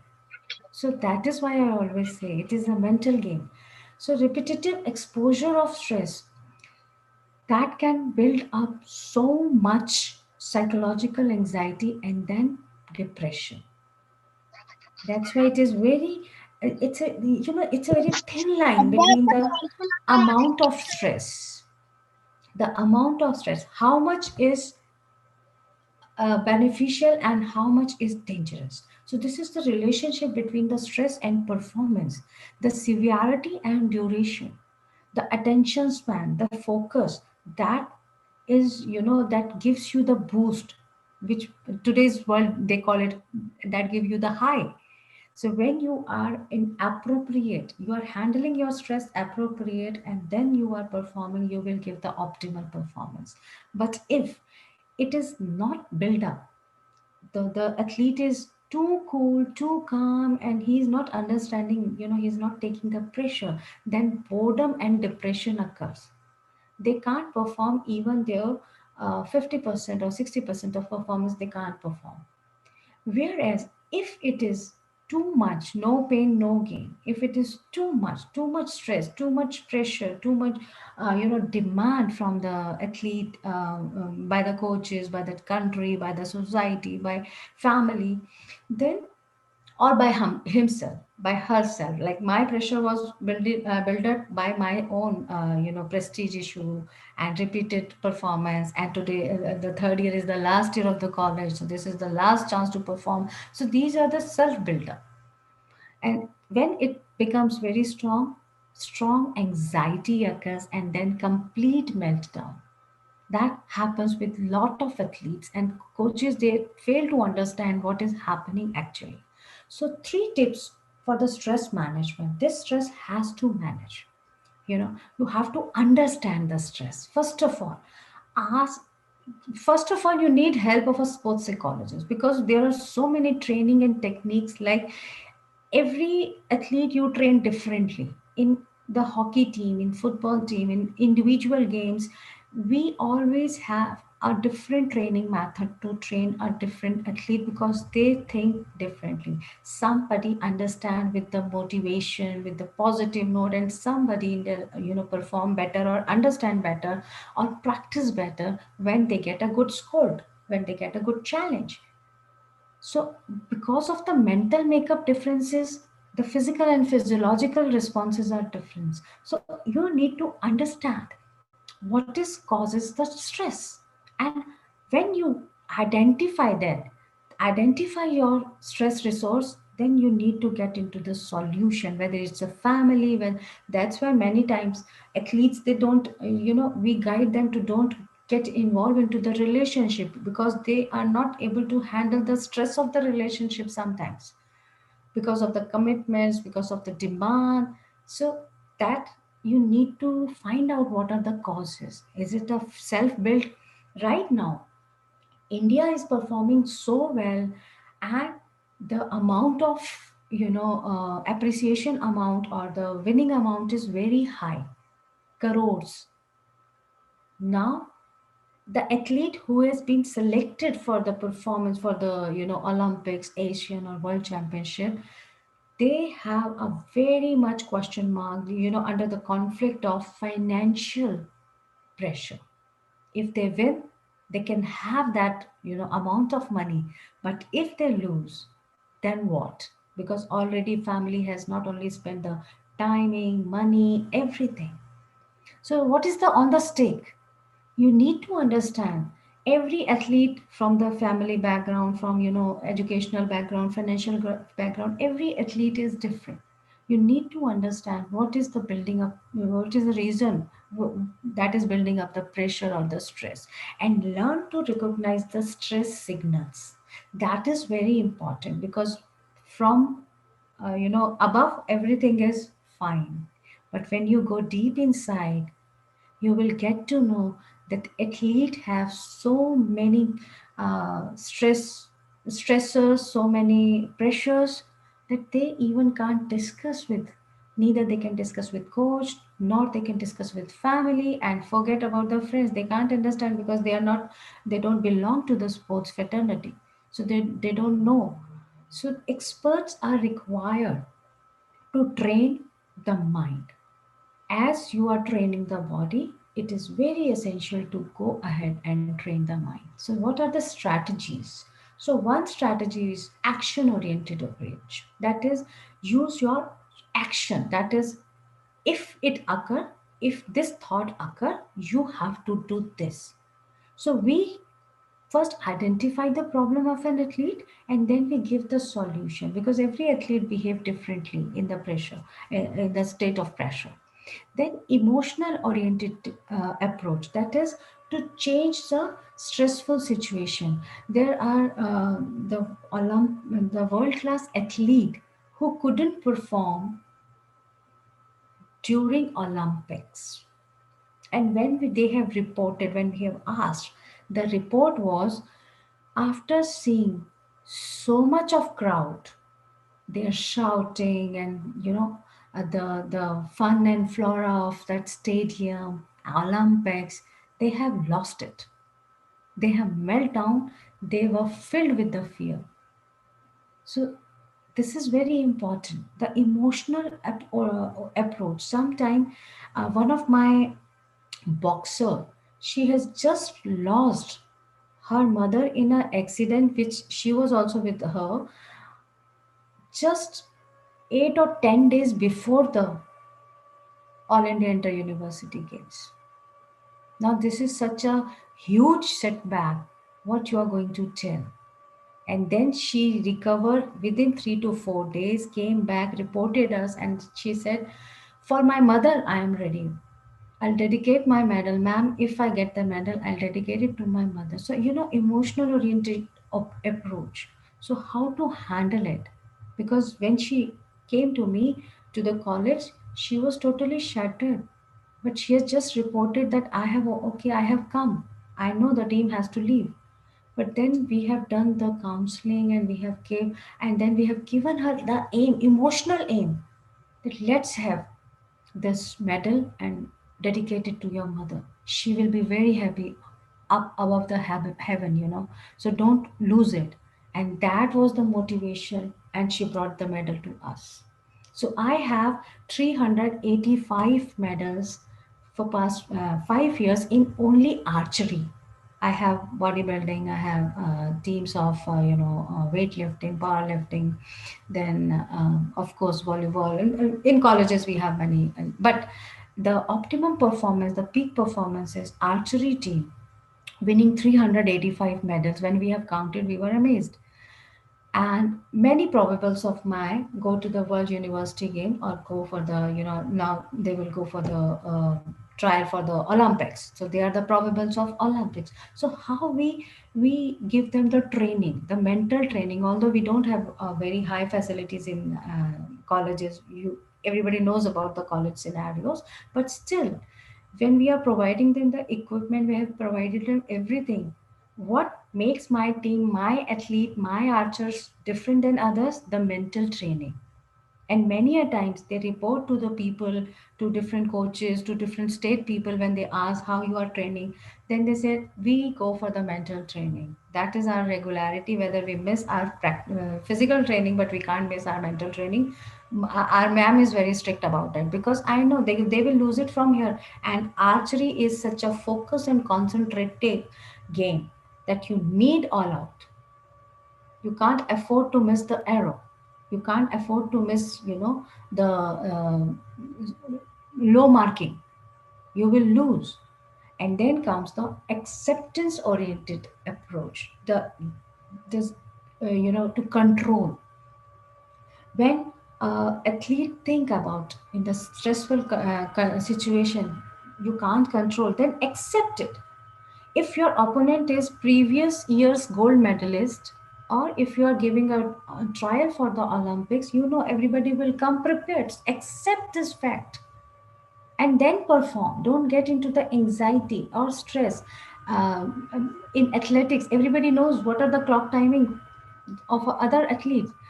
If you are in question, my timing is already low, he is competing with me, how am I going to select? You don't know what is going on his mind. So you can control your own mind. So accept it. And many a time, this is the thing that sometimes people are very overconfident that, okay, my clock timing is this, I will be selected, and it happens. And then they fail to perform the, optimum level. And then the second selection, the second person, he got selected, and he has represented country. So many examples are there. So the state of stress is, one is challenge state and one is threat state. Let us understand this. The person, the athlete, comes into the challenge state where he is accepting the challenge. He is not afraid of it. So that is the challenge state, where either the challenge is accepted, and if the mental training is not done properly, this challenge will shatter him. The challenge from the previous medalist, the challenge in bouts in boxing or any combat game, the challenge state is if the opponent is heavier than you, looking better in physically looking better in the shape and body. This is the challenge state. Either a person can accept, or if the mental training is not there, then they will withdraw by, through mind, through heart, they will withdraw. So they won't fight. They can't perform their own optima. And then come the threat state, where a person comes under the threat because of the opponent, because of their attire. When I was accompanying the team in Asian Games, one of the gymnasts, because she was from South India, not South India, she was from Hyderabad, and we have our own appearance, but we make it a issue. We make it the question of our self-esteem. That is challenge. So when she has seen the gymnast with the beautiful costumes, and they were very well make-upped, well hair groomed, from Bulgaria, from many other countries, they were looking very beautiful. She has lost it there and then. 2 days before only, when we have reached after the opening ceremony, she melted down. She became quiet. She became nervous. And when we have in the practice time, during the one day before, when we were doing practice, I just called her, and we have jotted down, because gymnastics was my specialization. I told her, you have better difficulties than other. So in your set, you already have a better difficulties. You will get better marks than them if you perform. And I have made it a point to sit with her and watch other performances, and telling her that, look, her difficulty is not complete. She is not performing appropriate. Her height is not appropriate or acceptable. The dejection will be here. So like that, the threat state, from threat state, I pulled her to the challenge state. Let us challenge. May they are looking very beautiful. May they are having very beautiful attire. But for attire, you will get 1 mark. 9 marks you have for your skills. Let us grab that. So like that, the challenge state and threat state, this is a very, and coaches and managers, they can't even think, about these kind of states. Nobody in the team, those who were the manager and coaches, they couldn't understand what is going inside her mind. She became quiet. She was not eating well. She was very nervous. Her glow, her charm from the face, she was totally gone. So that's why it is very essential to understand the brain. Now, brain is a calculating machine. You can wire, you can rewire, and neuroplasticity. You can change the total mental makeup of a person from what people call loser. I don't use these words, from even then, to make you understand, from loser, from down to top. You can make them medalist. And here I have 2 examples, one from archery and one from triathlon. So my archer, when I counsel him, I use neurolinguistic programming. So I'll give the example with the neurolinguistic programming. So let us talk about the neuroplasticity here, where the body and mind, they should not get disconnect.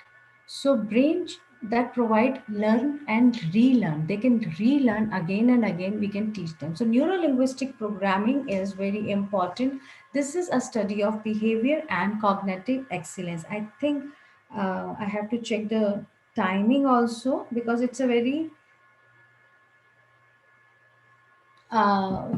long topic.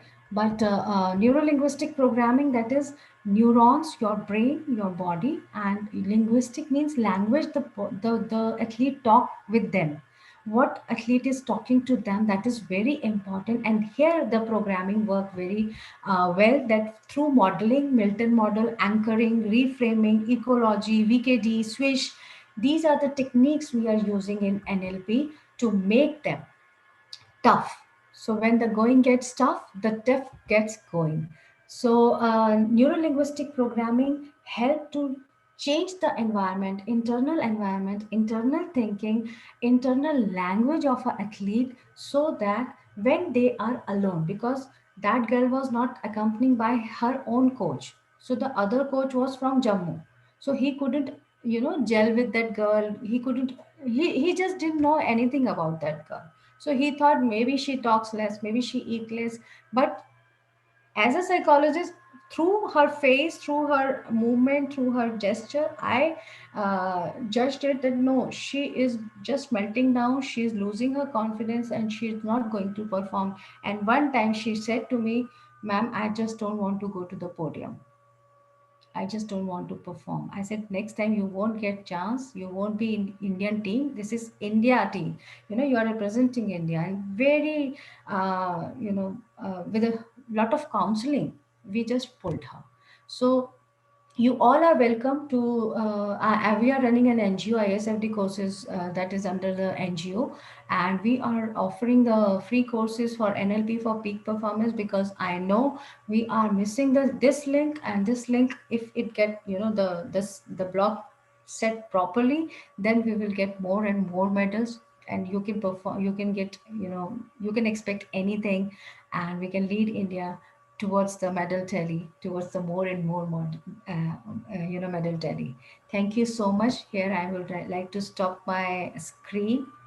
And thank you so much, ma'am. That was a very inspiring presentation you have given with all the details. Thank you so much. I had lots of examples to quote, but today the time is very less. So if anybody would like to learn about the NLP and about to, go for the peak performance and want to help Indian team, because my mission is why I want to prepare more and more sports psychologists and more NLP, experts, because 2028 Olympic natural है, वो यही है, Los Angeles में, USA में होगा. और उसके बाद next upcoming Olympics we are bidding. India is going to bid for the Olympics. So we need more and more, proper trainers who can train mentally. We have lots of, qualified coaches. We have physiotherapists, expert physiotherapists with us to, help us to recover. But we need mental training. Thank you so much for patient hearing. Any question, you have my email, you have my number. Please contact, and I would love to help. Our NGOs love to help you, all of you. Thank you. Thank you so much, ma'am. You have put in your efforts into something very important. When we talk about sports, it's not about only therapy, not about only nutrition, but psychology plays a very important role to boost them out of those situations. So thank you for the presentation, ma'am. And I love that key steps which you have given is that to understand the stress, to identify the stress, and then to look into the stress signals. So that was very inspiring, ma'am. Thank you so much for your presentation. Let me conclude, Dr. Mehak, because बहुत सारी बातें stress और depression से होती हैं और suicide तक भी पहुंच जाती हैं. Sometimes if you are not talking about the sports person, even sports persons के साथ भी होता है. So signals पहचानने, that is very important. Signal पहले आते हैं because it's a very extreme stress. Depression में जाना कोई आसान नहीं होता, सुसाइड करना तो बिल्कुल ही नहीं होता, लेकिन सिग्नल्स होते हैं, लोग पहचान नहीं पाते और वो मतलब रिकॉग्नाइज करना, that is very important. Yes, ma'am. Very, very true, ma'am. You're right on that point, ma'am. Thank you. Thank you so much for giving your time, ma'am. And we are not feeling sleepy, and you're not looking sleepy at all. Thank you. That's my, because I'm living my passion, you know, that's my profession. So I can talk for hours and hours on these subjects. Thank you so much. Thank you, ma'am. Thank you. I hand over this platform to Dr. Priyanka to go further with the oral presentations. Thank you. Thank you so much, Mehak ma'am. Thank you, Anju ma'am, for such a lovely presentation. Thank you so much. So I would request the chairperson for the paper presentation round, Dr. Majumi and Dr. Saurabh Sharma, the professors from Jamia Millia Islamia, to let's start with the paper presentation right now. So I would first call, before wasting our time, I would first call our first presenter for the day, Mr. Prateek Saha. He's from MIT University, Noida, and the topic for presentation is estimation of prevalence of myocarditis in athletes, a systematic review. I would request Prateek to switch on the camera. Prateek, if you are there, just switch on your camera, please.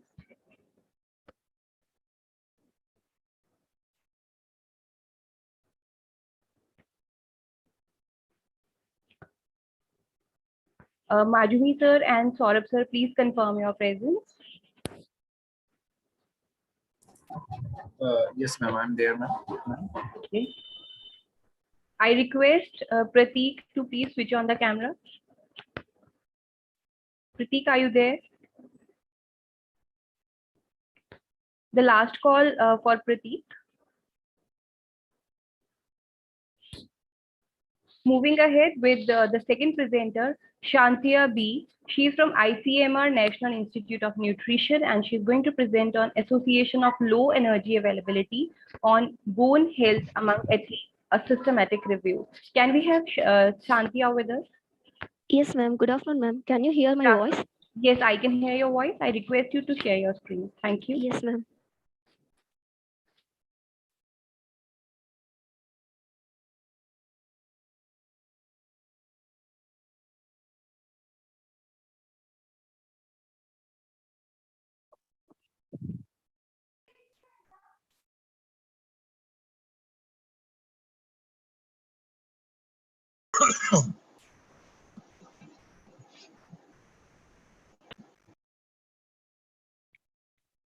Ma'am, can you see my slides? Yes, I can see it. Please start with the presentation, and please remember we have the timings for 10 minutes only, and Yes, 7 ma'am. minutes are there to present. Okay, thank you. Yeah, thank you. So good afternoon to everyone. Myself, Sandhya B. Recently completed MSc in Sports Nutrition from ICMR National Institute of Nutrition, Hyderabad. The topic which I'm going to talk about today is association of low energy availability on bone health among athletes, a systematic review. As we know that energy is the main component for our everyday life, and this can be derived from the foods. Energy is basically calculated from through two database, two way, that is energy balance and energy availability. Energy availability is defined as energy intake minus exercise energy expenditure, and which can be expressed in fat-free mass in kg. Athletes need to be maintain the optimal EA, that is 45 kilocalorie per kg fat-free mass per day for their maintaining their optimistic performance as well as the health. When athletes are in the clinical area, that is less than 30 kilocalorie per kg fat-free mass per day, which can result in the negative way. For example, according to the International Olympic Committee, there are 10 health and performance outcomes can be result from the LEA in athletes. The most reported health outcomes are bone health, cardiovascular, endocrine, and so on. And this can be affect the athletic performance. So far, there is a narrative review on LEA among athletes and systematic review on LEA in male athletes. However, till date, no systematic review is carried out to consult the association of LEA on bone health among athletes. Therefore, our first objective was to determine the prevalence and association of low energy availability and bone health outcomes among athletes. And our second objective was to compare the energy availability and bone health outcomes across age, type of sports, and level of expertise. Methodology. This particular systematic review was according to the PRISMA guidelines, and this particular methodology was registered and accepted in the Prospero, that is International Prospectory Registry of Systematic Review. The first step in our methodology was identification of keywords. Almost 19 keywords were identified. After identifying the keywords, we created the search strategy using the Boolean terms. Using the search strategy, we identify the literature from the 6 different databases. Those are PubMed, Cochrane, EBSCO, Procus, ScienceDirect, Google Scholar, and we also done hand search. Based on the inclusion and exclusion criteria, that is population, age, level of expertise, design, outcomes, studies were selected. From the selected studies, we have extracted the required data, for example, general information, anthropometric characters, assessment method, main study outcomes, and major findings and limitation of the study. So these are the information that we extracted from the selected articles. Here you can see the PRISMA chart, which is representing the overview of our systematic review. Total, almost 1,644 articles were identified from the database, or after all the screening, for example, title, abstract, full text screening, almost 93 articles were identified and considered for the final review. Result, study characters. Out of this 23 studies, 20 studies were cross-sectional and 3 studies were longitudinal studies. And majority of the studies were from the United States, followed by China, UK, and Sweden and Denmark. And these athletes were participating in various levels, for example, college, elite, international, junior, national, and so on. Study participant characters. Out of these 23 studies, majority of the studies conducted on the female athletes than the male athletes. And the sample size of the studies ranged from 6 to 166. And these participants, almost half of the participants were involved in the endurance sports, followed by the aesthetic sports and mixed group, team sports, and track and field sports. Methods adopted to determine energy availability and bone health outcomes. Out of the 23 studies selected, energy availability, for assessing the energy availability, almost 19 studies were used, energy intake and exercise energy expenditure. The most frequently employed method for assessing the energy intake was self-reported 3-day dietary record. And for exercise energy expenditure, it was factorial approach based on the compendium of physical activity.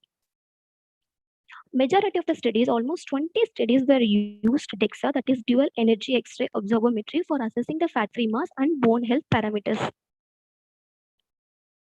The result of our first objective, prevalence. The prevalence of low EA found among male athletes was 25% to 83.3%, and female it was 6% to 77%.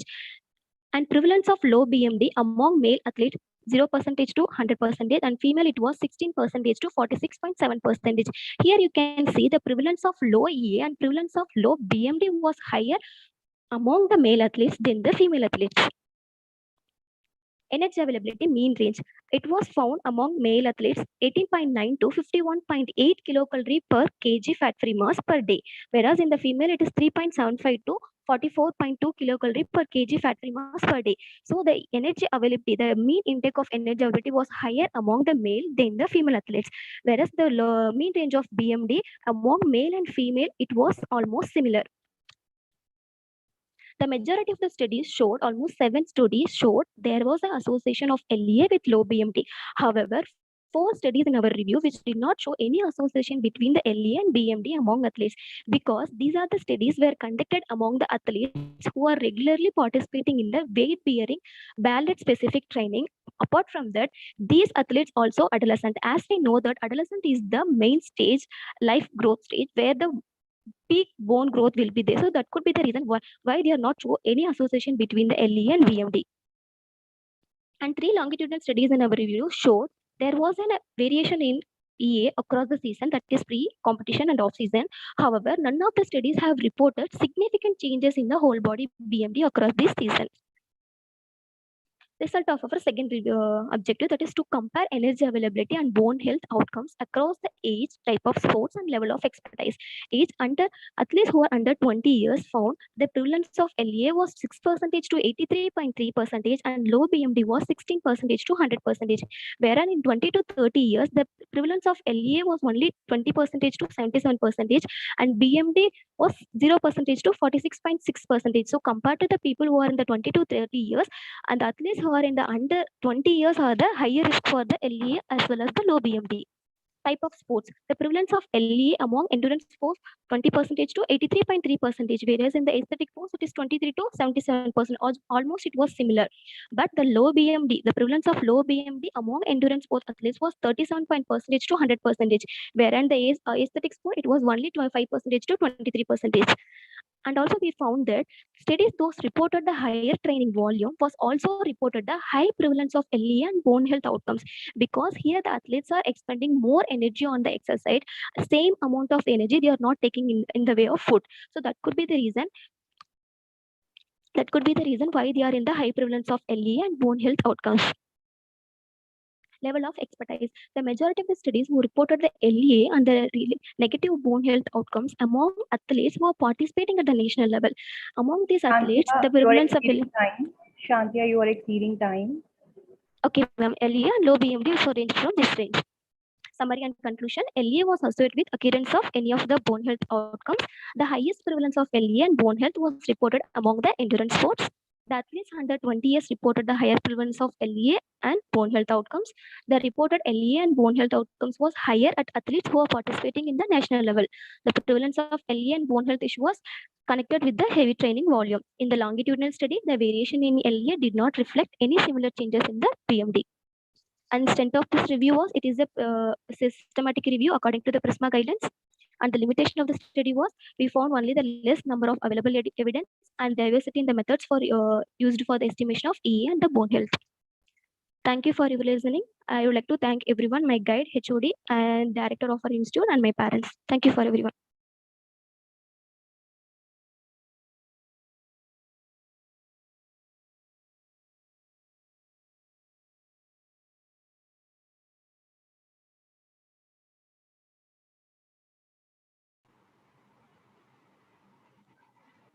Priyanka ma'am.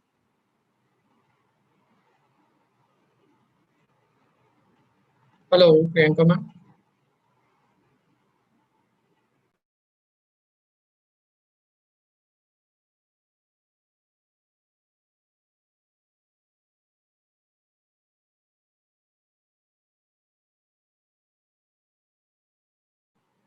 Okay, might be her network. There is a network issue. So I will call. Sorry, I lost the connection actually. Priyanka. So Are thank you you, Irshad. Yes, sir, Irshad, sir. Can you hear me? Yeah, ma'am. Yeah, ma'am. Sorry, I lost the connection. So Saurav sir and Majumi sir, do you have any questions for Shantia? Okay, so we'll go ahead with the next presentation. I would request Dr. Bindya Raj to please switch on the camera. She's from ICMR again, Hyderabad, India, and she will be presenting on effect of Ayurvedic Rasayana supplements on physical performance, a systematic review again. Bindya, please, Dr. Bindya, switch on your camera, please. She is asking for the permission. Dr. Shobit, please give her the permission to start with the camera. It is there. It is there. It is there from my side. Dr. Bindya, can you please try it again? The rights have already been given to you. Am I audible, ma'am? Yes, you are audible, Dr. Bindya. You cannot start your video, ma'am. It's showing host has stopped video sharing. Dr. Shobit, please check.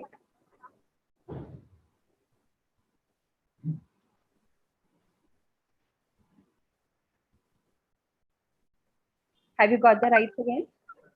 No, ma'am, not yet, ma'am. My voice is audible, right, ma'am? Yes, yes, you are very much audible. Dr. Shobit, does she have the rights?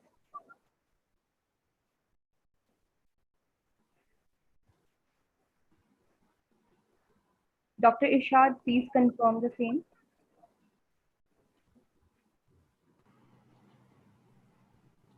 Yes, we can see your video. We can see your video, Dr. Bindya. Yeah, ma'am. Is my screen visible, ma'am? Yes, it's visible. Yeah, Please start your presentation. You can Yeah, start good with the afternoon, one and all. Ma'am, shall I start? Yes, please. Thank you. Yeah, good afternoon, one and all. I'm Dr. Bindya. I'm here to present a systematic review on the effect of selected Ayurvedic Rasayana supplements on physical performance parameters. Ayurveda is the science of life, and Rasayana is one of the branches. Ma'am, is my slide changing, ma'am? No, ma'am. Please start with the slideshow as well. Yeah, so Ayurveda is the science of life, and Rasayana is one of the 8 branches of Ayurveda, which deals with herbo-mineral drugs that provide immunity, vitality, longevity. There are a lot of studies, scientific Please evidence, press which F5. shows that. I'm sorry? Please press F5. Dr. Bindya, you have not started your slideshow. Please start with your slideshow. Is my second slide visible? Yeah, your second slide is visible, but you're scrolling. We can see you scrolling. Just open your slideshow, please. So press F5. F5. Press F5 for the slideshow. Yes, ma'am. Is it all right now? I think there might be some issue. You can continue the same. Thank you. Okay. So Ayurveda is about science of life, and Rasayana is one of the 8 branches of Ayurveda, which deals with herbo-mineral drug combinations, which brings about immunity, vitality, and longevity. So it has been, there are a lot of scientific evidence which shows that Ayurvedic Rasayana supplements bring about changes in the physical performance parameters like muscular strength, endurance, and VO2 max. But there are no, so far, there are no systematic review on the effects of Rasayana drugs on physical performance of healthy individuals and athletes. So this, my rationale is that I would like to project the effect of Rasayana supplements on sport-specific performance like endurance, endurance capacity, muscular strength, and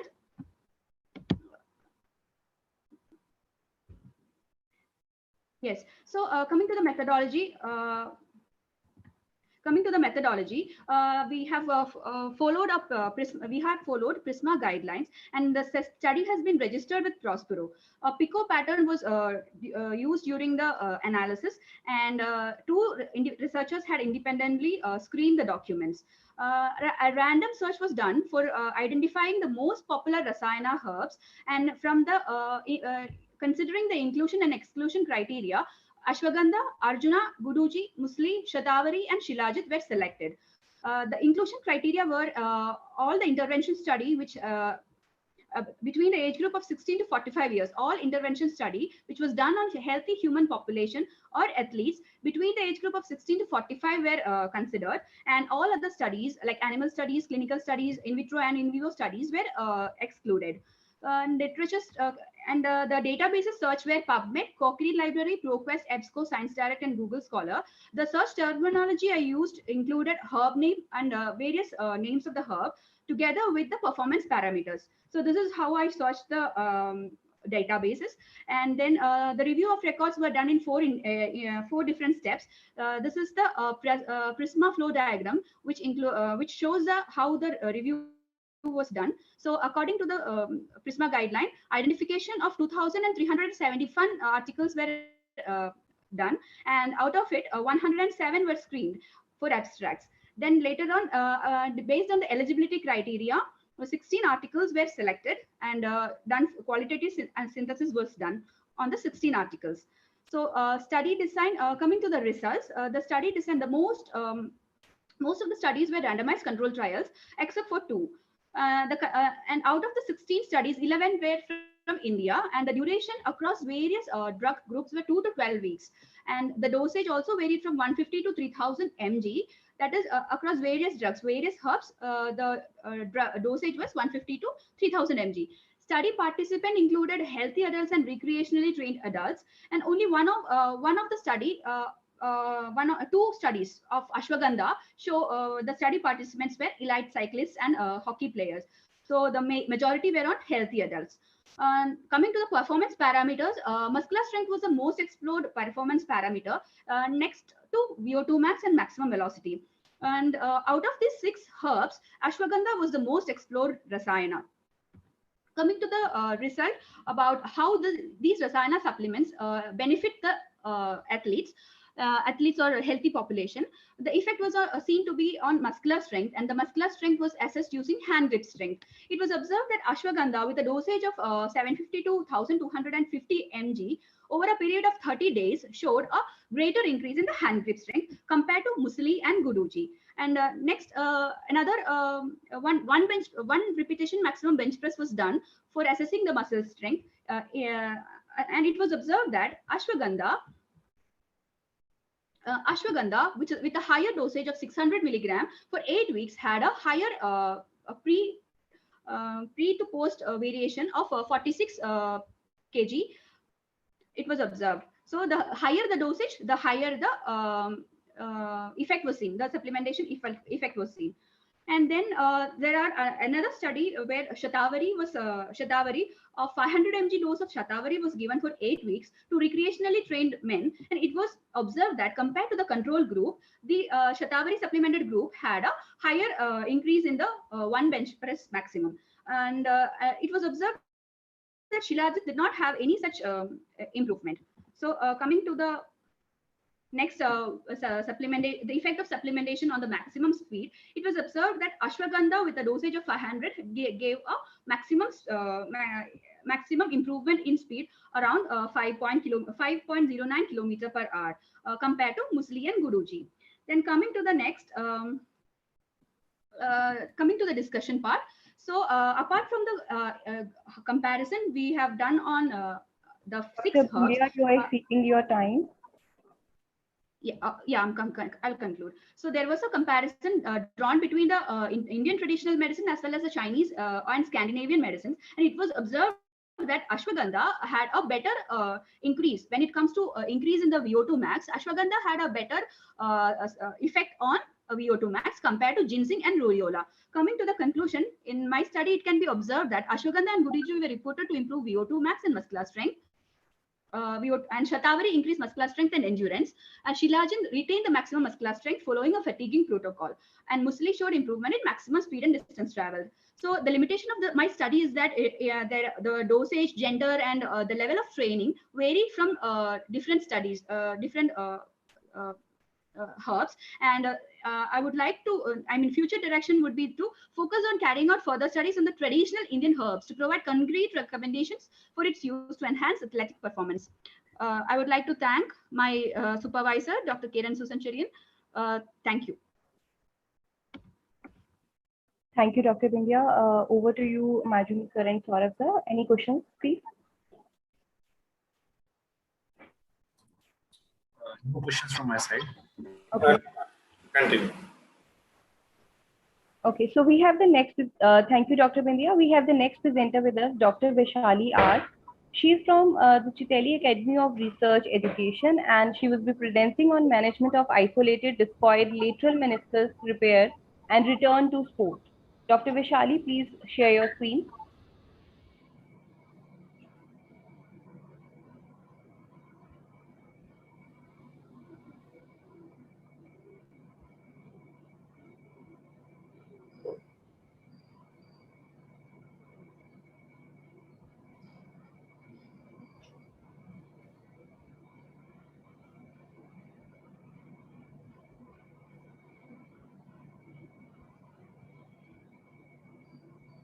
Dr. Vaishali? Yes, you have 2 minutes.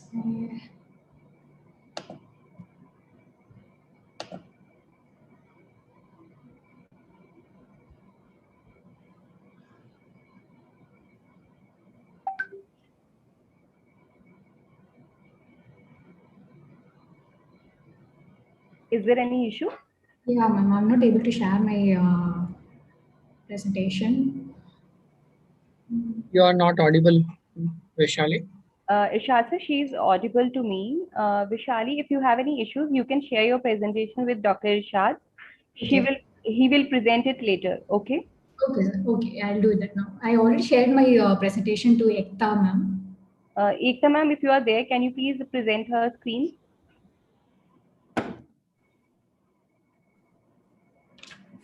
Okay, else, till the time you arrange this, Vishali, we will go ahead with the next presenter. Okay, thank you. So next we have Shweta Sharma from Faculty of Allied Health Sciences, MRIRS. She would be presenting on to assess the changes in nutritional and hydration status of state-level cocoa players.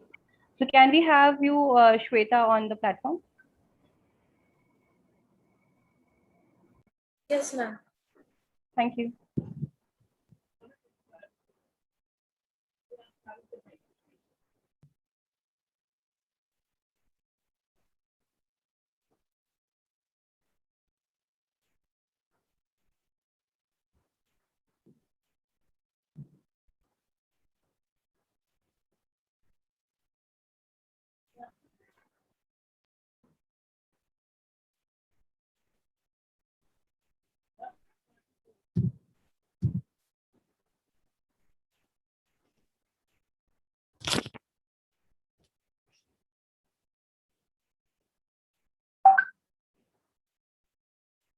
Is my screen visible to all?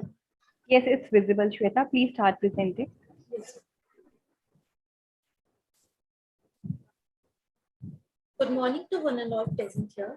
I, Shweta Sharma, am going to present my study. The title of my study was to assess the changes in nutrition and hydration status of state-level cocoa players. First, I would like to start with the introduction. Cocoa is a game which requires explosive energy, agility, power, strength and recovery power. And the requirements of this game is very high. So which is why it is very much required to provide adequate nutrition to cope up with the consistent training which is performed by the athletes. Adequate nutrition helps the athletes to prepare for training, maintain the optimal level of performance, and recovery of energy which is lost during the performance, along with nutritional status. Adequate hydration is very important in order to maintain physical and mental performance during any activity. Dehydration have a negative impact on endurance, muscular strength, and maximal oxygen uptake of the athletes. Now, the objectives of my study were to assess the anthropometric measurements, dietary intake, and hydration status of the state-level cocoa players. The second one was to evaluate the anthropometric measurements, dietary intake, and hydration status of player pre and post the study. And the last one was to compare the pre and post data with remedial strategies. Now comes to methodology. The locale was Manavarashna International Institute of Research and Studies, as there was a camp, cocoa camp held in the Manavarashna. We selected all the participants from that camp itself. And the target group was state-level cocoa players, and the sample size of 72 players, aging between 14 to 30. First, we collected the anthropometric data. Second, we collected their dietary intake through 24 hours dietary recall and assessed their hydration status through body composition analysis. Next is the result and observation. There was a significant difference in anthropometric measurements between pre and post the study. As we can see that the body mass index, which is BMI, was increased post the study, and the total body fat was decreased, and the skeletal muscle mass was significantly increased in the post study at the significance level of 0.05. Next is the nutritional status. First, we assess their dietary intake through 24 hours dietary recall, and then we provided them with a for particular requirement. As per their requirement, we provided their diet plans. And as we can see that what they were taking in the pre-study was significantly increased in the post-study parameters. And there was a significant difference in energy, protein, and carbohydrate intake. There was no significant difference found in the fat intake of the athletes. Next is the hydration status. Hydration status also increased in the athletes post the study. Now, the summary and conclusion. 86% of the total athletes were calorie deficient. 87% of total athletes were protein deficient. 23% of total athletes were taking low carbohydrate diet. 48% of total athletes were taking a low fat intake, and 43% of athletes were taking a high fat diet. 30.8% of total athletes were having low hydration levels. The calorie intake was increased by 30% and protein by 50% and carbohydrate by 55% in their diet. It was increased, and then the post data was taken. Then the fluid intake of the athletes was increased to recover the fluid loss during the training. And these were the remedial action points. They were advised to match the requirements to the dietary modification by increasing the intake of cereal, pulses, vegetables, and etc. Since some of the athletes were taking high-fat diet in their diet, so they were advised to cut down their fat intake. And also, as they require more protein to compensate the losses, and for the recovery, they were advised to include more protein, especially at night, to have a good recovery. They were also advised to increase their fluid intake. The pre, during, and post training meals are very important for athletes. So it should be taken proper care. Thank you, sir. Thank you, Shweta. Sir, any questions from Shweta? No from my side. Thank you. I would request Vishali to share her screen. Vishali? Yeah, ma'am. I'm doing it now. Okay. The other participant has to stop his sharing, so I can. Yes, ma'am. Yes, ma'am. Okay.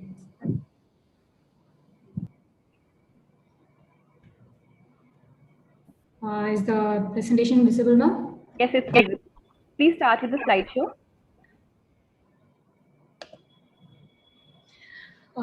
Good afternoon to all. I'm Dr. Vaishali. I'm doing my PG Sports Medicine in Chettinad Medical College. So I wanted to present my topic on management of isolated discoid lateral meniscus repair and return to sport, which is a case study.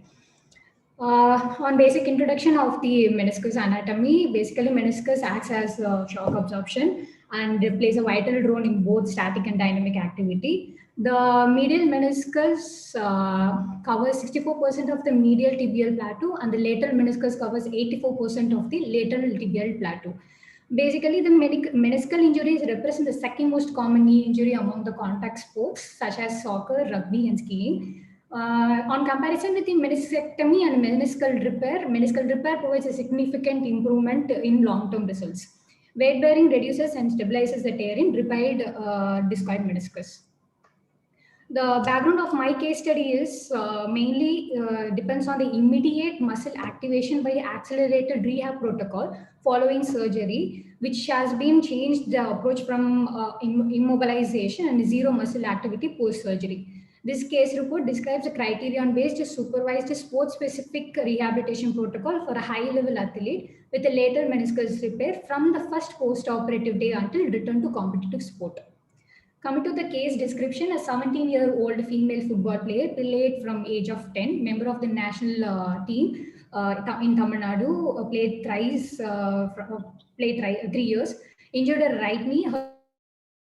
She sustained injury during a training session from a sudden combined valgus with external rotation, movement of the right knee joint in full weight bearing while falling backwards.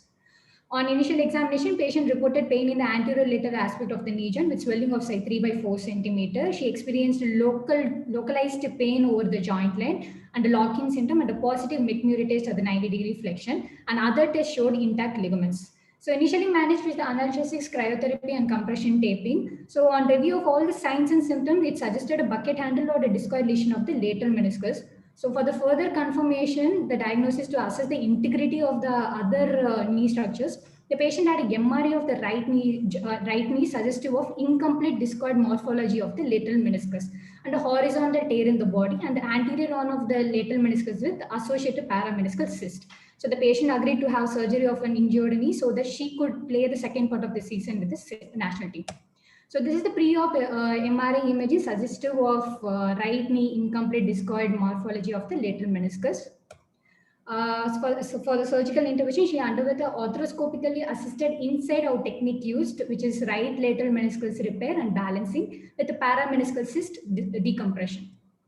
So coming to the rehabilitation program, which is the core topic of my case study, we divided into 4 phases, mainly based on the joint condition and the neuromuscular control of the operated knee.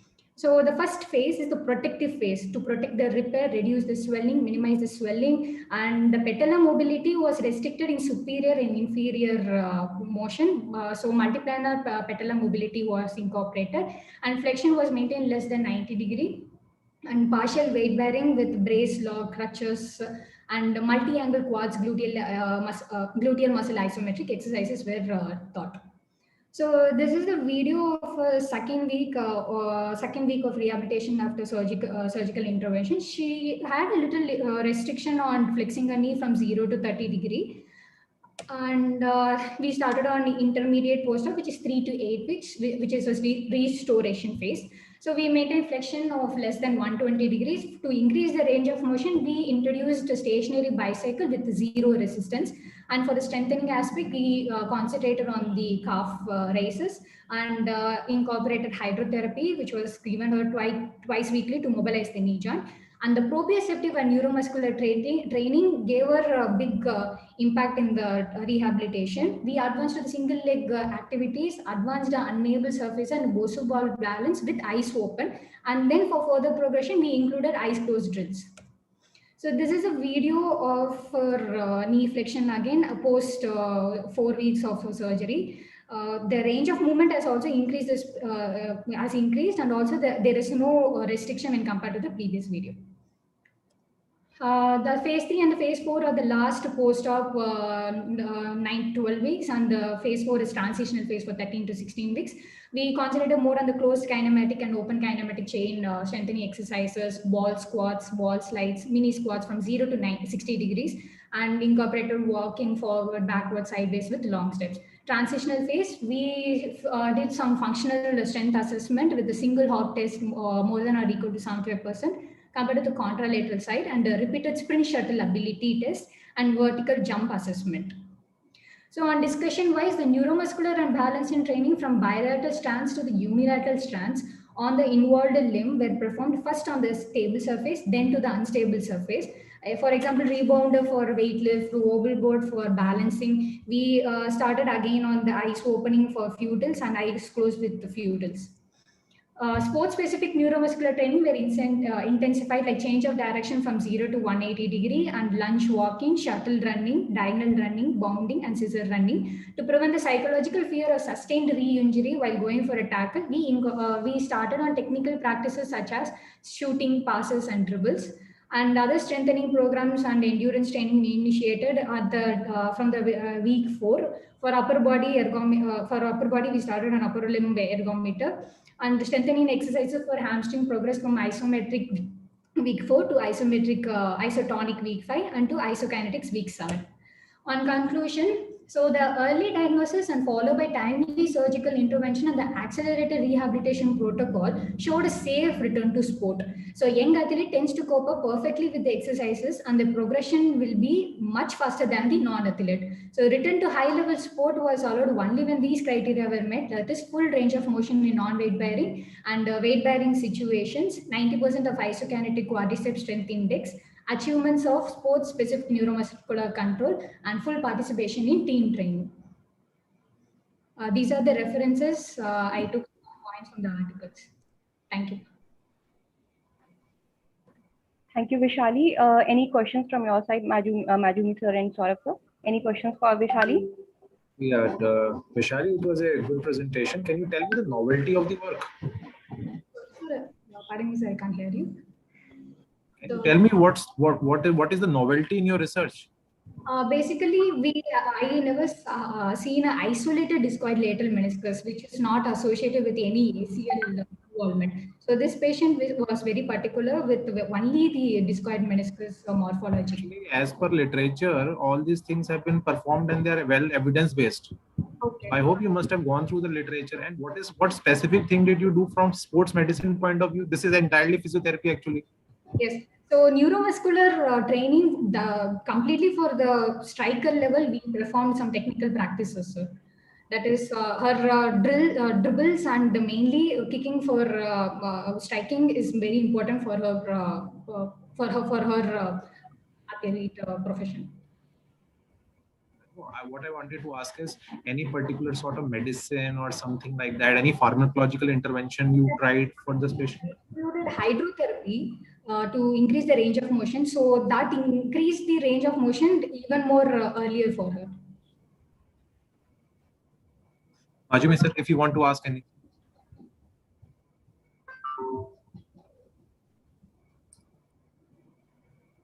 Majumi sir, you want to ask any question? Okay. So we are ending up with the last presentation. Before we close this session, I will again give a last call to Prateek Saha. If he is there on the portal, please switch on your camera and go with your presentation. Prateek, please confirm if you are present. Okay, so as we don't have any response from his side, so this is the end up for the presentations for the day. I request Saurabh sir and Majumi sir to take 5 minutes to prepare their results, and we will display the results in a while. Thank you so much, sir. I request Dr. Divya, HOD of Nutrition and Dietetics Department, FAHS, Manav Rachna University, International University of Research and Studies. Ma'am, I welcome you to the third day of the conference, of the Virtual International Conference on Recent Advances and Challenges in Sports Rehabilitation. Ma'am, I request you to please switch on your camera. Divya, ma'am.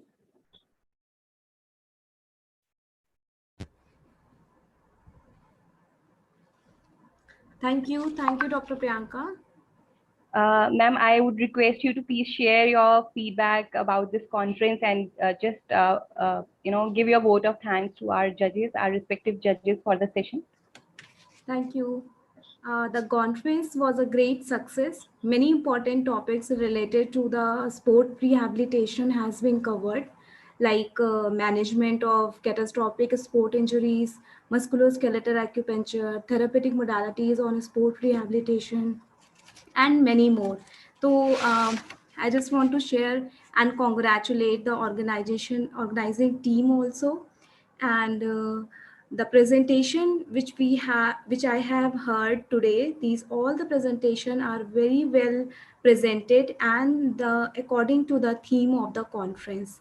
So I want to congratulate all the participants for presenting their research work in this conference, and I also want to extend my gratitude towards the judges of the oral and poster presentations, Dr. Majumi M. Nohu, Dr. Deepika Singh, Dr. Varsha Chaurasia, and Dr. Saurabh Sharma. Thank you so much, sir, for joining with us and for sparing your valuable time and for your critical judgment of the work done by our participants. Thank you so much. Thank you, Divya ma'am. I request our judges, if they are ready with the results, can we go for the declaration of the results, sir?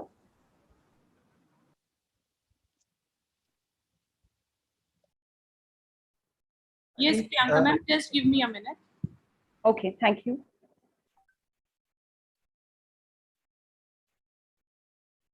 I think we will declare the result in the valedictory session. Okay. So, sir, Majumi sir and Saurabh sir and Varsha ma'am, they can all send us the result, and then we'll declare it in the valedictory function. Okay, sir. So we are going to start up with the valedictory session already. I'm just handing over this stage to Dr. Mehak Sharma. Mehak, ma'am, you can please take up the screen and start up with the valedictory session. Thank you so much, ma'am. So much, ma'am, and thank you for all the judges to give their valuable time and point of view over all these oral and poster presentations. Sir, would you like to say something? Would you like to conclude something from all the presentations you have heard?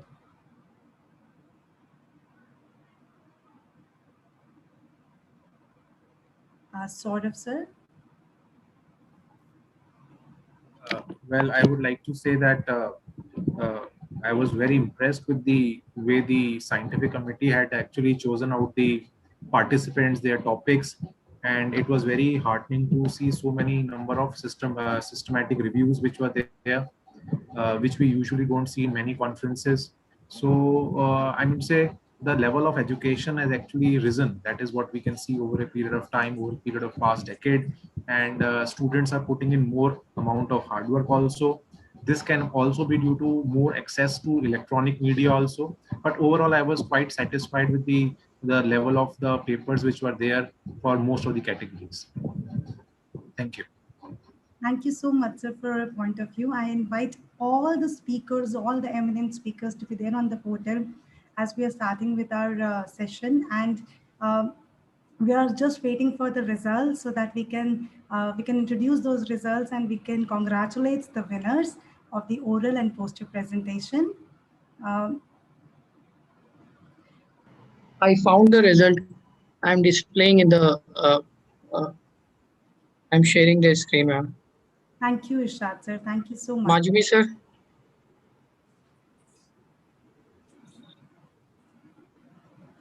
Is it visible? Yes. So welcome to the award ceremony or the winners. So all the presentations were nice and good, and already my colleague have told that is how the presentation was well managed, and the level of the presentation and the standard of the presentation. So it is not only the winners take all, that is everyone have put their efforts, and everyone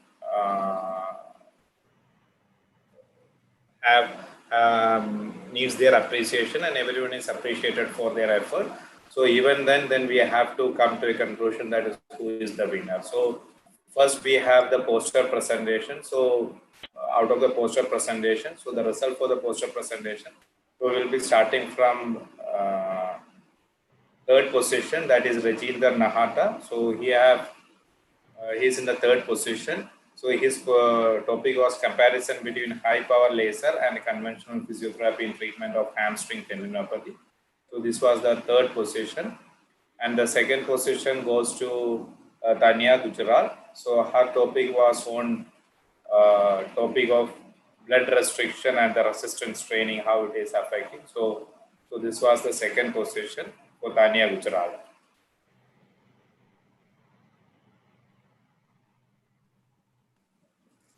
A huge round of applause to.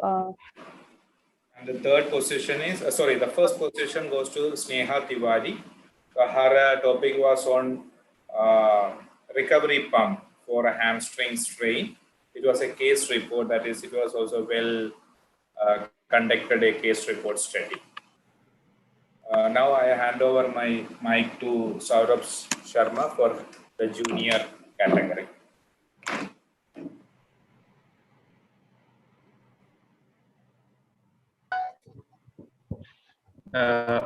The oral award for the oral category for the junior, I mean, the oral presentation for the junior category, we are going to announce now. And the third position goes to Santhya B. And the title of her paper was Association of Low Energy Availability on Bone Health Among Athletes, a Systematic Review. The second position goes to Bindya Raj. The title was Effect of Ayurvedic Rasayan Supplements on Physical Performance, again a systematic review. And the first position goes to Sapna Yadav, Indian Spinal Injury Center. The title of her presentation was to assess and correlate HRV, resting heart rate and body composition in judo and wushu players. So I congratulate all the participants and specifically the presenters who have won these positions. Thank you. Thank you so much, sir, and very, very congratulations to all the participants and the winners of oral and poster presentation. In the senior category.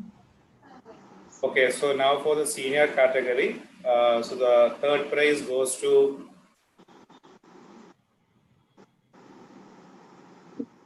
J. Sai Lavanya.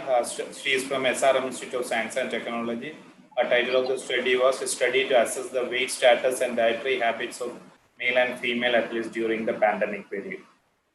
So she gets the third position, and the second position goes to. There is a tie for the third position. Okay, sorry. So there is a tie, and the third position is shared with the Raymond Anselmo, UST. That is, his study was on difference between the first year and second year college student sports involvement. So this was a tie.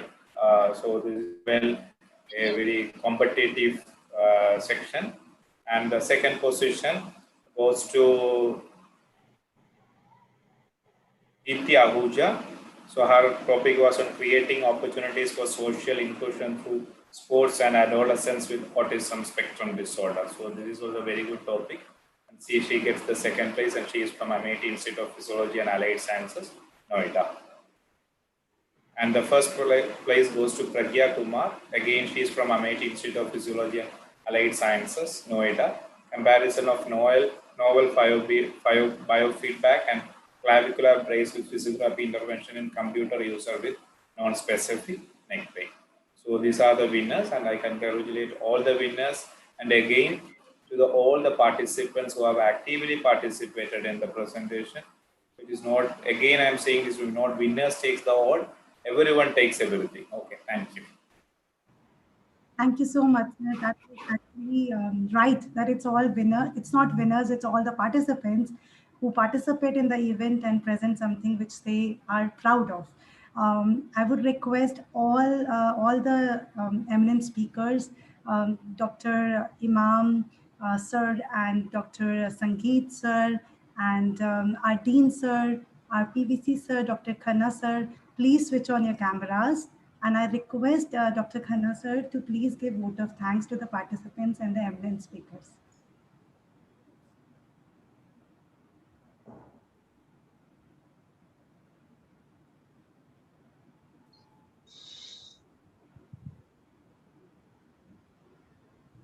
Dr. Khanna sir.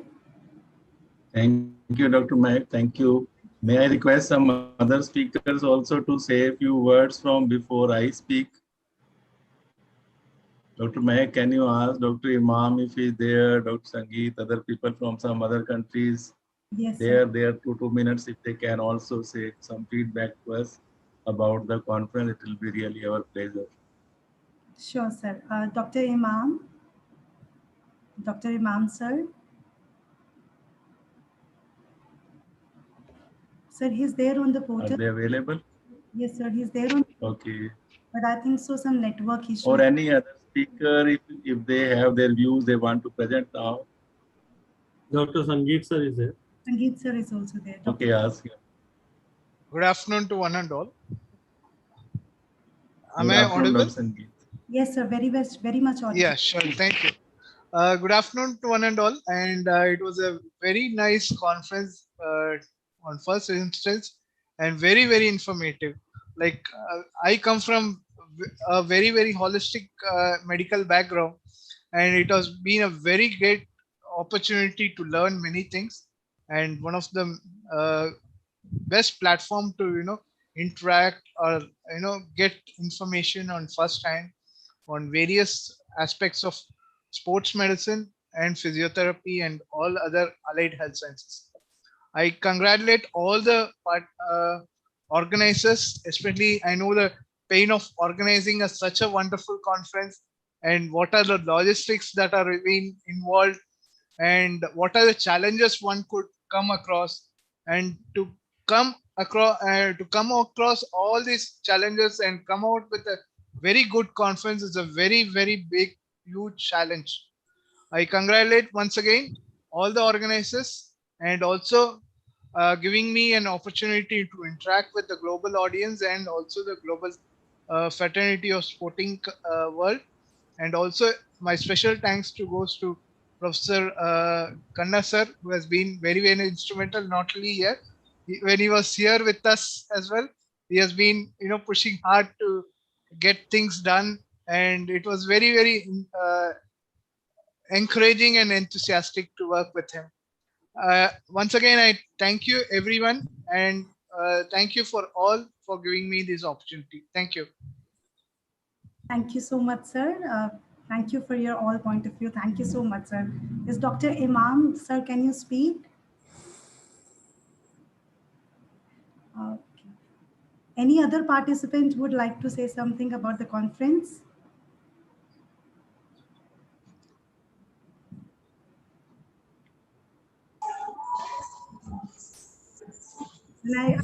Hello. Hello. Hello. Yes, please. Yes. Yes, sir. This is Dr. Zafar this side from Galgoti University. Now it was very enthusiastic and very. Yeah, please. Welcome. Yes, it's very informative and very international conference, and we are very pleased about this, and a lot of things during this course of conferences, and lot of things to be known.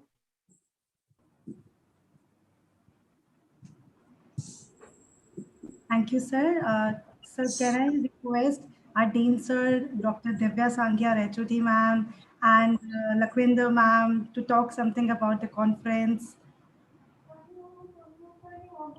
and Priyanka ma'am, Dr. Priyanka, who is the organizing secretary of the conference.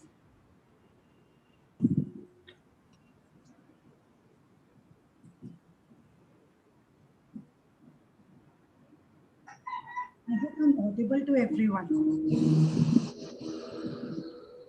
You are very well audible, Dr. Mehak. Thank you for giving me this opportunity to speak. I would only say one thing, that yes, it was the 3 days of conference, but yes, it took a lot of effort, and the whole team of FAHS have put their best effort to make a success out of it. So thank you, all of you. Being the organizing secretary, I take a call to thank all of you, all the participants, all the speakers, and all the delegates, with the special respect to my seniors who have given me this opportunity to arrange this conference. Thank you so much.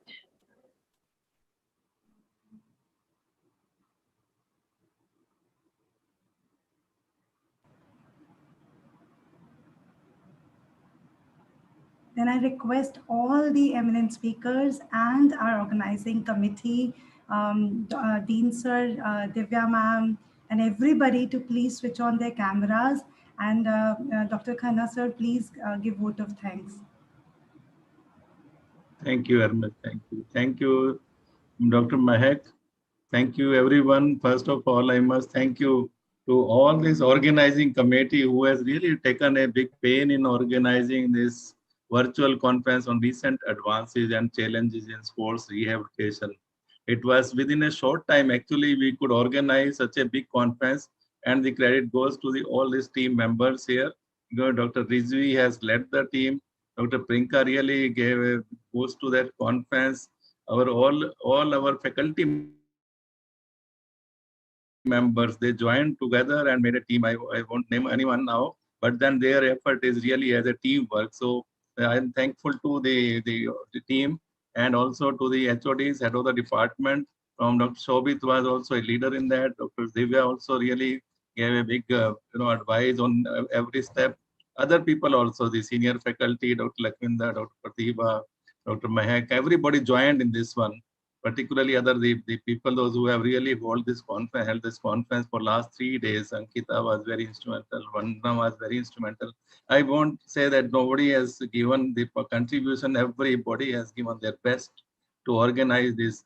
And now in this, we have to, of course, say that we all worked in the direction of our Vice Chancellor, Dr. Sanjay Srivastava. He was great enough to come and be the chief guest of this conference, and gave us these real good directions in all respects. that how to go about this. My gratitude to our Honorable Chief Guest, Professor Dr. Sanjay Srivastava, Vice Chancellor, for taking out his precious time and keep giving us advice. Also, I was constantly in touch with him, and he came as a chief guest also. And my main is that our Chancellor, Vice Chancellor, the other our Vice President, they have given us a total support and open thing that we take decision and keep organizing such an event. Sir, thank you, Dr. Balla sir and Amit Balla. That is, you have given us opportunity and free hand to organize this conference. That's why we could make it more successful. And my thanks are also to all the speakers. It was really a challenging task in this COVID time. Dr. Ola, he just whenever we ask them, she is very much ready to give support of any kind. When we ask that we want to take support for certain courses to be started in India also, which they have very popular courses, that esports and also on the fitness aspect, they really agreed to provide open support for that. And they came out that we can also have MOU signed with this, and which we could do it also during this particular conference. Thank you, Professor Ola. You are not online, I know, but then we keep in record also your constant support also. And you were able to also give us the good speakers. They contributed a lot. And of course, the latest issues which are coming up in the sports development, in the sports sciences field and the fitness aspect, and the challenges which are coming because of COVID, your speakers have contributed a lot, particularly from the in-depth point of view, from various in biochemistry. I was listening one of the lecture, marvelous, that contribution by that expert. And we were really fortunate to have our all other dignitaries, also the senior faculties. Professor Wadhwa sir, he was not able to join because of some network issues. Our Vice Chancellor, Pro Vice Chancellor, Dr. Naresh, and Dr. Pradeep, who was with us for this. Today morning also he was with us. Our registrar has given us all kind of logistic support and always really comes forward that you can do this way, that way, and he comes out with the solution behind the scene. Maybe sometime he doesn't want to come before the scene, but still he is with us always, and really thankful to him for his constant support and guidance also.